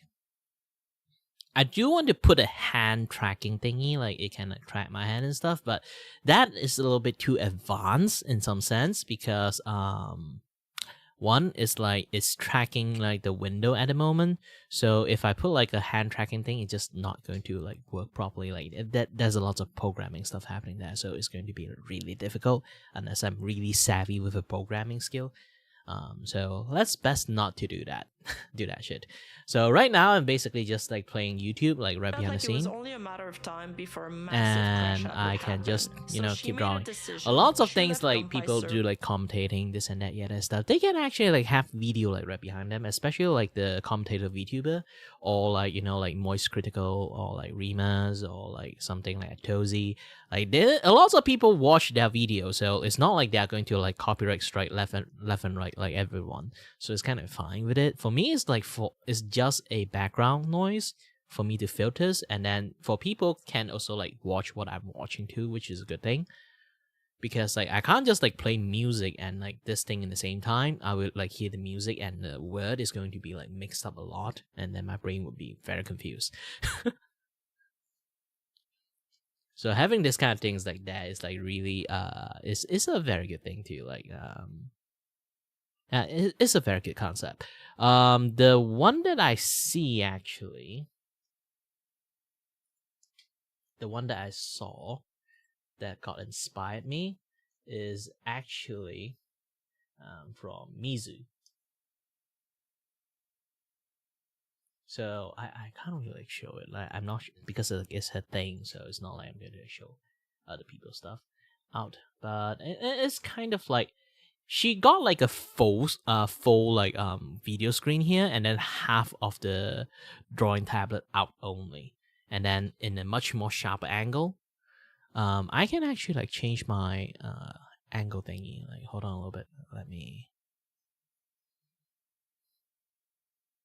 Let me have this thing or this thing like together. Hold on, and let's put them in a group. Call it super tablet. Oh, I didn't type the bar, so it become like soup tablet. And then I can do another 3D effect, like further angle this thing down.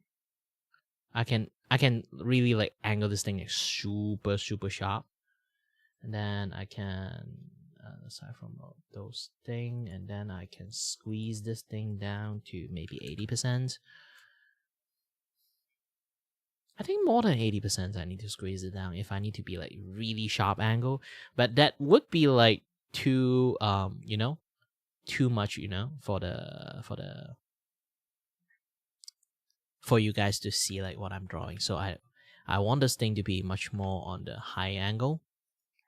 So I'm just going to be like turn off the 3D effect. Just slight angle is good enough, I think. Just slight angle.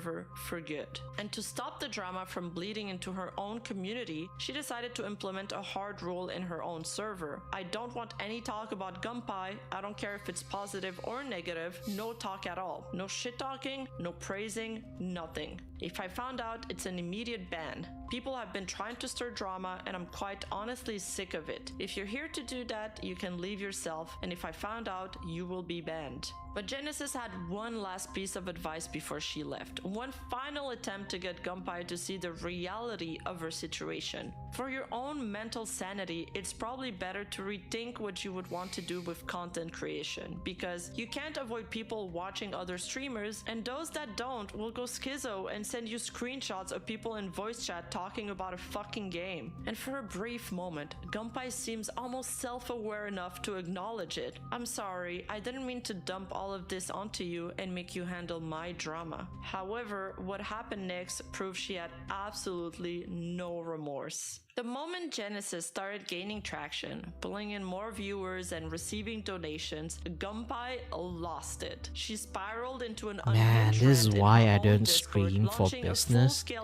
I just stream for like fun and stuff. From the start. She twisted the Yes, if I friendship manage to into earn a money, I'd be fine with it. story, But claiming Genesis man, had if people like do this for her business, despite their long history as holy close shit, this is like friends. some And sort then of like came the mafia real cutthroat kicker. business. The jealousy-fueled meltdown over Genesis Genesis receiving donations. In Gunpai's mind, a VTuber who was open about having a boyfriend didn't deserve support. She ranted about people gifting things to a, quote, bitch with a boyfriend, and took it a step further, mocking Genesis for not fully capitalizing on parasocial monetization. She outright suggested that if Genesis really cared about making money, she should break up with her boyfriend because there's, quote, nothing wrong with being jerk-off material. The irony was almost poetic. Gunpai had a secret boyfriend the entire time, yet she was furious that someone else who had been transparent about their relationship from the start was still thriving. It wasn't about morality or fairness, it was pure jealousy. For months, Genesis had quietly endured harassment from Gunpai's obsessive fanbase, choosing not to escalate things out of respect for their friendship, but waking up to multiple screenshots of Gunpai publicly smearing her and fueling even more harassment behind her back made one thing clear: there was no coming back from this. So she had two choices: either stay silent and continue being a scapegoat for as long as Gunpai needed someone to blame, or expose the truth, leak the DMs confirming that Gunpai had a boyfriend the entire time, finally putting an end to the hypocrisy-driven harassment. In the end, the choice was obvious. The harassment wasn't going to stop unless the illusion Gunpai had crafted was shattered. Instead of a public leak, Genesis shared proof with two questioning viewers. When they confronted Gunpai, she panicked. Within hours, her Discord server was gone, her Twitter account was deactivated, everything she had built, every carefully controlled lie came crashing down in an instant.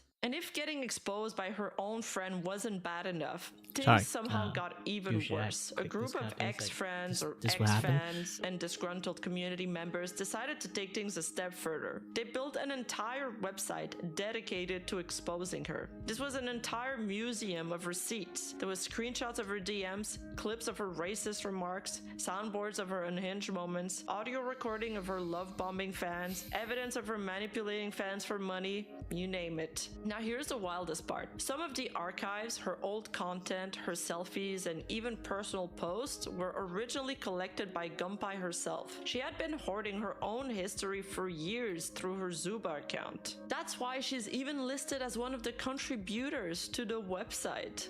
But the leaks, the recent DMs, the private conversations, etc., those were new, and they were added on top of the archives. Her past and present had officially collided. At this point, there was no coming back. If there was any doubt left about Gunpai's secret relationship, the leaked screenshots shut it down completely. Buried in the messages was girlfriend experience is scary. She had been seeing someone behind the scenes. The exact thing she had constantly mocked other manipulative. for. Here, Gunpai introduces her boyfriend Vtrans to her friend Jen. Additionally, leaked receipts confirmed that while Gunpai was still taking donations from fans who saw her as their virtual girlfriend, she was secretly using that money to buy her boyfriend expensive gifts, including a high-end 3-dio ASMR mic and audio interface worth hundreds to thousands of dollars. Her fans were not only paying for her content, but also funding her entire relationship.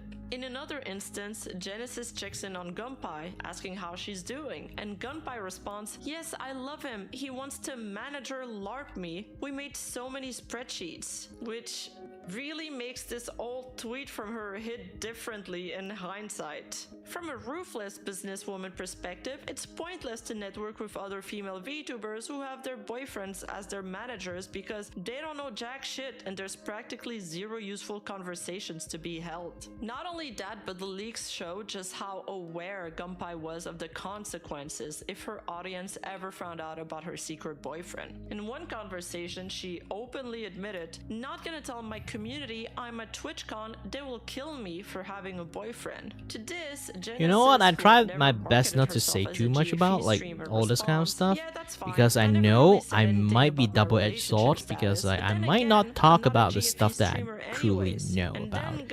So I might say some shit that maybe even I am the sin of. Every single time I shit on people's stuff, I shit on something that even I do, you know? And I say I'm not a saint too. Like it's bad. Like I'm not a saint on this kind of things too. like for me it's like I also like kind of like use a little bit of like I always very conscious about like not really telling people my like disability, and then use that kind of like as a flag for like, you know, asking for people to donate to me.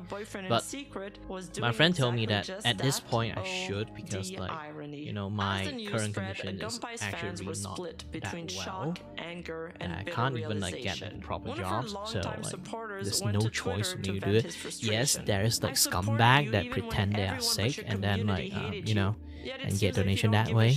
But here's the thing, like even I decided to put something like a medical fee like down there, I won't actually like actively just say, oh, I'm dying, I need some money. Like those kind of things I don't really do it. She was just using her fans for monetary gain and didn't care about her fans. And a fan clearly heard because I'm really aware, I'm too self-conscious that understand that so many people actually does that shit, and in like bad faith, I don't really want. It's like even I'm not actually I actually have like issues. I don't want to, you know, I suddenly I have this kind of guilty conscience, like don't want to take advantage of people's goodwill that much. Even they have, I will be if they decide to do it, I'll be like thank you, but I can't really like repay any people in any compensation level at all. I really are those kind of people who wants to do like a give and take relationship. So if they decided want to give me something, I will like give them something back. You know? She was living proof of why that advice was terrible. I do wish to maintain that relationship as much as possible. Everything had gone down, so it's like balance out the thing in a much more fairer way. Yes, really. As fair as possible. That's what I personally always want to target. If I ever reach to a certain state that people just give me shit, I will try my best to give back shit. Moving on. At the time of writing this video, Gunpai is back on social media, this time under the hashtag reformed. But has anything actually changed? Not really. She's been active on her alt account called Diet Coke, where she's fully leaned into her not safe for work content hustle. And if there was any doubt that it's actually her, she linked the account to her own throne wishlist, confirming that once again with her, it's business as usual. Thank you so much for watching. Huge shout out to my Discord community for submitting this again story. when it You comes guys to are the real manipulating people. If you want to contribute to future videos or just hang out and talk about VTubers, They just join view it the as server dumb. at discord.gg/Rima. And if you can't get enough And behind the of my scene, content, I definitely stream they on have Twitch, like a lot of YouTube, plus I ego upload trip happening highlights on behind my them, second channel, and just say, so make sure to see subscribe how to that much too. money I Oh, got and like if you want to scam support from the them. channel directly, It's like it's check more out or less my it's a Patreon. scam at this Every point. bit helps me make even bigger This is and more or better less like a videos. scammer That's all for behaving now. behavior. Until next time. Lay down. Lay down. Lay down. Hey, don't growl.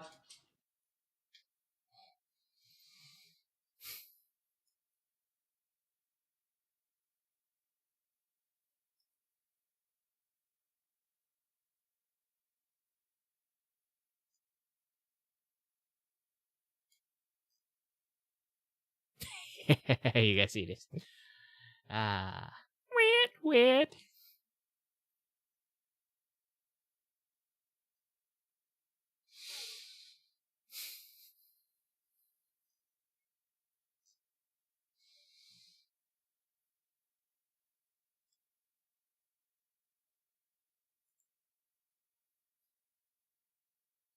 Mm-hmm.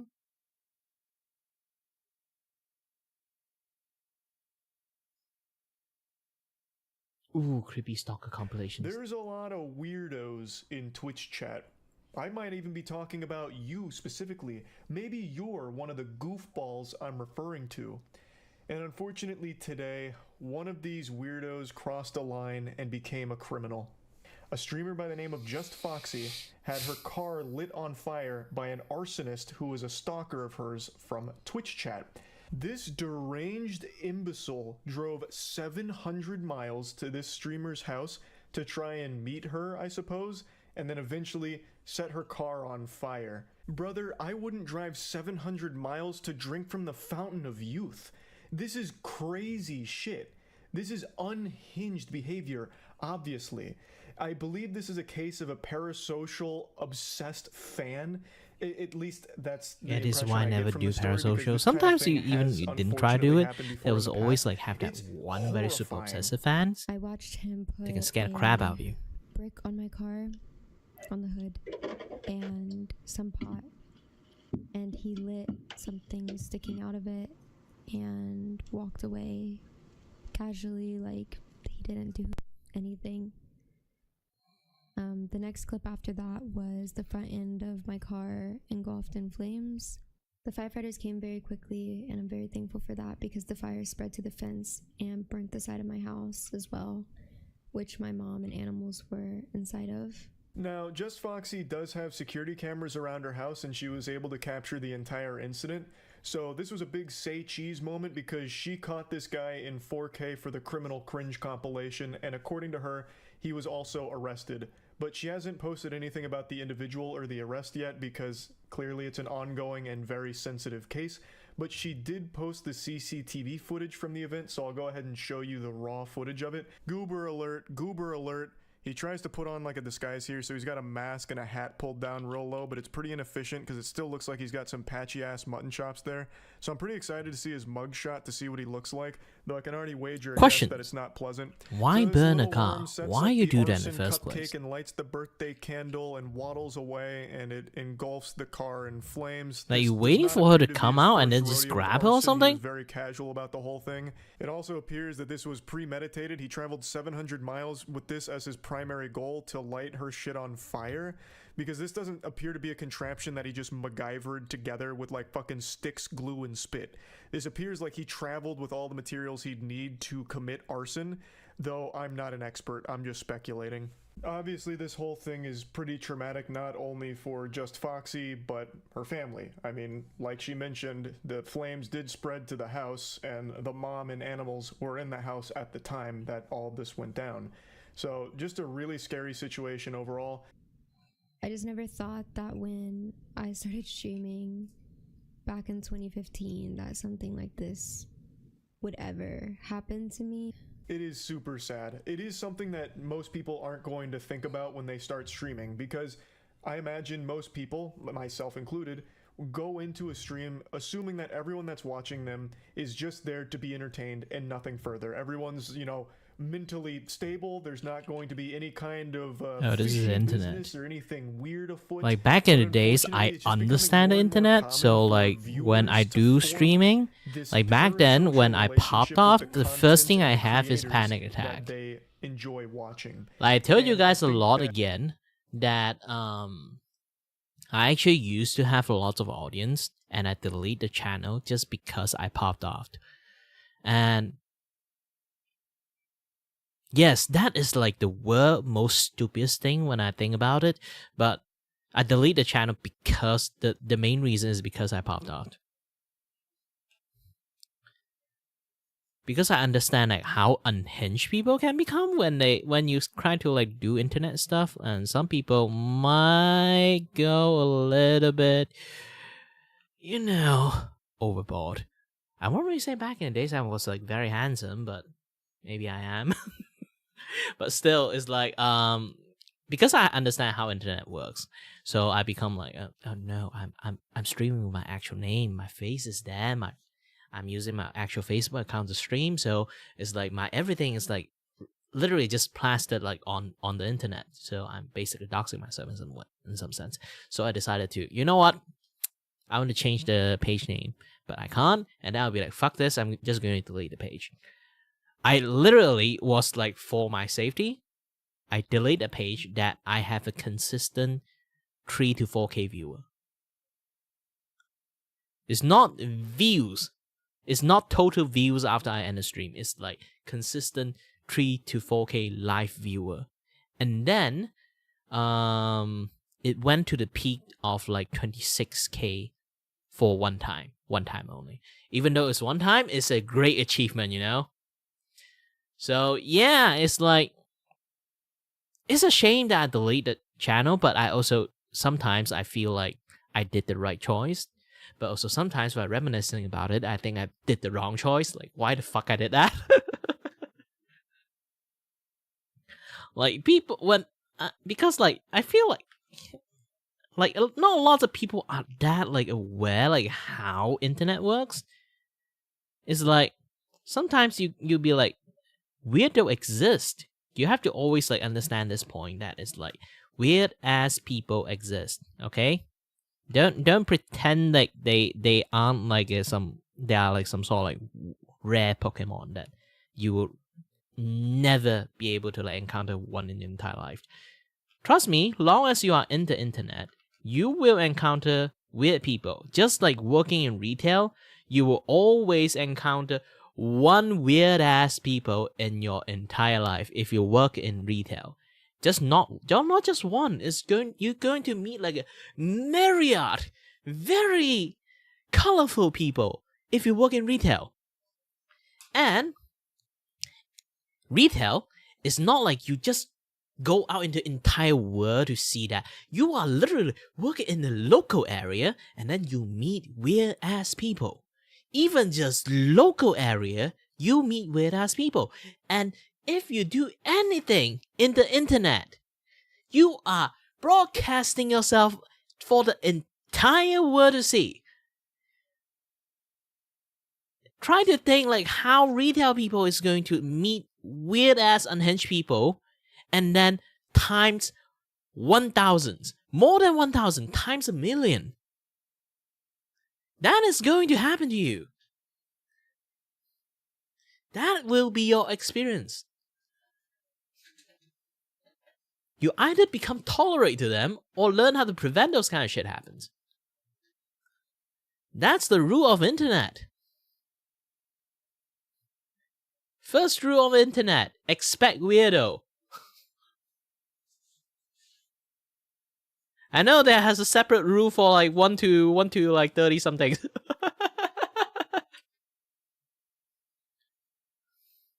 But don't mind that. Listen to Kirei Vaku rule. Okay? First rule of internet, that's definitely a weirdo.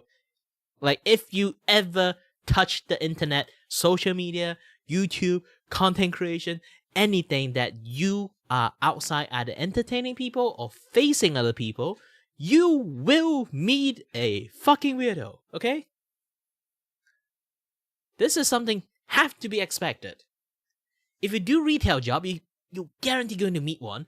If you go to internet, you have to times 100 million times that you're guaranteed going to meet 1,000 of them in your lifetime if you're going to touch the internet. Okay?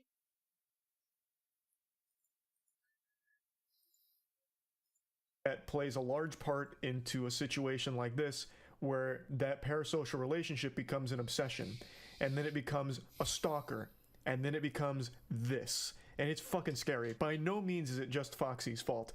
Unfortunately, this has happened a couple of times in the past. Like Amaranth, a little while back, had a stalker in a similar situation where the stalker drove fucking, tons of miles to her house and lit her trash on fire to try and burn down her house. Literally just like fucking cremate the place she lives. Somehow that would work in his favor so they could live happily ever after or some shit. It's deranged. It's scary.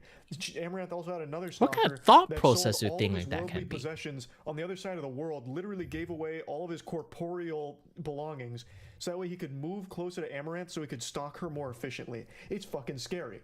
There are people like that, unfortunately, on Twitch, and I feel like a lot of people outside of the streaming space don't really understand that. So I want to tackle a couple of conspiracies that have sprouted up from this whole situation because somehow Twitter brain rot found a new way of shocking me with the stupidity.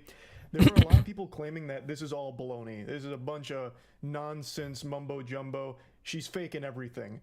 There are people just outright denying that the CCTV footage was even real. They were literally covering their eyes and plugging their ears, like acting as though the CCTV footage doesn't exist of the guy literally burning her car down. So I don't even know where to start. You are too far gone if you think that this is somehow CGI or deep faked. That's ridiculous. And then the next big conspiracy theory is that it's all an insurance scam from Just Foxy, which is a crazy take. Because for the insurance scam to have worked here, She would have shot herself in the foot by filming it, because now there is a person there. There is a person in the footage, and that person has been arrested, according to Just Foxy. And if this was all an insurance scam, that guy would squeal. He would absolutely be like, she paid me to do it, this is all just an insurance scam. Like, everything would crumble. It would be a terrible insurance scam idea to film your own insurance scam, which is why insurance scammers usually don't want the video evidence. Like, that's usually what unwinds. Here's the thing, like, when it comes to, like, internet intelligence, I feel like people in the internet is, like, getting, like, dumber and dumber. It's like, there's definitely like one single brain cell moment for like lots of things, especially you work in social you do stuff in social media. There's so many single brain cell moment because like just the sheer amount of people they are communicating together is like that. It's like degrading people intelligence. Thank God I'm not actually in like chronically like in social medias. And I do like watch this kind of stuff, but it just kind of keep me like on toes of how stupid like most people is like nowadays. And I do understand I am stupid too. Here's the thing, you need to have a self-aware that you are stupid too to call other people stupid.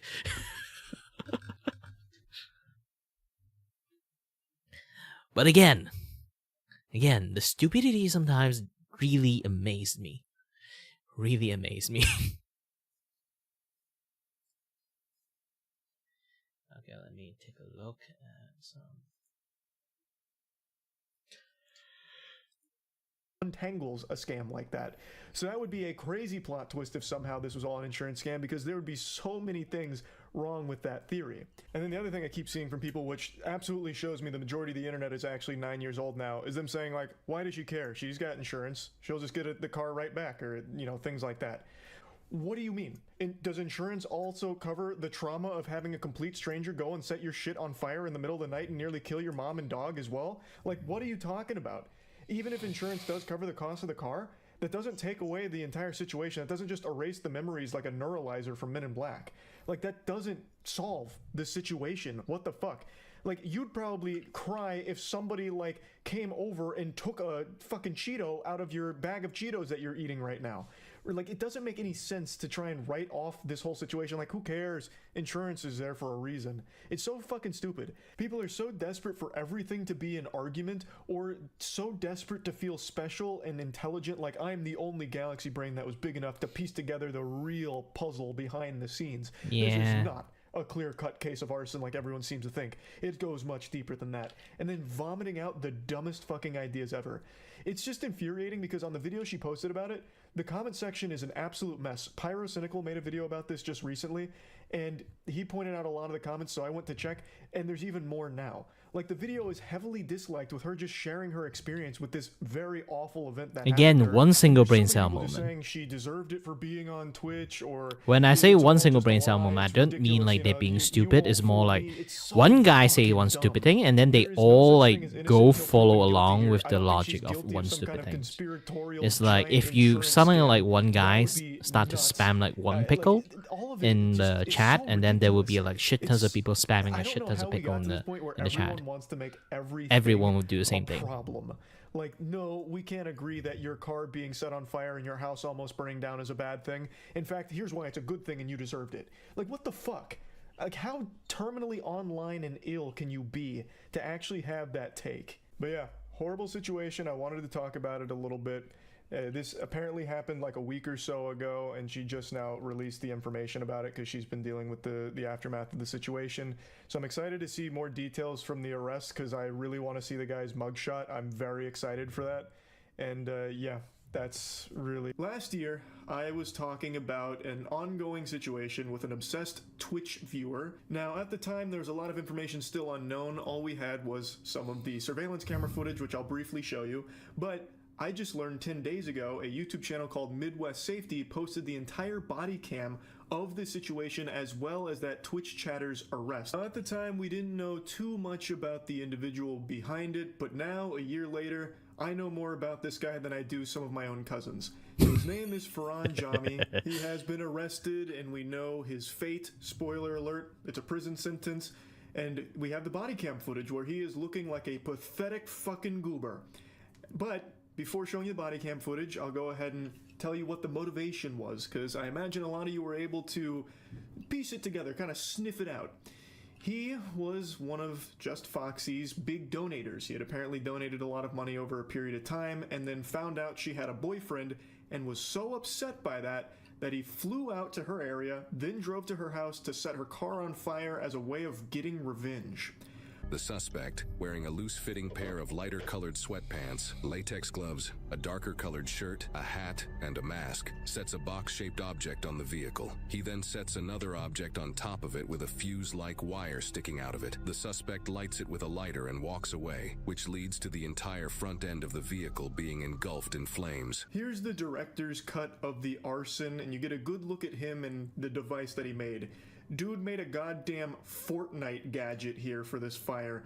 He made a certified whatchamahooza. It's like a fucking kids next door contraption for this fire.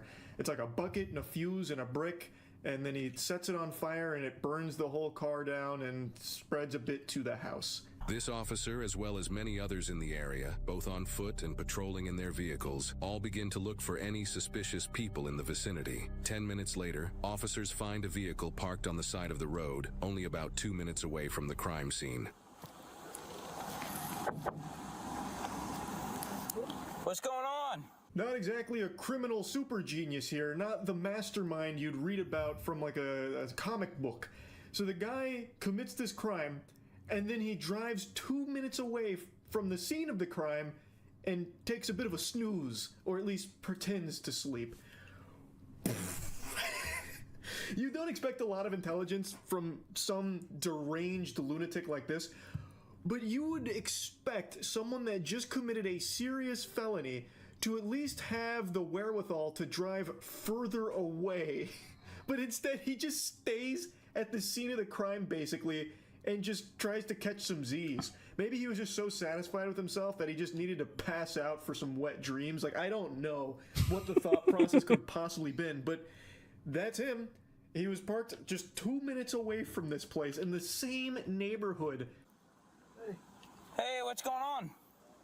Not much. Just wanted to rest up a little bit. I have a long drive.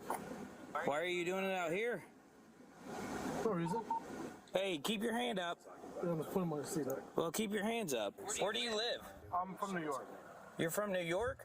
Yeah. What are you doing out here? Just came to visit a friend, really. Where's the friend live? Down in Cincinnati, but he's working, like, doing some construction over here. This guy's a smooth talker. He's got the silver tongue here. He's weaving some very intricate lies. I'm here visiting a friend. That's really kind of the best he's got for that.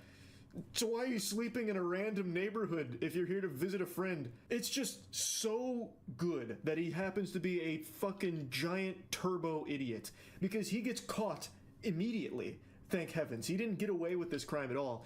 And this whole scenario with him only gets even more ridiculous. He is so fucking stupid, it is shocking. So why did you decide to just pull off in a neighborhood to sleep? I'm so confused. Because I drove 40 miles here, and I literally came like an hour ago, and I was like shot, and so I just needed to knock out. So you just pull off into a random neighborhood? Yeah, I mean, it was right off of the street, whatever it is. I really didn't know where to go. And I'm sorry if, like, they called the cops or something, because they probably thought I was doing something weird here. But I swear, like, I'm not doing anything crazy out of left field or anything. You mind if we search the car? No, please, go for it. He might actually be the worst liar ever. Playing Among Us with this guy must have been just the freest dubs of all time. He cannot spin a coherent story even slightly, and everything he says gets proven wrong within 10 minutes. It's the quickest speed run I've seen for someone's lies getting debunked in a body cam. The reason why I ask is because there was somebody who set a car on fire. Who set a car on fire? Yes. Like, what do you mean? Like, how do you set a car on fire?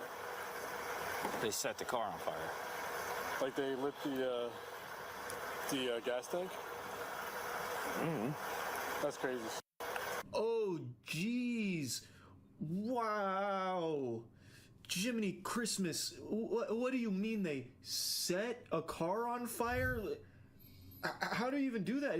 Is that even possible? Can cars even be on fire? Like what did he do? Like set the gas on fire? The gas tank? Oh, goodness gracious. Ooh, wow, that's not good. Like, what, you telling me like maybe put like a box on the hood with a bucket on top and a fuse and then lit that on fire, which burned the whole car down? The car happened to belong to a Twitch streamer or something? Like something like that? That's crazy shit. Some people, am I right, officer? We gotta be careful. There's psychos out there. Fist bump.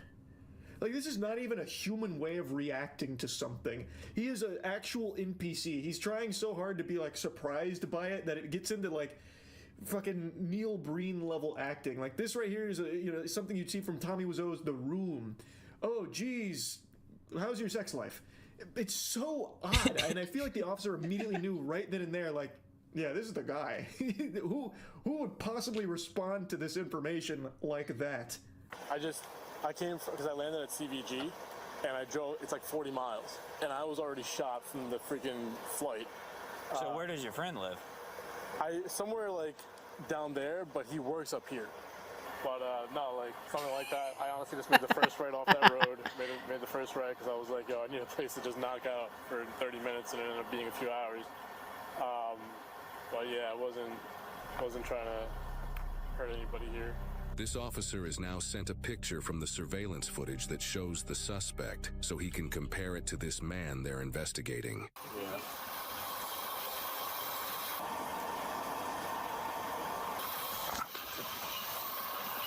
Oh, this guy's good. Yeah, my friend, he's like down over there. I was up over here and then got all scrambled around, and then I just got a little sleepy, so I pulled on over into this neighborhood to take a little 30-minute nap, turned into a few hours.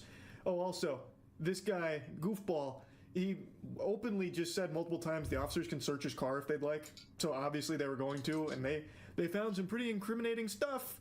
And then the officers get sent a picture from the surveillance camera, and now they have a picture of the guy in the act of the crime, and they have the guy right there. So now they can look at that picture and look at the guy and see if they match up. And guess what? They match up pretty well. It's about the same outfit. I want to see if there's a mask in here. Here's your COVID mask. You got it? Yeah. Okay. He's got a lighter in here. He's got a torch lighter. Yeah, there's a torch lighter and It's not like I'm trying to teach people to like do crime. It's like change your clothes, toss the shit you did stuff with, you know? Didn't you watch enough movie to know that? He's wearing the exact same outfit, and in the car, after getting permission from the guy to search the car, they find a COVID mask as well, which also fits the disguise that the criminal was wearing. The only thing they don't find is a hat. But it's not like the hat is a fucking mask from Mission Impossible where it fully hides his identity. It's not exactly, concealing who he is. It'd be like me putting these glasses on and people going like, where the fuck did Charlie go? He just vanished. Who is that? Who's sitting in his seat right now? Like the hat isn't enough for officers to be like, yeah, it can't be the same guy. He's not wearing a hat. Must be someone else. He must have gone the other way. We got the wrong guy here. But they do still do their due diligence in finding the hat in order to 100% put this in the books that they know they have the right guy. He's got a beard, he's got the same clothing, he's got the reflective shoes, everything. Situation down the street where you lit something that caught on fire. I'm gonna point blank ask you. No. No? No. Okay. I understand that you're over here visiting friends, but you parked over here for a reason. Is there anything else you want to tell me? It's not me. That's not you? No. Sure looks like you and everything you're wearing. It's not me. That's not you, huh? Look a little closely. His poker face is too strong. Even when confronted with the overwhelming evidence, they even show him a picture of himself. He goes, nope, that's not me. It's actually that scene from SpongeBob with Man Ray and Patrick when it came to Man Ray giving Patrick's wallet back. While searching the area around the suspect's car, officers found multiple plastic bags with a hat, multiple sets of latex gloves, and another mask within them, not even 10 feet away from the vehicle, underneath a pine tree. Got his gloves and everything. Yep. Holy holy shit, how did they even find that? It was so well hidden. It was like finding the one piece. Ferran did an extraordinary job of burying the evidence by putting it 10 feet away from his car next to a tree. You could have probably seen that by accident just by looking at his car. It was that close to it in plain sight. So they found the hat and everything else that was used in the crime. And so they take it to Ferran saying like, hey man, we found the bag that you tried to hide. Do you want to just confess to it now, or do we have to keep playing this game? Are we still going to go through this song and dance? Can you explain why no more than 10 feet from your car is a hat that matches the exact picture from the suspect in the video? I can't, but I... Are your fingerprints going to be on that bag? Maybe, I don't know. Is your DNA going to be in that hat? It shouldn't. Okay, so there's no way your DNA can be in that hat. So when we test it, we're not going to find your DNA in there. Yeah, I mean, you shouldn't, no. Okay.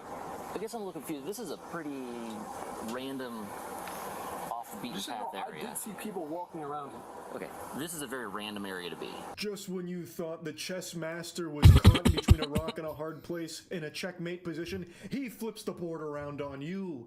You see, he just cooked up a really smart story here. Just so you know, I did see people walking around here.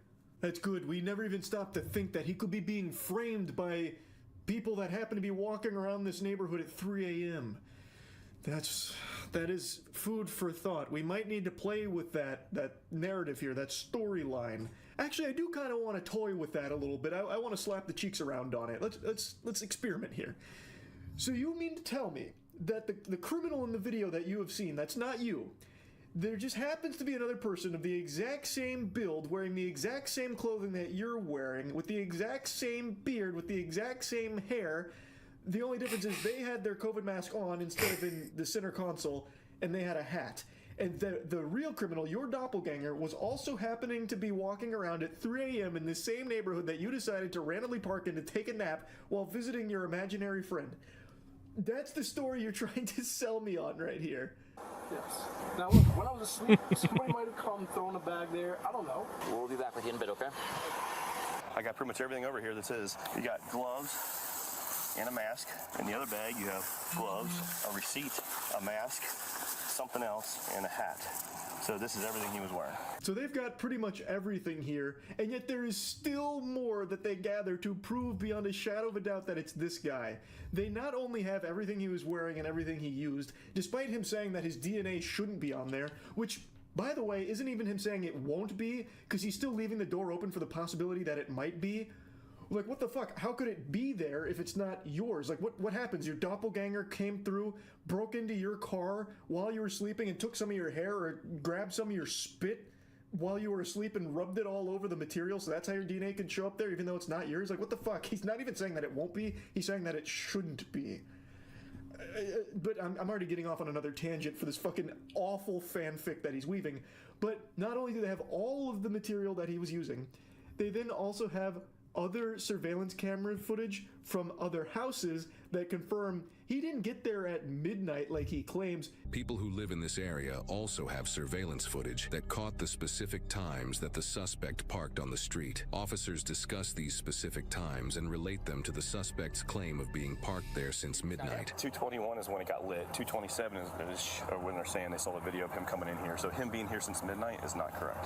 So you said you came out here around 12, around midnight? They got video of you pulling in here around... This is actually the cops actually doing his job, doing their job. You've been lying to us from the start, man. So we're taking you back to the PD. I know the evidence is overwhelming, but I'm not the guy that did this. I don't know what to tell you. I'm just not the guy who gets my hands dirty, you know? It's just not me. A convincing argument from Ferran here, but the evidence was too much. Every single piece of his story was proven wrong, all in the time span of like 20 minutes maybe. They not only got the accurate time for when he really did pull up, which was minutes after setting the car ablaze, but they also found all of the pieces of clothing and items used in the crime as well, and a picture of him at the crime. So I think they've got the right guy, I'm pretty confident to say, and he was sentenced to 46 months in prison for this crime. So yeah, just wanted to give you a follow-up to all of it. That's about it. See ya. Good morning, and welcome back to Wacky Weirdo Hour. Boy howdy, do we have an action-packed lineup for you today. Get out your cup of coffee, enjoy your cereal. It's about to be a bit of a ride. Sometimes I'm asked, why do I do this to myself? Why do I dabble in the swamp of cringe? What's the purpose? What's there to gain from staring into the abyss and letting the Seems like abyss you stare dabble back into some you? EQ. And the thing is, I unironically feel there's real value here in some lessons to be learned from the lunacy. Let's say there's people out there that haven't really experienced a lot socially in life, suckling mother's bosom, and has never really branched out from the nest to get their own wings and become the social butterfly that they are destined to be. Sometimes people might not recognize that the behavior they're exhibiting is not good and is bad, not productive, is not going to lead anywhere. So by going over some of these absolutely atrocious, downright painful exchanges in the dating scene or like romantic interest, I feel like it can serve as a scared straight kind of moment, like, behold, don't be this guy. And you're like, oh, I don't want to be that guy. What the fuck? He sucks. Okay, all right, I get it now. I know what not to do. Or maybe I'm just reading way too deep into all this. I'm not a fucking hero. I'm not a psychologist. I'm just a guy here laughing at some goofy situations. Anyway, the story for today is one I got tagged in a lot last night when I was at a Lightning game. So I actually watched it unfold in real time and had a sneaking suspicion that by morning this would no longer exist. The poster would probably remove it because things went out of control. That shit went cattywampus. And I was right. The posts were deleted, but I saved them. I made sure to. I said, nabbit, you're not keeping So this hold on from a little me. bit. You I'll think be you can hide cringe, brush it under the rug, and I won't taking a find little it? bit of Nope, break. I'm lifting that rug up with a big old smile on my face.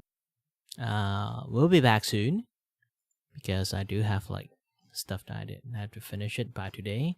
I didn't manage to finish my overlay, so this is like my new overlay now, and I'm going to be very happy about this kind of things too. Anyway, I'm very proud of my current work. So yeah, as well like in any other ways too. Anyhow, be back soon. The BRB screen. Boop.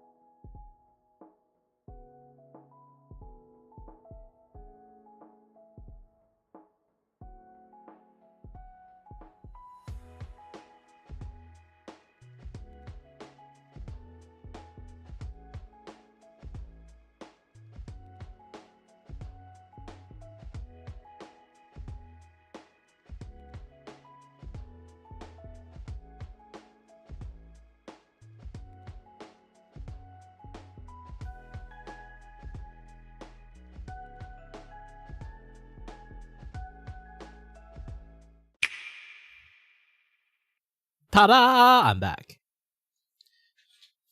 Is my camera scenes a little bit too small? I might be a little bit too small. I might have to increase my size a little bit. Let me go and let's see. This one? Yes, this one. Ooh, I got dragged.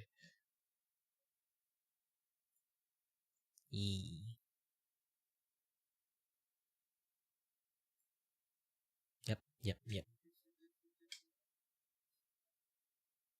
Why is my head not moving that much? I guess like it's been a while, so like it happens to be like, you know.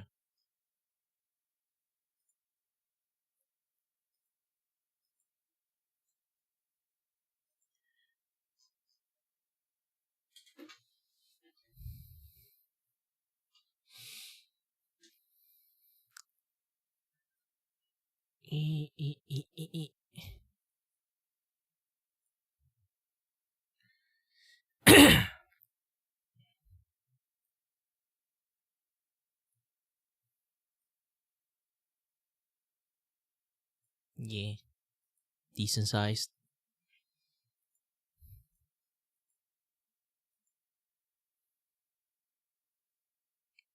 All right, let's go back. Face. I'll say thank you so much for this. Yum, yum, yum. Scrumptious. So I got the Library of Alexandria of Cringe, and let's just go ahead and explore. I had to censor so many handles that were tagged in this initial tweet here. It was like a fucking CIA document with all the redactions. But anyway, I've got it in working order. I don't want anyone harassed here, including the original poster or anything, obviously, but I do want to go over this. So they made a... I do want to go to histories. Then watch this one is better. For me, they just can't stop. Y'all ever just grab your own ass and then tell yourself it could be bigger? Here, I'll go touch it. Anyways, what was I gonna do? It's time for your one and only favorite segment of all time. Whale Mentioned! Please hold the applause. Whale Mentioned, as you all know, is a funny segment. It's a segment where this time I get to catch my friends in 4K. Anytime Bao is mentioned anywhere else on the internet, you guys can take a screenshot or show me the clip out of context and we can see how fake all these bitches actually are. Let's go ahead and get started. Bao catching strays randomly from expert armchair and false IDs news. Aw, hell no. What now? And look at the top VTubers in the Just Chatting category on Twitch, stating while they may be degenerate, and with Val the Whale catching a very deserved stray here. What the hell? What did I do? Dear Matar Khan, I believe you asked Numi about the Goon couch, so I've decided to impart my lore to you. You see, it all started when Numi forgot to kiss me goodnight during a sleepover. In retaliation for being severely emotionally neglected, I used her couch as my cum cocoon. And I'd do it again. I'd fucking do it again. It's what she deserves. Awesome. Thank you, False. What happened to fair news, chat? Yeah, this is why we need community notes for like this. What is this? All right, y'all. So here's the thing. I was just enjoying my life, minding my own goddamn business. And then I get a notification from Bao VTuber. Mind you, there is a clip out there. I think that was sent to the Numi clips before this. Hold up. They're so fucking mean to me. They are so fucking mean to me. Mean to Numi when I hang out with Lucy. You know, I'm gonna find more pre-debut Numi, okay? I'm gonna turn to a fucking Numi archaeologist and unearth the most horrific horrors you've ever seen. She acts like she's so fucking innocent. As if she doesn't throw the most disgusting things on the timeline and attacking my beat. 7,000 likes. 250,000 views. Uh-oh. I poo-poo while doing handstands. Help me. I poo-poo. I'm not even gonna question that. Okay. Mods, find that and set that as my sound alert stat. Love Numi. Still have her jeans, by the way. What's this? If you're stuck on a 10-hour flight, where are you sitting? Crashing the plane and doing the world a favor. That's a crazy thing to say. Skull emoji. Thank God you put Bao in the back. Too dangerous if she's in front of anyone. I thought she was gonna say some shit like, damn, if you put Bao in the back, the fucking plane's gonna be tilting up. can't be funnier than me. Just saying. What is this? I'm not matching anyone's freak. I'm surpassing your freak. I am the freakiest.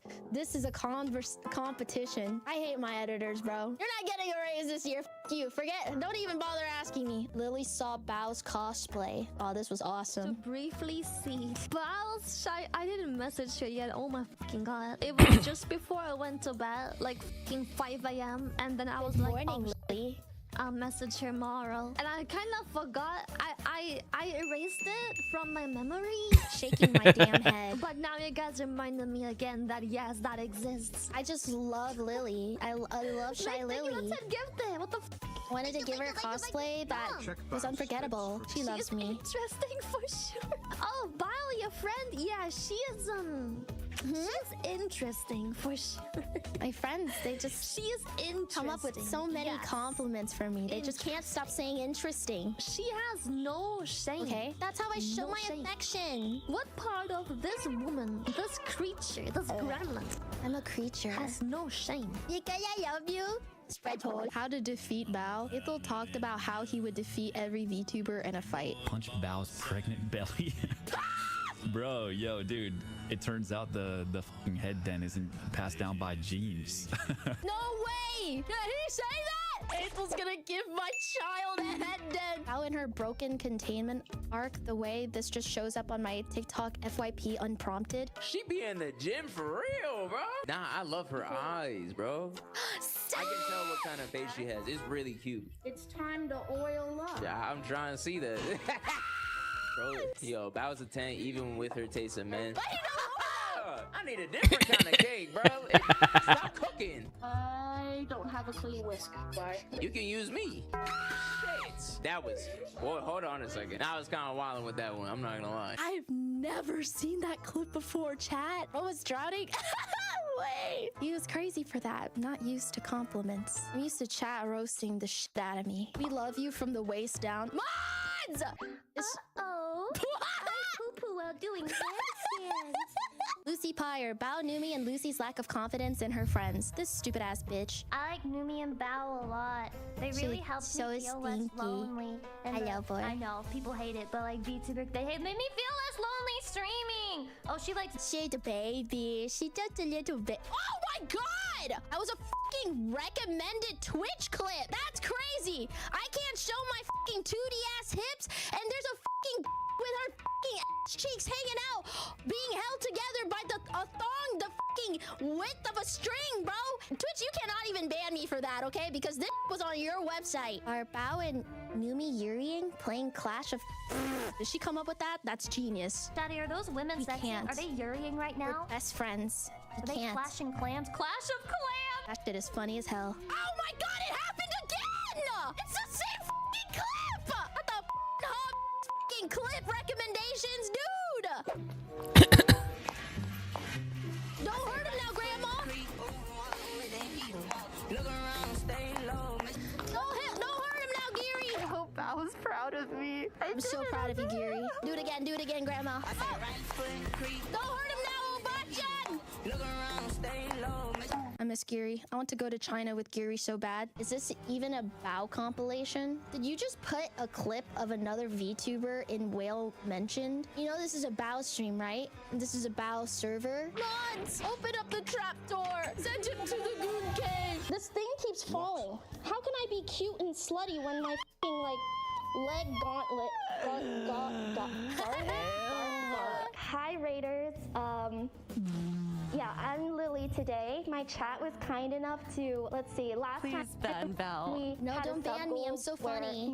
This is Lily disgusting. won. Crocheted this Bao hat. Damn, she didn't even finish watching. What a fake ass fan, bro. I remember I was on my phone right before I knocked out and passed out, and the last thing I saw was Bao and her pregnancy cosplay. Oh wow. And I thought I dreamed it. I didn't even realize it was was real until I looked on Twitter the day after. Like, I That's legitimately awesome. thought I was going insane. We're The currently heat talking. stroke delusion was still not crazier than the actual thing that I did. I love her so much. How's fanfic goes a little too hot. What could this be? You know what? If me and Scoo were actually in the same kitchen, it's gonna be just like those comics where like they start cooking and then Scoo like walks up from behind me and drops her bags after a long day of work, and then she wraps her arms around my waist. All I'm wearing is an apron and she rests her head on my shoulders from behind, and then I'm like, babe, stop, I'm cooking. And then Scoo's like, wow, I can't wait. And then Scoo starts kissing on my neck and I'm like,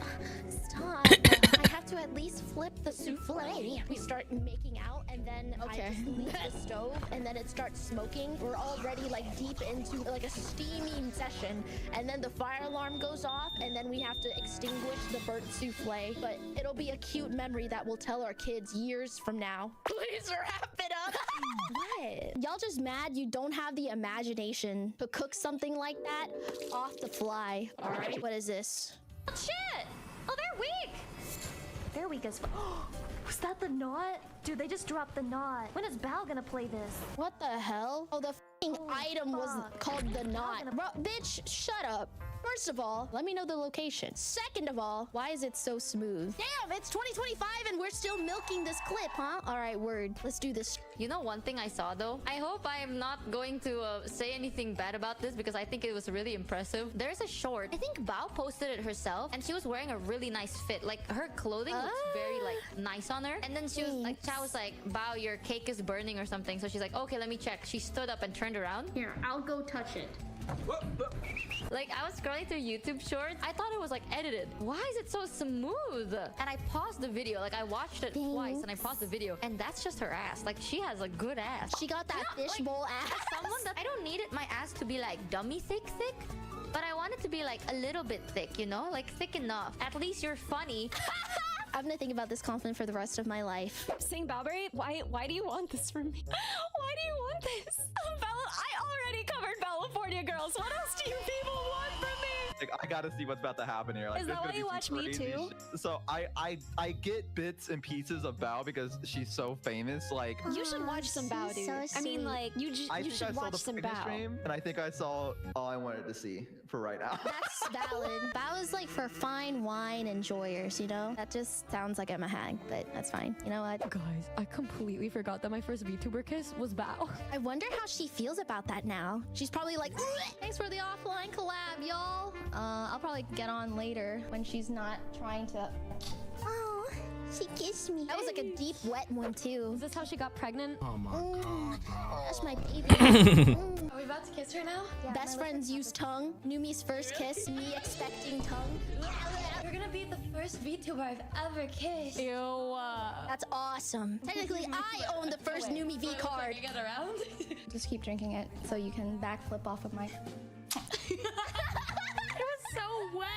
What was going on? Why don't I feel like I'm interrupting something? Like, why is there so much tension in this clip? I think I will never speak of that clip ever again. And one of the reasons I'm doing it too, I've been lurking in Bao's stream a little bit. And she does it with her new videos. She asks people to go upload the video, go comment on the video, go like on the video, and it works. So Aw, she's studying my content. I'm taking inspiration from Bao. I'm gonna start Stop. showing my butt on streams. Okay, all right. I thought, It's finally happening. I thought we were talking about the technicalities of inserting yourself in the YouTube algorithm. Now, what's all this talk about my ass? Interesting. Here's this one. But yeah, I don't know how to describe it, but it's clean. It's well, thank you. Yeah, it's like silky. It's the only clean thing about her me. voice Awesome. is like, you know when you change your bed sheets, a freshly new piece of bed sheets. That's such a sweet compliment. The fresh linen smell. Yeah. I thought she was gonna talk about me, but she's talking about how much she loves my singing. What the heck? A new set for the Pillow Princess. Okay, all right, never mind. I take it all back. Like, I hate saying that about her after she cosplayed pregnant fucking Shy Lily. This fucking creature, bro. Never have I met a woman like Bao to stare at me dead in the eyes, half naked, just to fart. Now, first of all, you can't prove this. Uh-oh. I poo-poo while doing handstand. What is this? Oh dear. What is this one? God!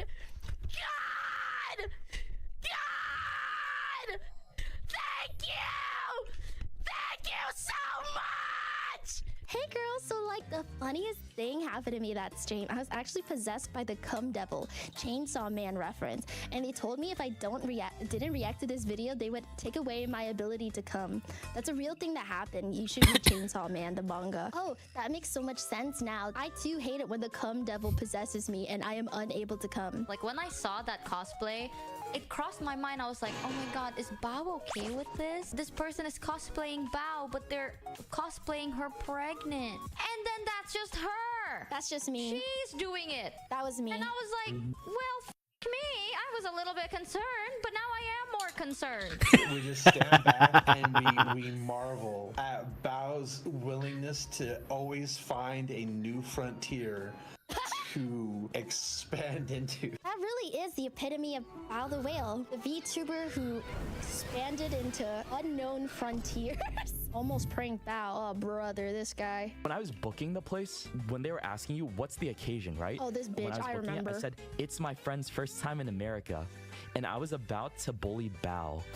If the waiter came by, I was like, oh yeah, who's the person's first time in America here? I was about to point at Bao and be like, oh, it's her, right? But they never did it. I was waiting to make the bit, bro. I was like so ready to like play off this one bit I had cooking for the entire time, right? What's his problem? What's he got against me? All right, what is this? It's influencing me. Her language is influencing me slowly. I'm learning all these cool hip terms. The last thing I remembered about Bao was a tweet she made. Tomato or something. Something about a couch, yeah. Yeah, I love couches. They're my favorite piece of furniture. I forgot the story, but here's the thing, okay, Raiders, just so you know, I am not like a saint or anything, but I don't like germs. That if one day I ever get the privilege to meet Numi and enter Numi's house, I will make sure to just sit on the floor. Thank you for the heads up. First of all, Numi's new house, Numba HQ, does not contain the goon couch. It's at her parents' house. Bao Riz. Uh-oh. Chad, Bao the type of girl to walk up to you and start barking. And if she doesn't ever make that work, she'll PayPal you. Like, let's just be honest. She would rather get her effing neck snapped than actually have real Riz. You guys say that, but the desperate Riz always works. Hey, did this video make you chuckle? Maybe puff a little air out of your nostril? Well, be sure to hit that subscribe button and the notification bell so you don't miss my new videos. Oh, don't worry, I read it. Uh-oh. Not in this account. While doing handstands. But if I do this account, then it will be like my account will be contaminated with weird ass stuff.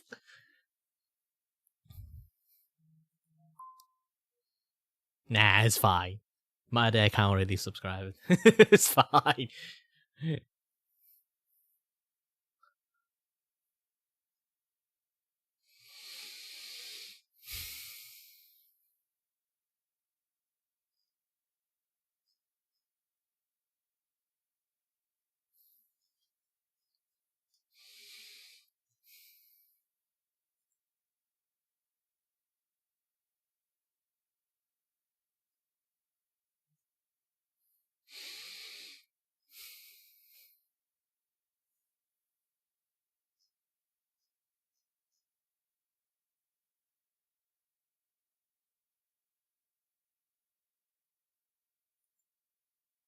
Hi, YouTube! Today, I am taking on the role of Mr. Sean Evans himself and interviewing the sweet and cursed Bao the Whale. I wanted to really dive deep it's a into sweet her cursed. big and sexy brain and find out more about why she is the way that she is. Small warning, we get real deep, intimate, and serious. There's a little bit of tears and a lot of panting. This is a new style of content that I'm trying out, so I'd love to hear your opinion on what I could improve in this style of show. Bye-bye!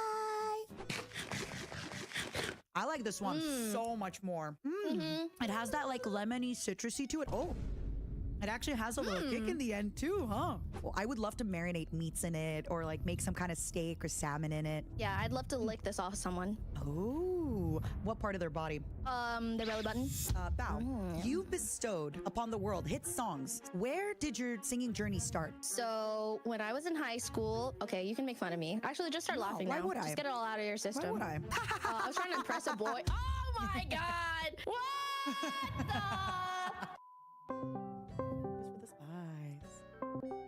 Hello. Hello.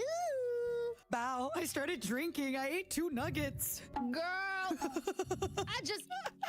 They Damn, she's pre-gaming without me. Let me explain. I'm not nervous for the show. I have all the questions. We have everything ready. I'm just nervous for the spice. Okay, same though. I'm so excited for today. Thanks for joining me. Yeah, thank you. We had this planned for a super long time. I'm glad it's finally here, and you have all these questions prepared. I'm so excited. I have no idea what to expect. So you have all your hot sauces? I have all my hot sauces. Also, everybody say hi to Bao. Say hi to Bao if you don't already follow her. A big shout out to Bao. Aloo.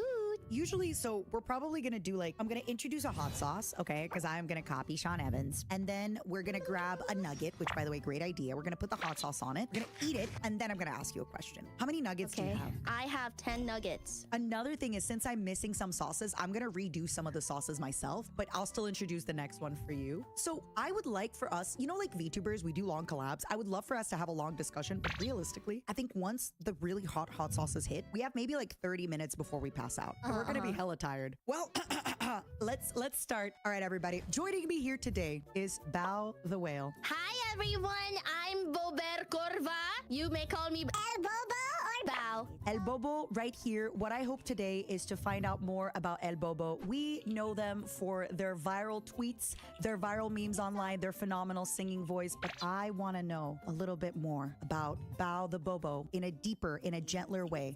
To start us off, we're going to begin with the first hot sauce. The hot ones, the classic. Dun, dun, dun, dun. The classic is our updated ode to America's hot sauce traditions with tangy apple cider vinegar and vibrant chile de arbol peppers grown by Smokin' Ed Curry, because every chef knows it's quality that makes it classic. All right, Bao, I would have you take your first chicken tender wing nugget. Okay. And put the classic hot sauce. Oh my God, I made it. All right, everybody. Already. It's time for the classic. It's time for the classic. Okay. I'm going to match the dab in which you put on your nugs. I accidentally really dabbed my nug. Wow, I just really want to perish today, I think. Hey, we'll perish together. The girls who perish together, cutely. Stay together. Okay, cheers. Cheers. 1, 2, 3. Boom. All right, here's my bite. Pretty nice. Nothing crazy. Yeah, just hot Good sauce. flavor. Hot sauce. Not even hot, really. All right, Bao, you are a whale. A gorgeous, large, big, voluminous whale. Ah! Spilled my hot sauce everywhere. Whale. Ah! We love seeing you as your big whale self. What made you want to do more IRL streaming? And what do you think are its benefits and drawbacks? Oh, that's a great question. Well, I think for me, I was really nervous at first just because, you know, VTubing kind of has like invisible rules that no one really tells you or teaches you. And they change and fluctuate so much depending on what exactly and who exactly you want to be and who you hang out with. And I don't know, there's so much nuance to it, but you know, I just was in a little clip on Twitch.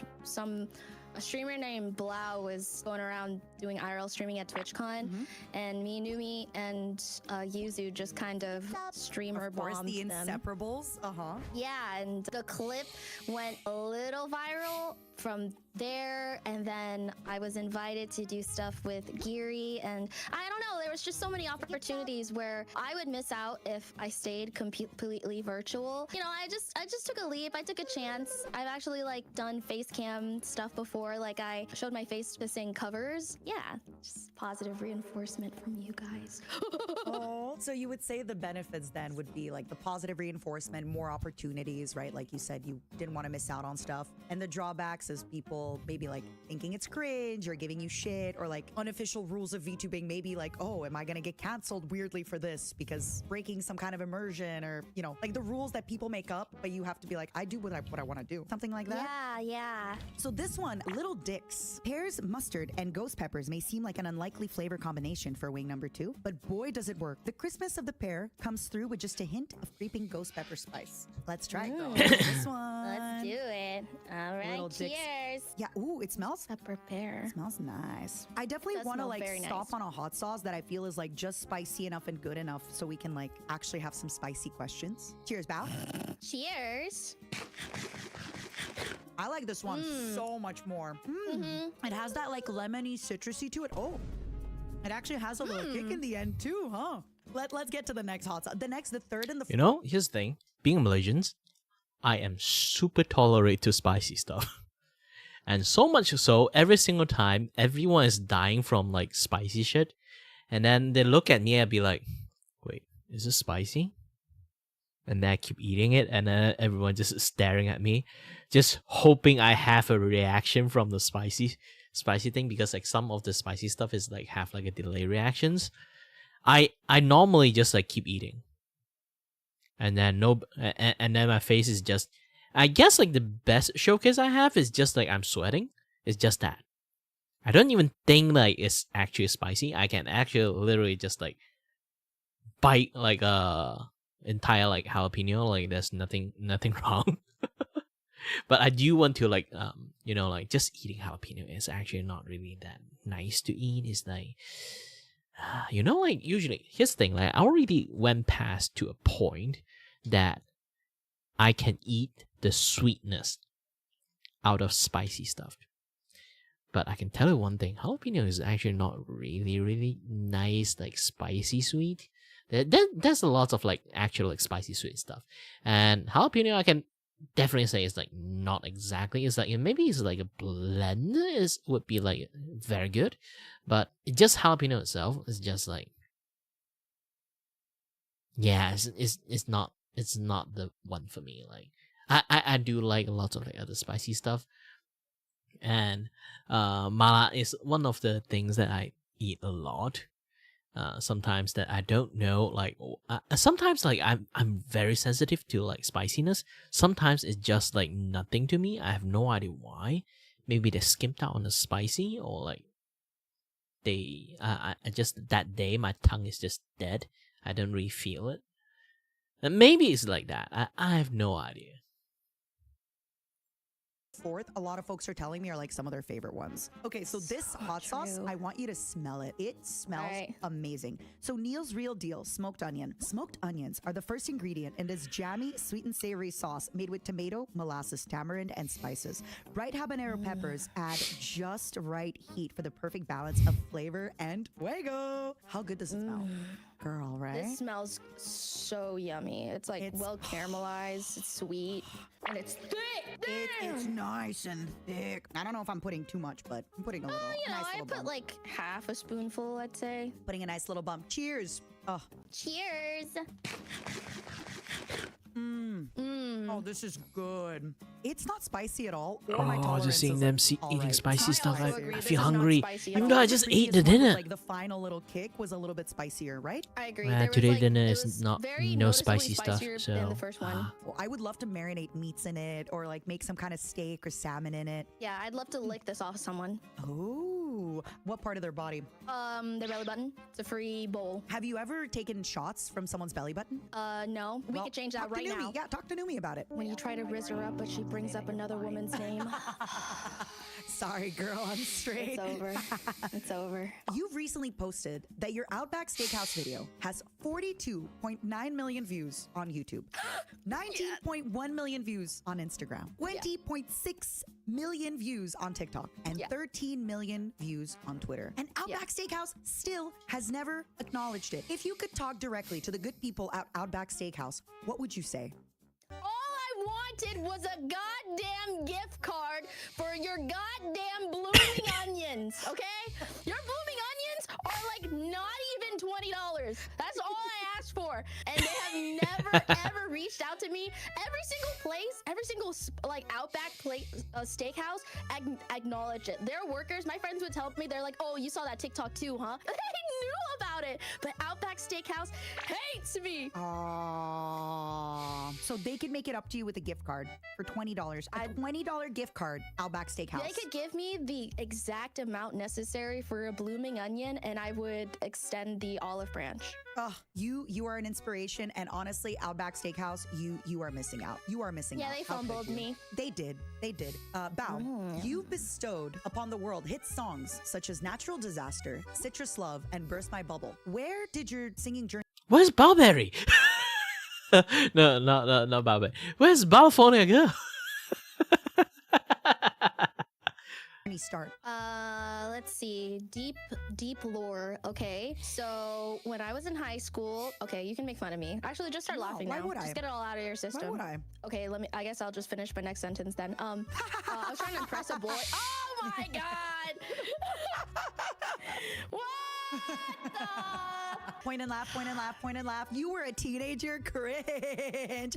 Shut up.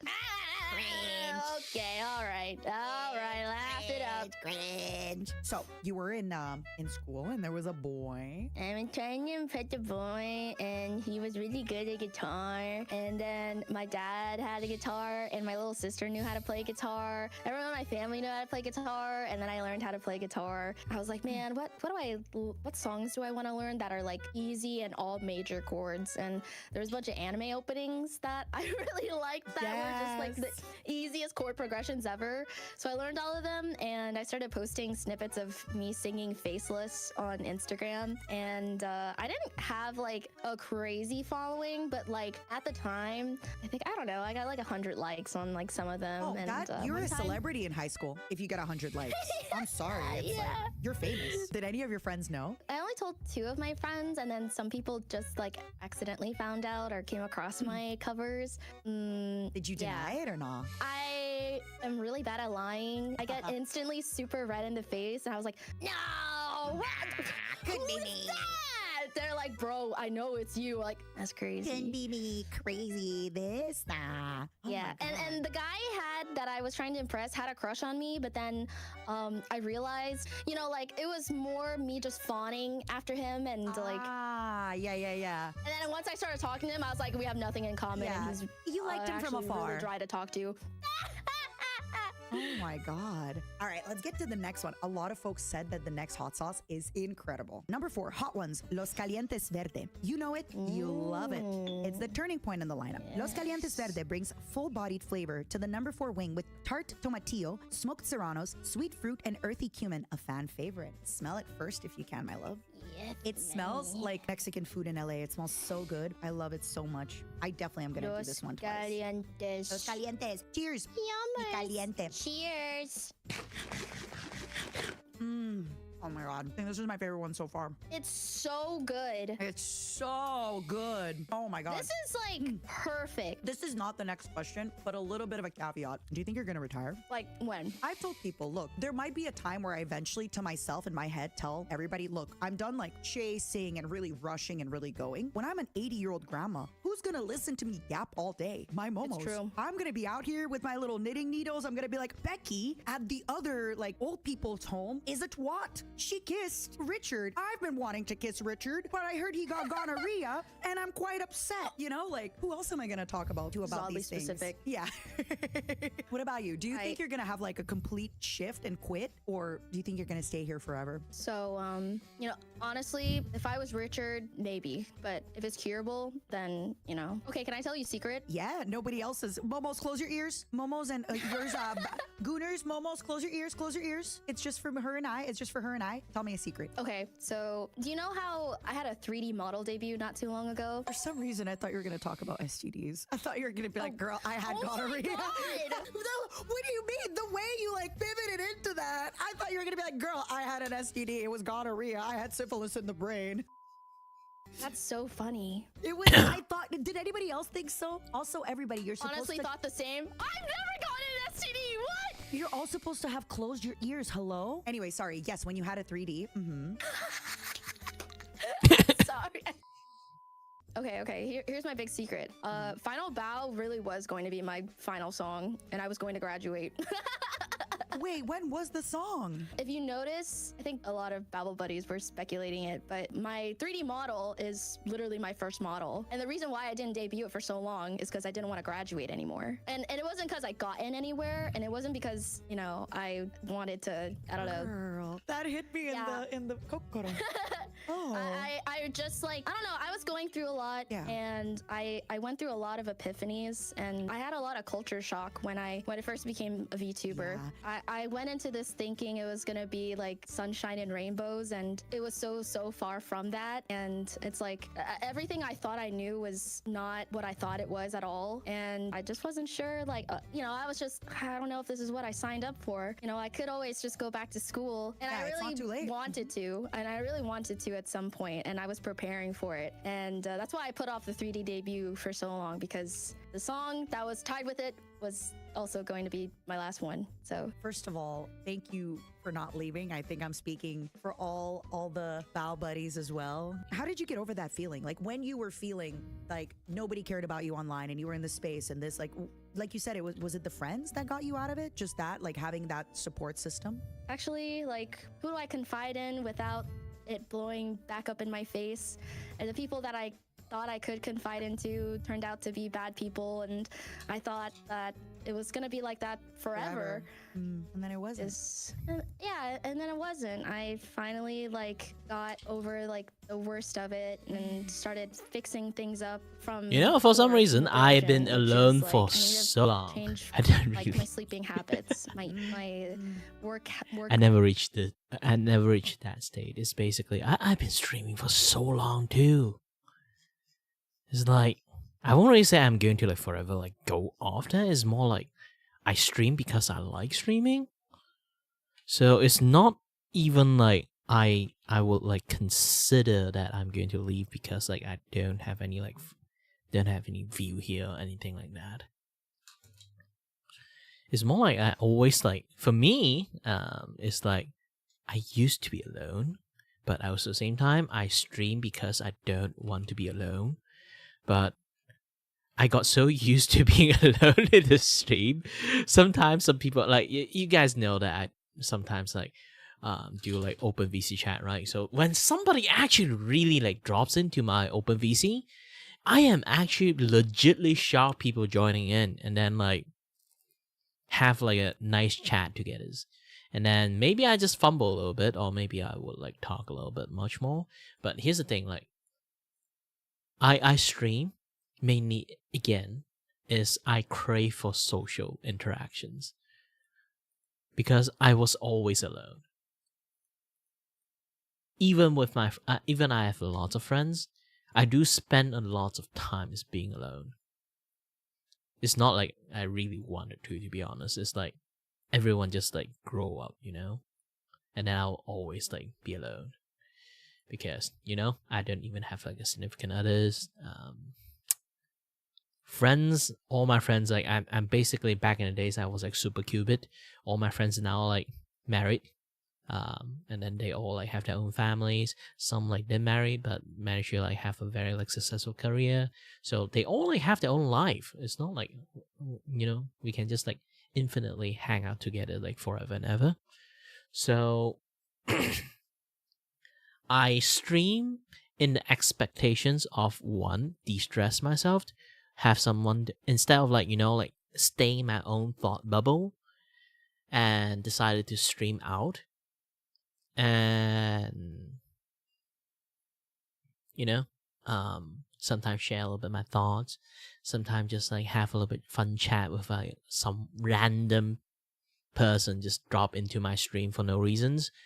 Despite my stream literally have like zero entertainment aside from just chatting with me. And then just have a very long, nice chat together. Maybe something random, maybe some trivia, maybe some fact, maybe some things that I want to learn, maybe something I want to know. All those kind of things that is like very, very like nice to learn about. Because meeting people actually just gain more knowledge and like more perspective on stuff, you know? Maybe sometimes there's some idiot in the chat too, but still, generally, having a conversations is some things that I think a human really, really need, you know? Yeah, like those kind of stuff. For me, that's what I'm streaming for, you know? So I never really like have a thought about like quitting streaming just because you know, just because I felt alone in a lot of situations. And to be honest, I actually went into further into streaming because in some sense in one time and day when I study engineering, I got my trust betrayed and stuff. And you know, that's like a very big period amount of time that I have like this like heavy trust issues. Even right now, I still kind of have. It's just instead of like heavy trust issues, it's more like I'm more socially aware because of that. But that doesn't mean that just it made me scared of like human interactions. It's more like it's just I'm starting to interact with people in a way that I have a sort of like safeguard for myself, you know? It's like I learned to understand this one thing. Like sometimes doubting people is not a bad idea. It's like even like you trust the person, you can doubt the persons. Like you sometimes can be a point that you understand the person enough to know they're lying, but you do sympathize enough that you might know why they're lying, and then you just let them be, you know, and just have the day like just go about it, and good things will come to you, because sometimes like it's just something that even they know, and you just a very genuine person about it, and people will just see your intentions. You just letting them do that. Do they want to take advantage of you or not once they notice? That will be like really depends on them. There will be people that will do this kind of stuff, and then there will be people that don't do that kind of stuff once they know about it. And you can see if you notice they actually notice that you just let them be, and they are taking advantage of it, then you can just, you know, break the relationship. You don't really need them. Sometimes you can't really say that you don't really need them, but I can say this much more easily because I've been hurt before, and I learned the lesson from it. But when people never really got any like, you know, like any stage of their life that they have like someone they really trust betrayed them,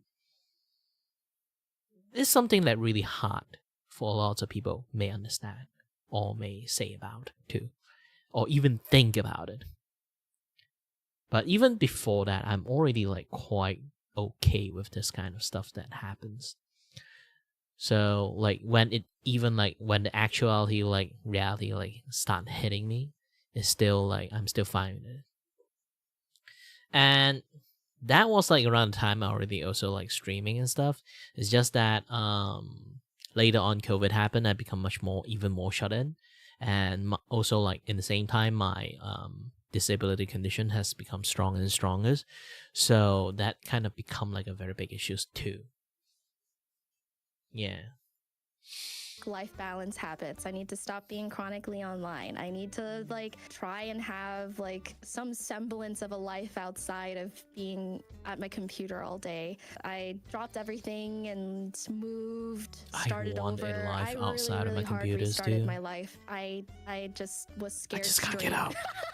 I get that. And I just hope for anybody listening, if you are where Bao is, like, you can get out of it. And honestly, yesterday when I spoke to Numi, she talked so highly about her friendship with you and Yuzu, and how much you girls are there for her, and how much the three of you are like for life, and how she didn't believe that people would be as amazing and wonderful until she met you two. So you've also been that person for so many other people. Ouch, the way that they have been for you. That makes me so happy. I was actually just talking to. Oh my god, my eyes, my eyes. She got hot sauce in her eyes. She got hot sauce in her eyes. She got hot sauce. Is that what it sounds like? Is that what it's? I was just Also, talking take a to look. her. They added a little emote in stream for you. What is that? We are kissing. We are kissing.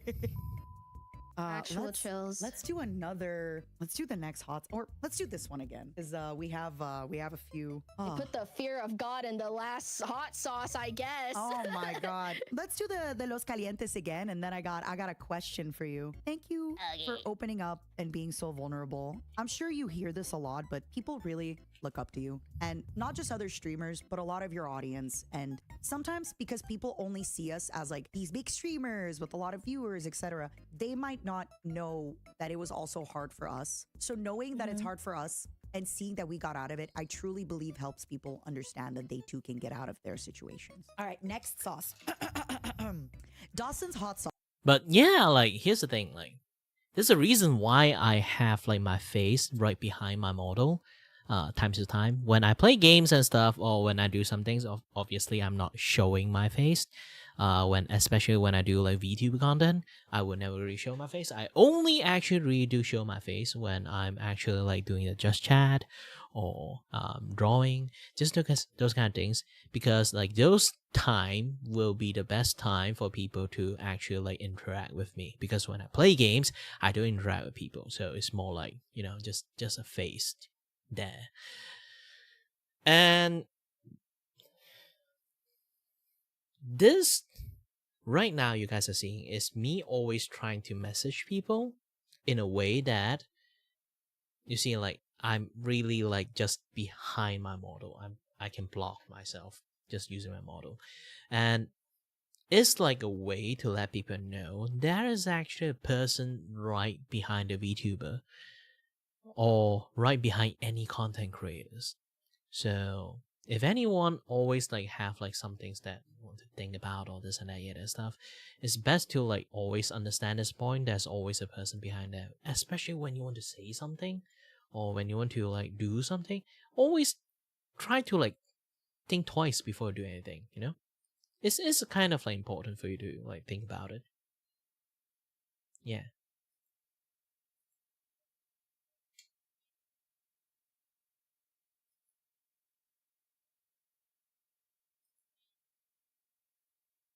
Oh, let's continue.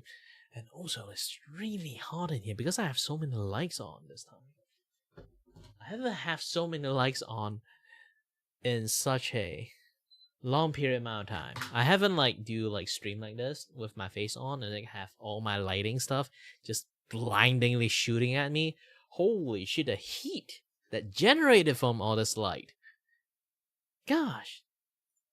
Sauce, apple caraway. Apple gives this sauce sweet, juicy notes that enhance the fruit flavor of habanero pepper. A dash of caraway adds a pinch of old world bittersweet to balance it all out. Delicious! I'm gonna be honest, I thought that I was going to be a huge baby when it came to these hot sauces, and I don't know, I feel a little cocky right now because baby, they're not kicking. Do you see the paper? So this one's 52 shoe.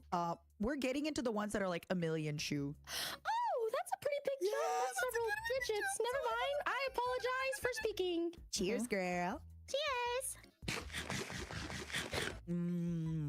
Oh, I like this. Is so good on nuggets. Oh my god. I think I could drink this. I see what you mean though. I'm also getting kind of cocky. This isn't spicy. Like it's got a little, like I can tell it's a little warm, but it's not spicy.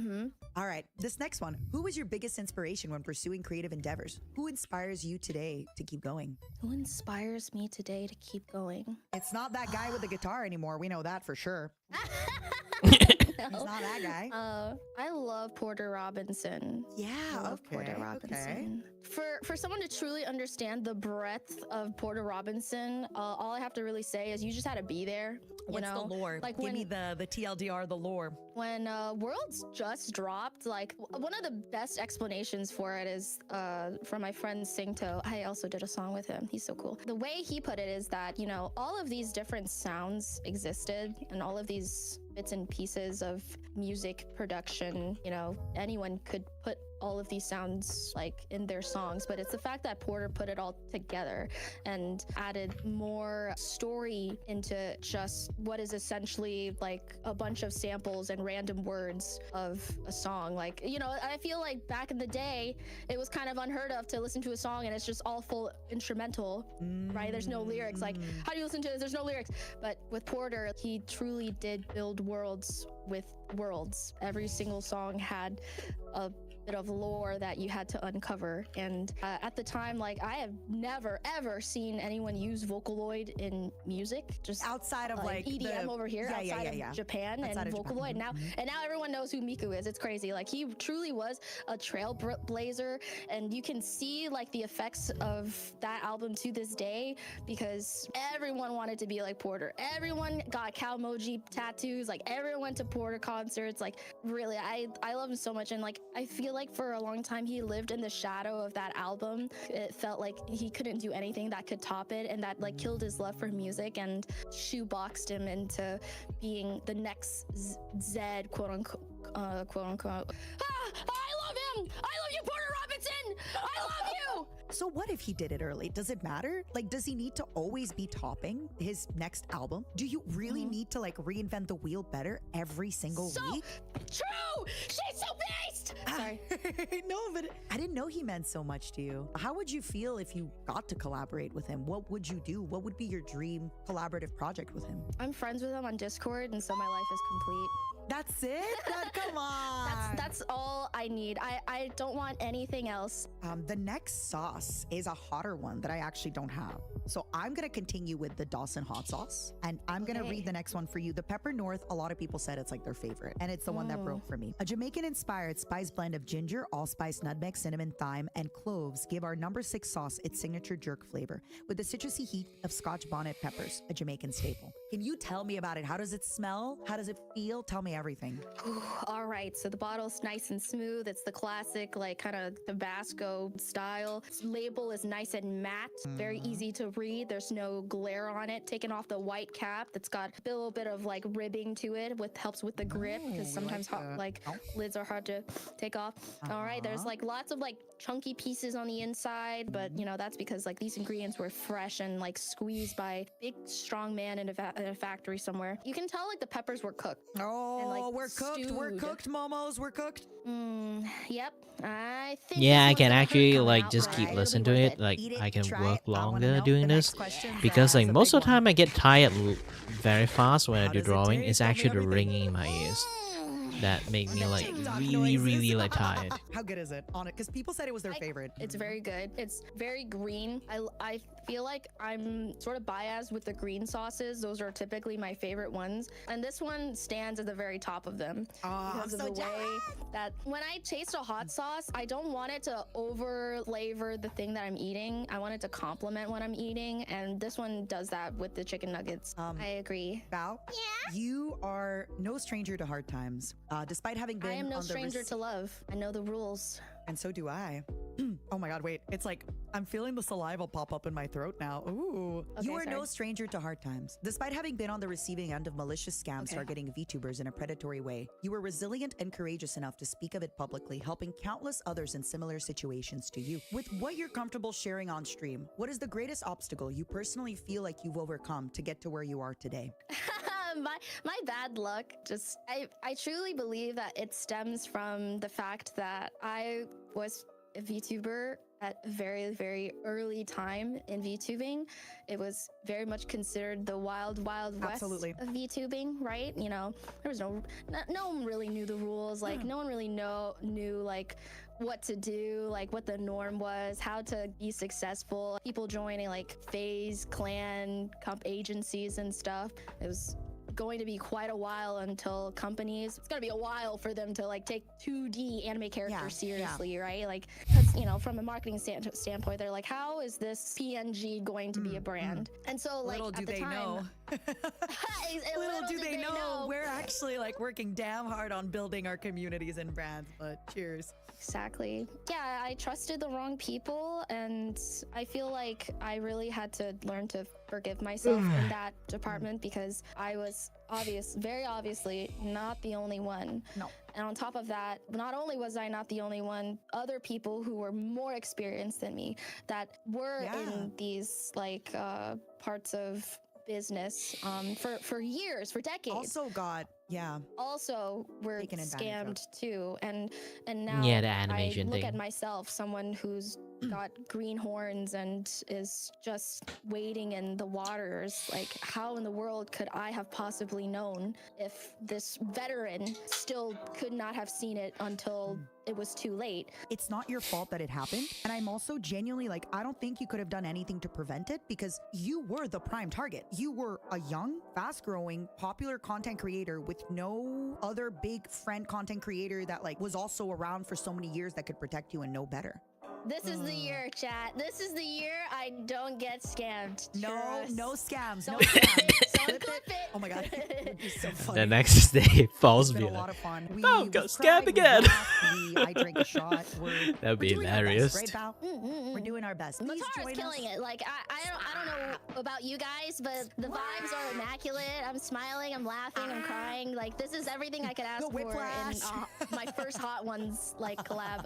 Big ol' round of applause for setting this up, and I had tons of fun. These were extremely thoughtful questions. I feel like this is also a little bit of a life-changing collab. I feel like I really needed a reminder of like what exactly I you're did. You're a bad. Remember that. Am. Yeah. Maybe I am. I'm excited Okay. to see you take over. Bye, Bao. I love you. Matara. Bye, bye. Mwah. She's kissing us. She's kissing us. She's asleep. Look at her. Have you ever found yourself wanting to go on a space adventure with Project Melody, Hime Hajime, Michi Mochivi, and Matara Kana V Shoujo? Well, wait no more, because the V Shoujo Valentine's Day collection is currently in stores for a limited time only. Please take a look at store.vshoujo.com/Matara to check out the Space Adventure bundle along with my voice pack.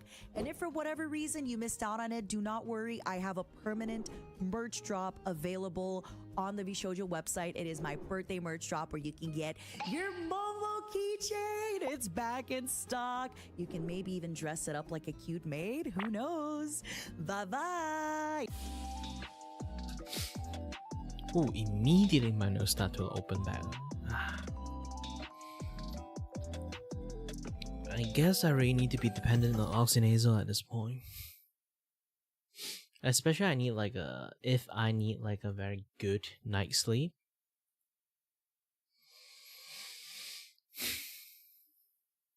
Ooh, wait. I see something. Now I can't see something. The spy on scammer thing from Voice Critical. But too bad. It's not there anymore. I think how the algorithm run has changed. YouTube! Today, I am taking on the role of Mr. Sean Evans himself and interviewing the sweet and cursed Val. It doesn't matter how. Yep.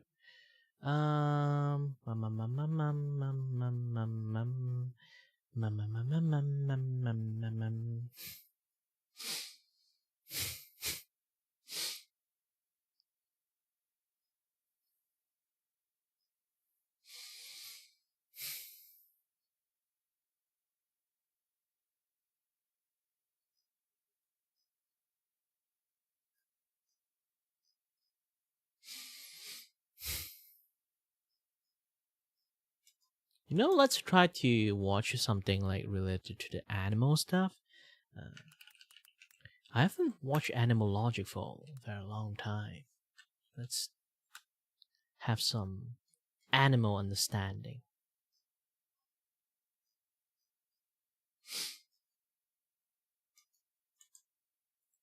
Let's see the latest Animal Logic.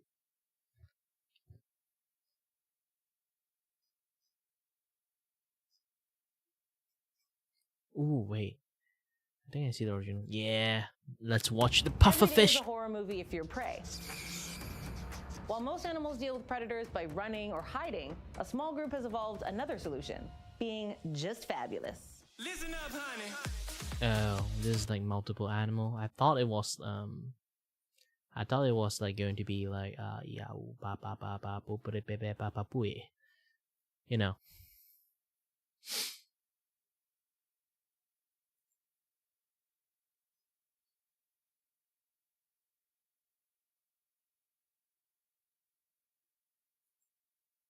Imagine a world in which, if you lose a limb, it grows back as if nothing happened.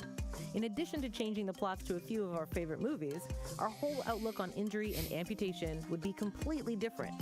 For some creatures, this isn't science fiction, but something as common and straightforward as growing back a trimmed fingernail. This is limb regeneration.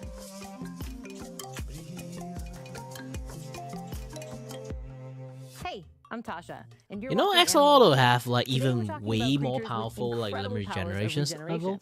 It's like you can even like they literally can half of the head is like chopped off.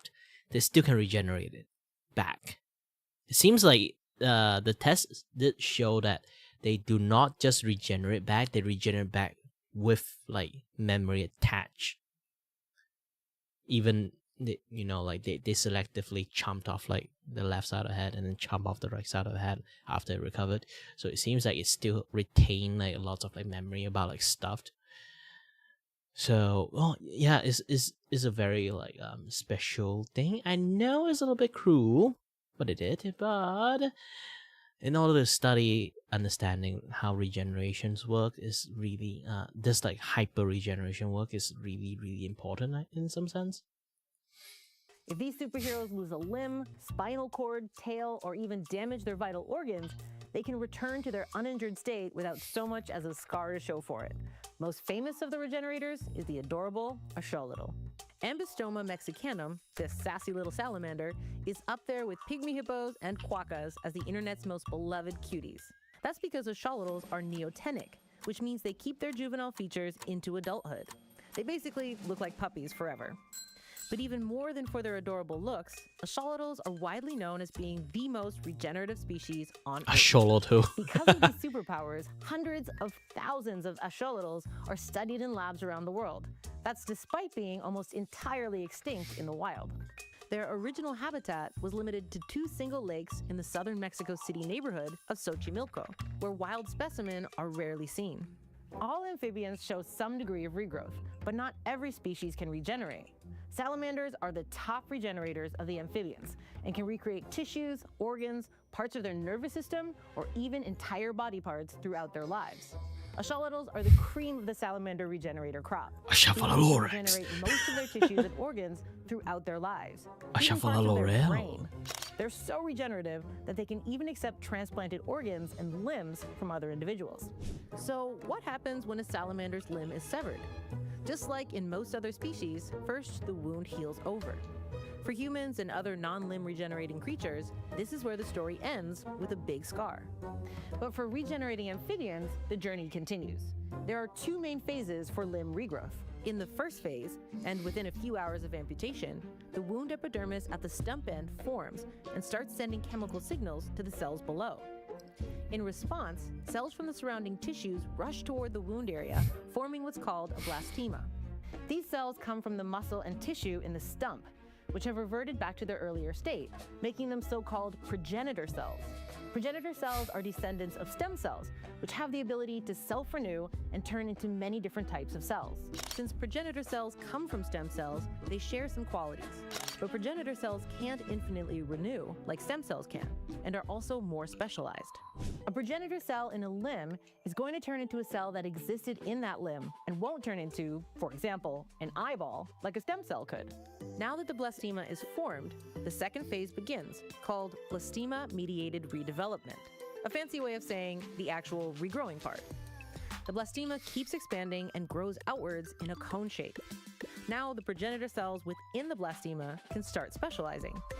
They'll continue to grow the limb until it's an exact replica of the original, with the same function, anatomy, and size. Salamanders aren't the only creatures capable of regeneration. Planarians, otherwise known as flatworms, are also super regenerators. In weeks, or as little as days, flatworms are able to regrow heads, tails, and even entire organisms from small body fragments. Similar to salamanders, the new tissue grows out of a blastema. If the body fragment that's regenerating doesn't have the parts the flatworm needs to eat, it has to use whatever resources the fragment contains to regenerate. This means that the flatworm can't always grow back to its original size. Some species of starfish, like the Pacific blood star, crown of thorns starfish, and ochre sea star, have the ability to regenerate lost limbs. Even a single limb can regrow the entire star if some of the central disc is still attached. That's because each arm contains parts of the star's vital organs. Much like sea stars themselves, regeneration is a slow process, taking upwards of a year to return to their original shape. Starfish often lose their limbs due to predation, but they can also detach their limbs at will in a process known as autotomy, usually for self-defense. Dropping a limb to provide an easy snack for a predator is certainly preferable to being gobbled up whole. Many species of lizards, like the green anole and leopard gecko, can also drop their tails to evade predators. After it's dropped, the tail even continues to wiggle, providing the perfect distraction for the lizard to make a quick escape. Unlike a axolotl, which can regenerate a perfect replica of their lost appendage, the regenerated tails of lizards are made of cartilage instead of bone. The common blue-tongued lizard's tail even grows back shorter than it was before. Some crustaceans, like Parhyele hawaiiensis, are also able to regenerate an amputated leg within a couple of weeks. The initial replacement leg is smaller than the others, but with each subsequent molt, the leg becomes more and more indistinguishable from the original. Adult zebrafish are also able to regenerate many of the tissue in their bodies, including all fins, the retina, spinal cord, heart, and kidneys. While fins are regenerated from a blastema, like in salamanders, other organs in the zebrafish rely on different processes to repair themselves. The hearts of zebrafish are the most regenerative of any vertebrate. Up to 20% of the ventricle can be regrown without the formation of scar tissue. The #1 killer of human beings is heart disease, which is essentially just scarring of the heart. Scar tissue in the heart prevents short-term damage, but its stiffness limits the heart's overall function, eventually leading to failure. So knowing all that, we gotta ask, why can't humans regenerate like these super creatures? One answer may be that it's not that humans can't regenerate, it's that our bodies form scar tissue when we're injured before we can regenerate.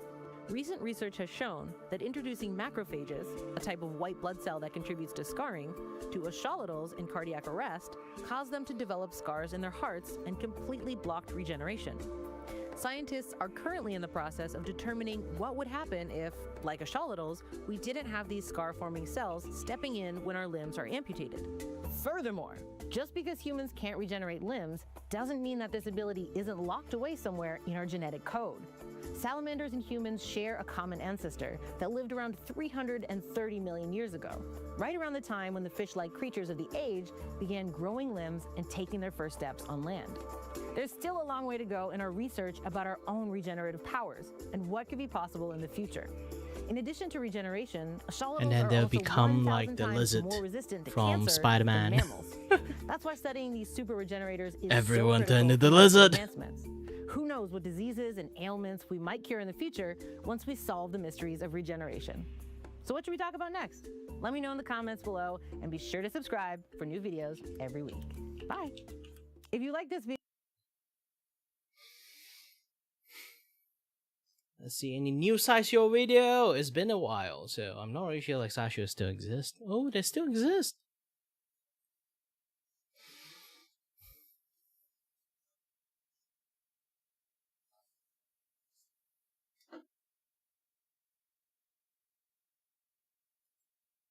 In the 1994 movie Pulp Fiction, Samuel L. Jackson uttered the iconic line, "Check out the big brain on Brett." And he was right on the money. Brett did have a big brain. All humans do.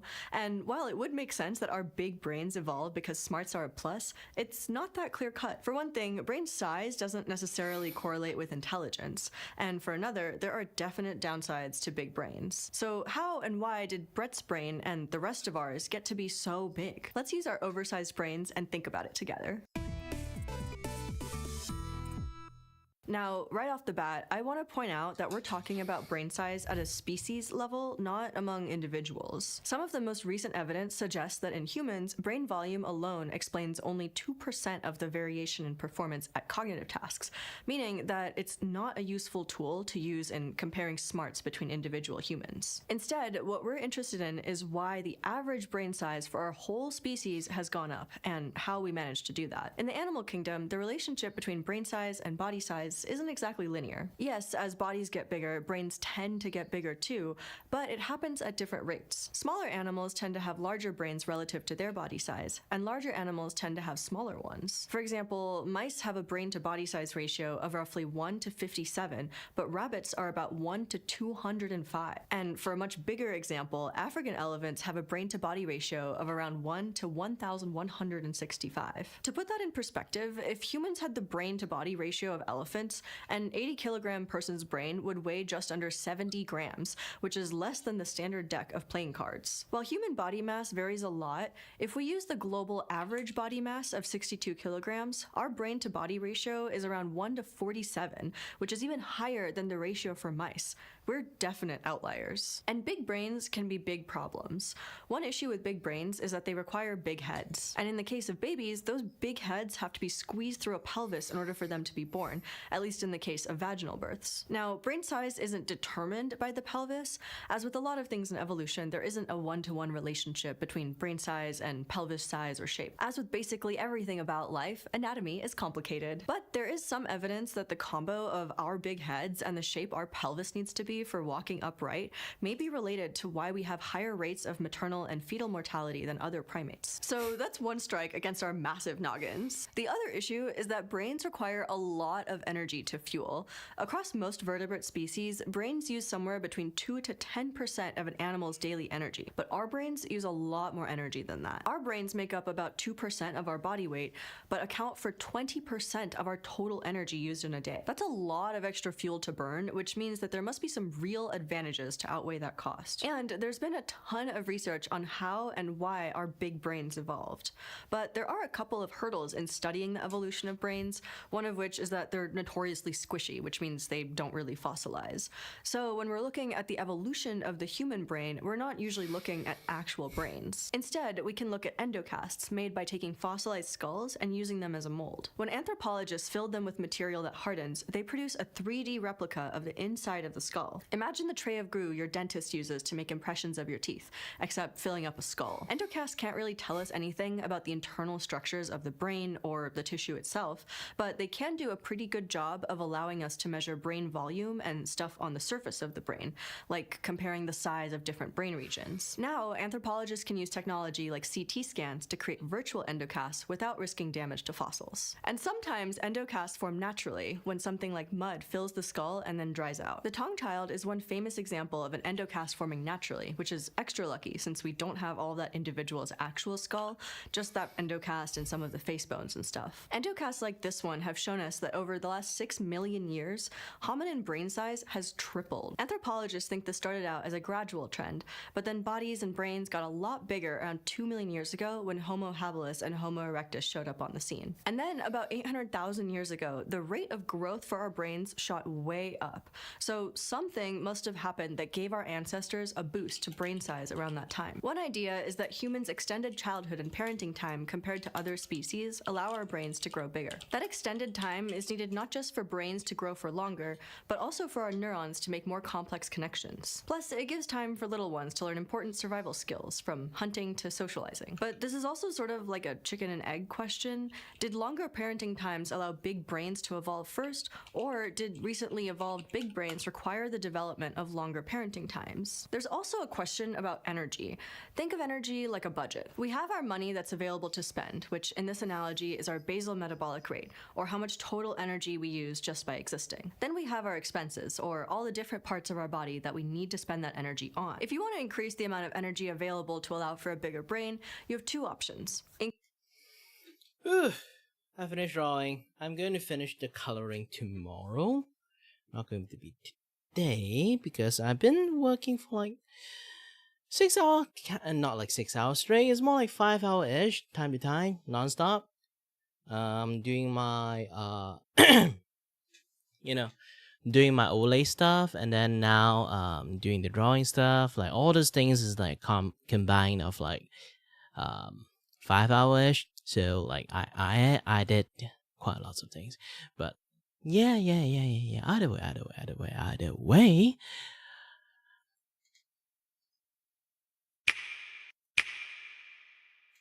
Wrong place. Either way, thank you very much for watching, guys. And as always, stay healthy, stay safe. Until next time, stay tuned on the next stream. Bye-bye.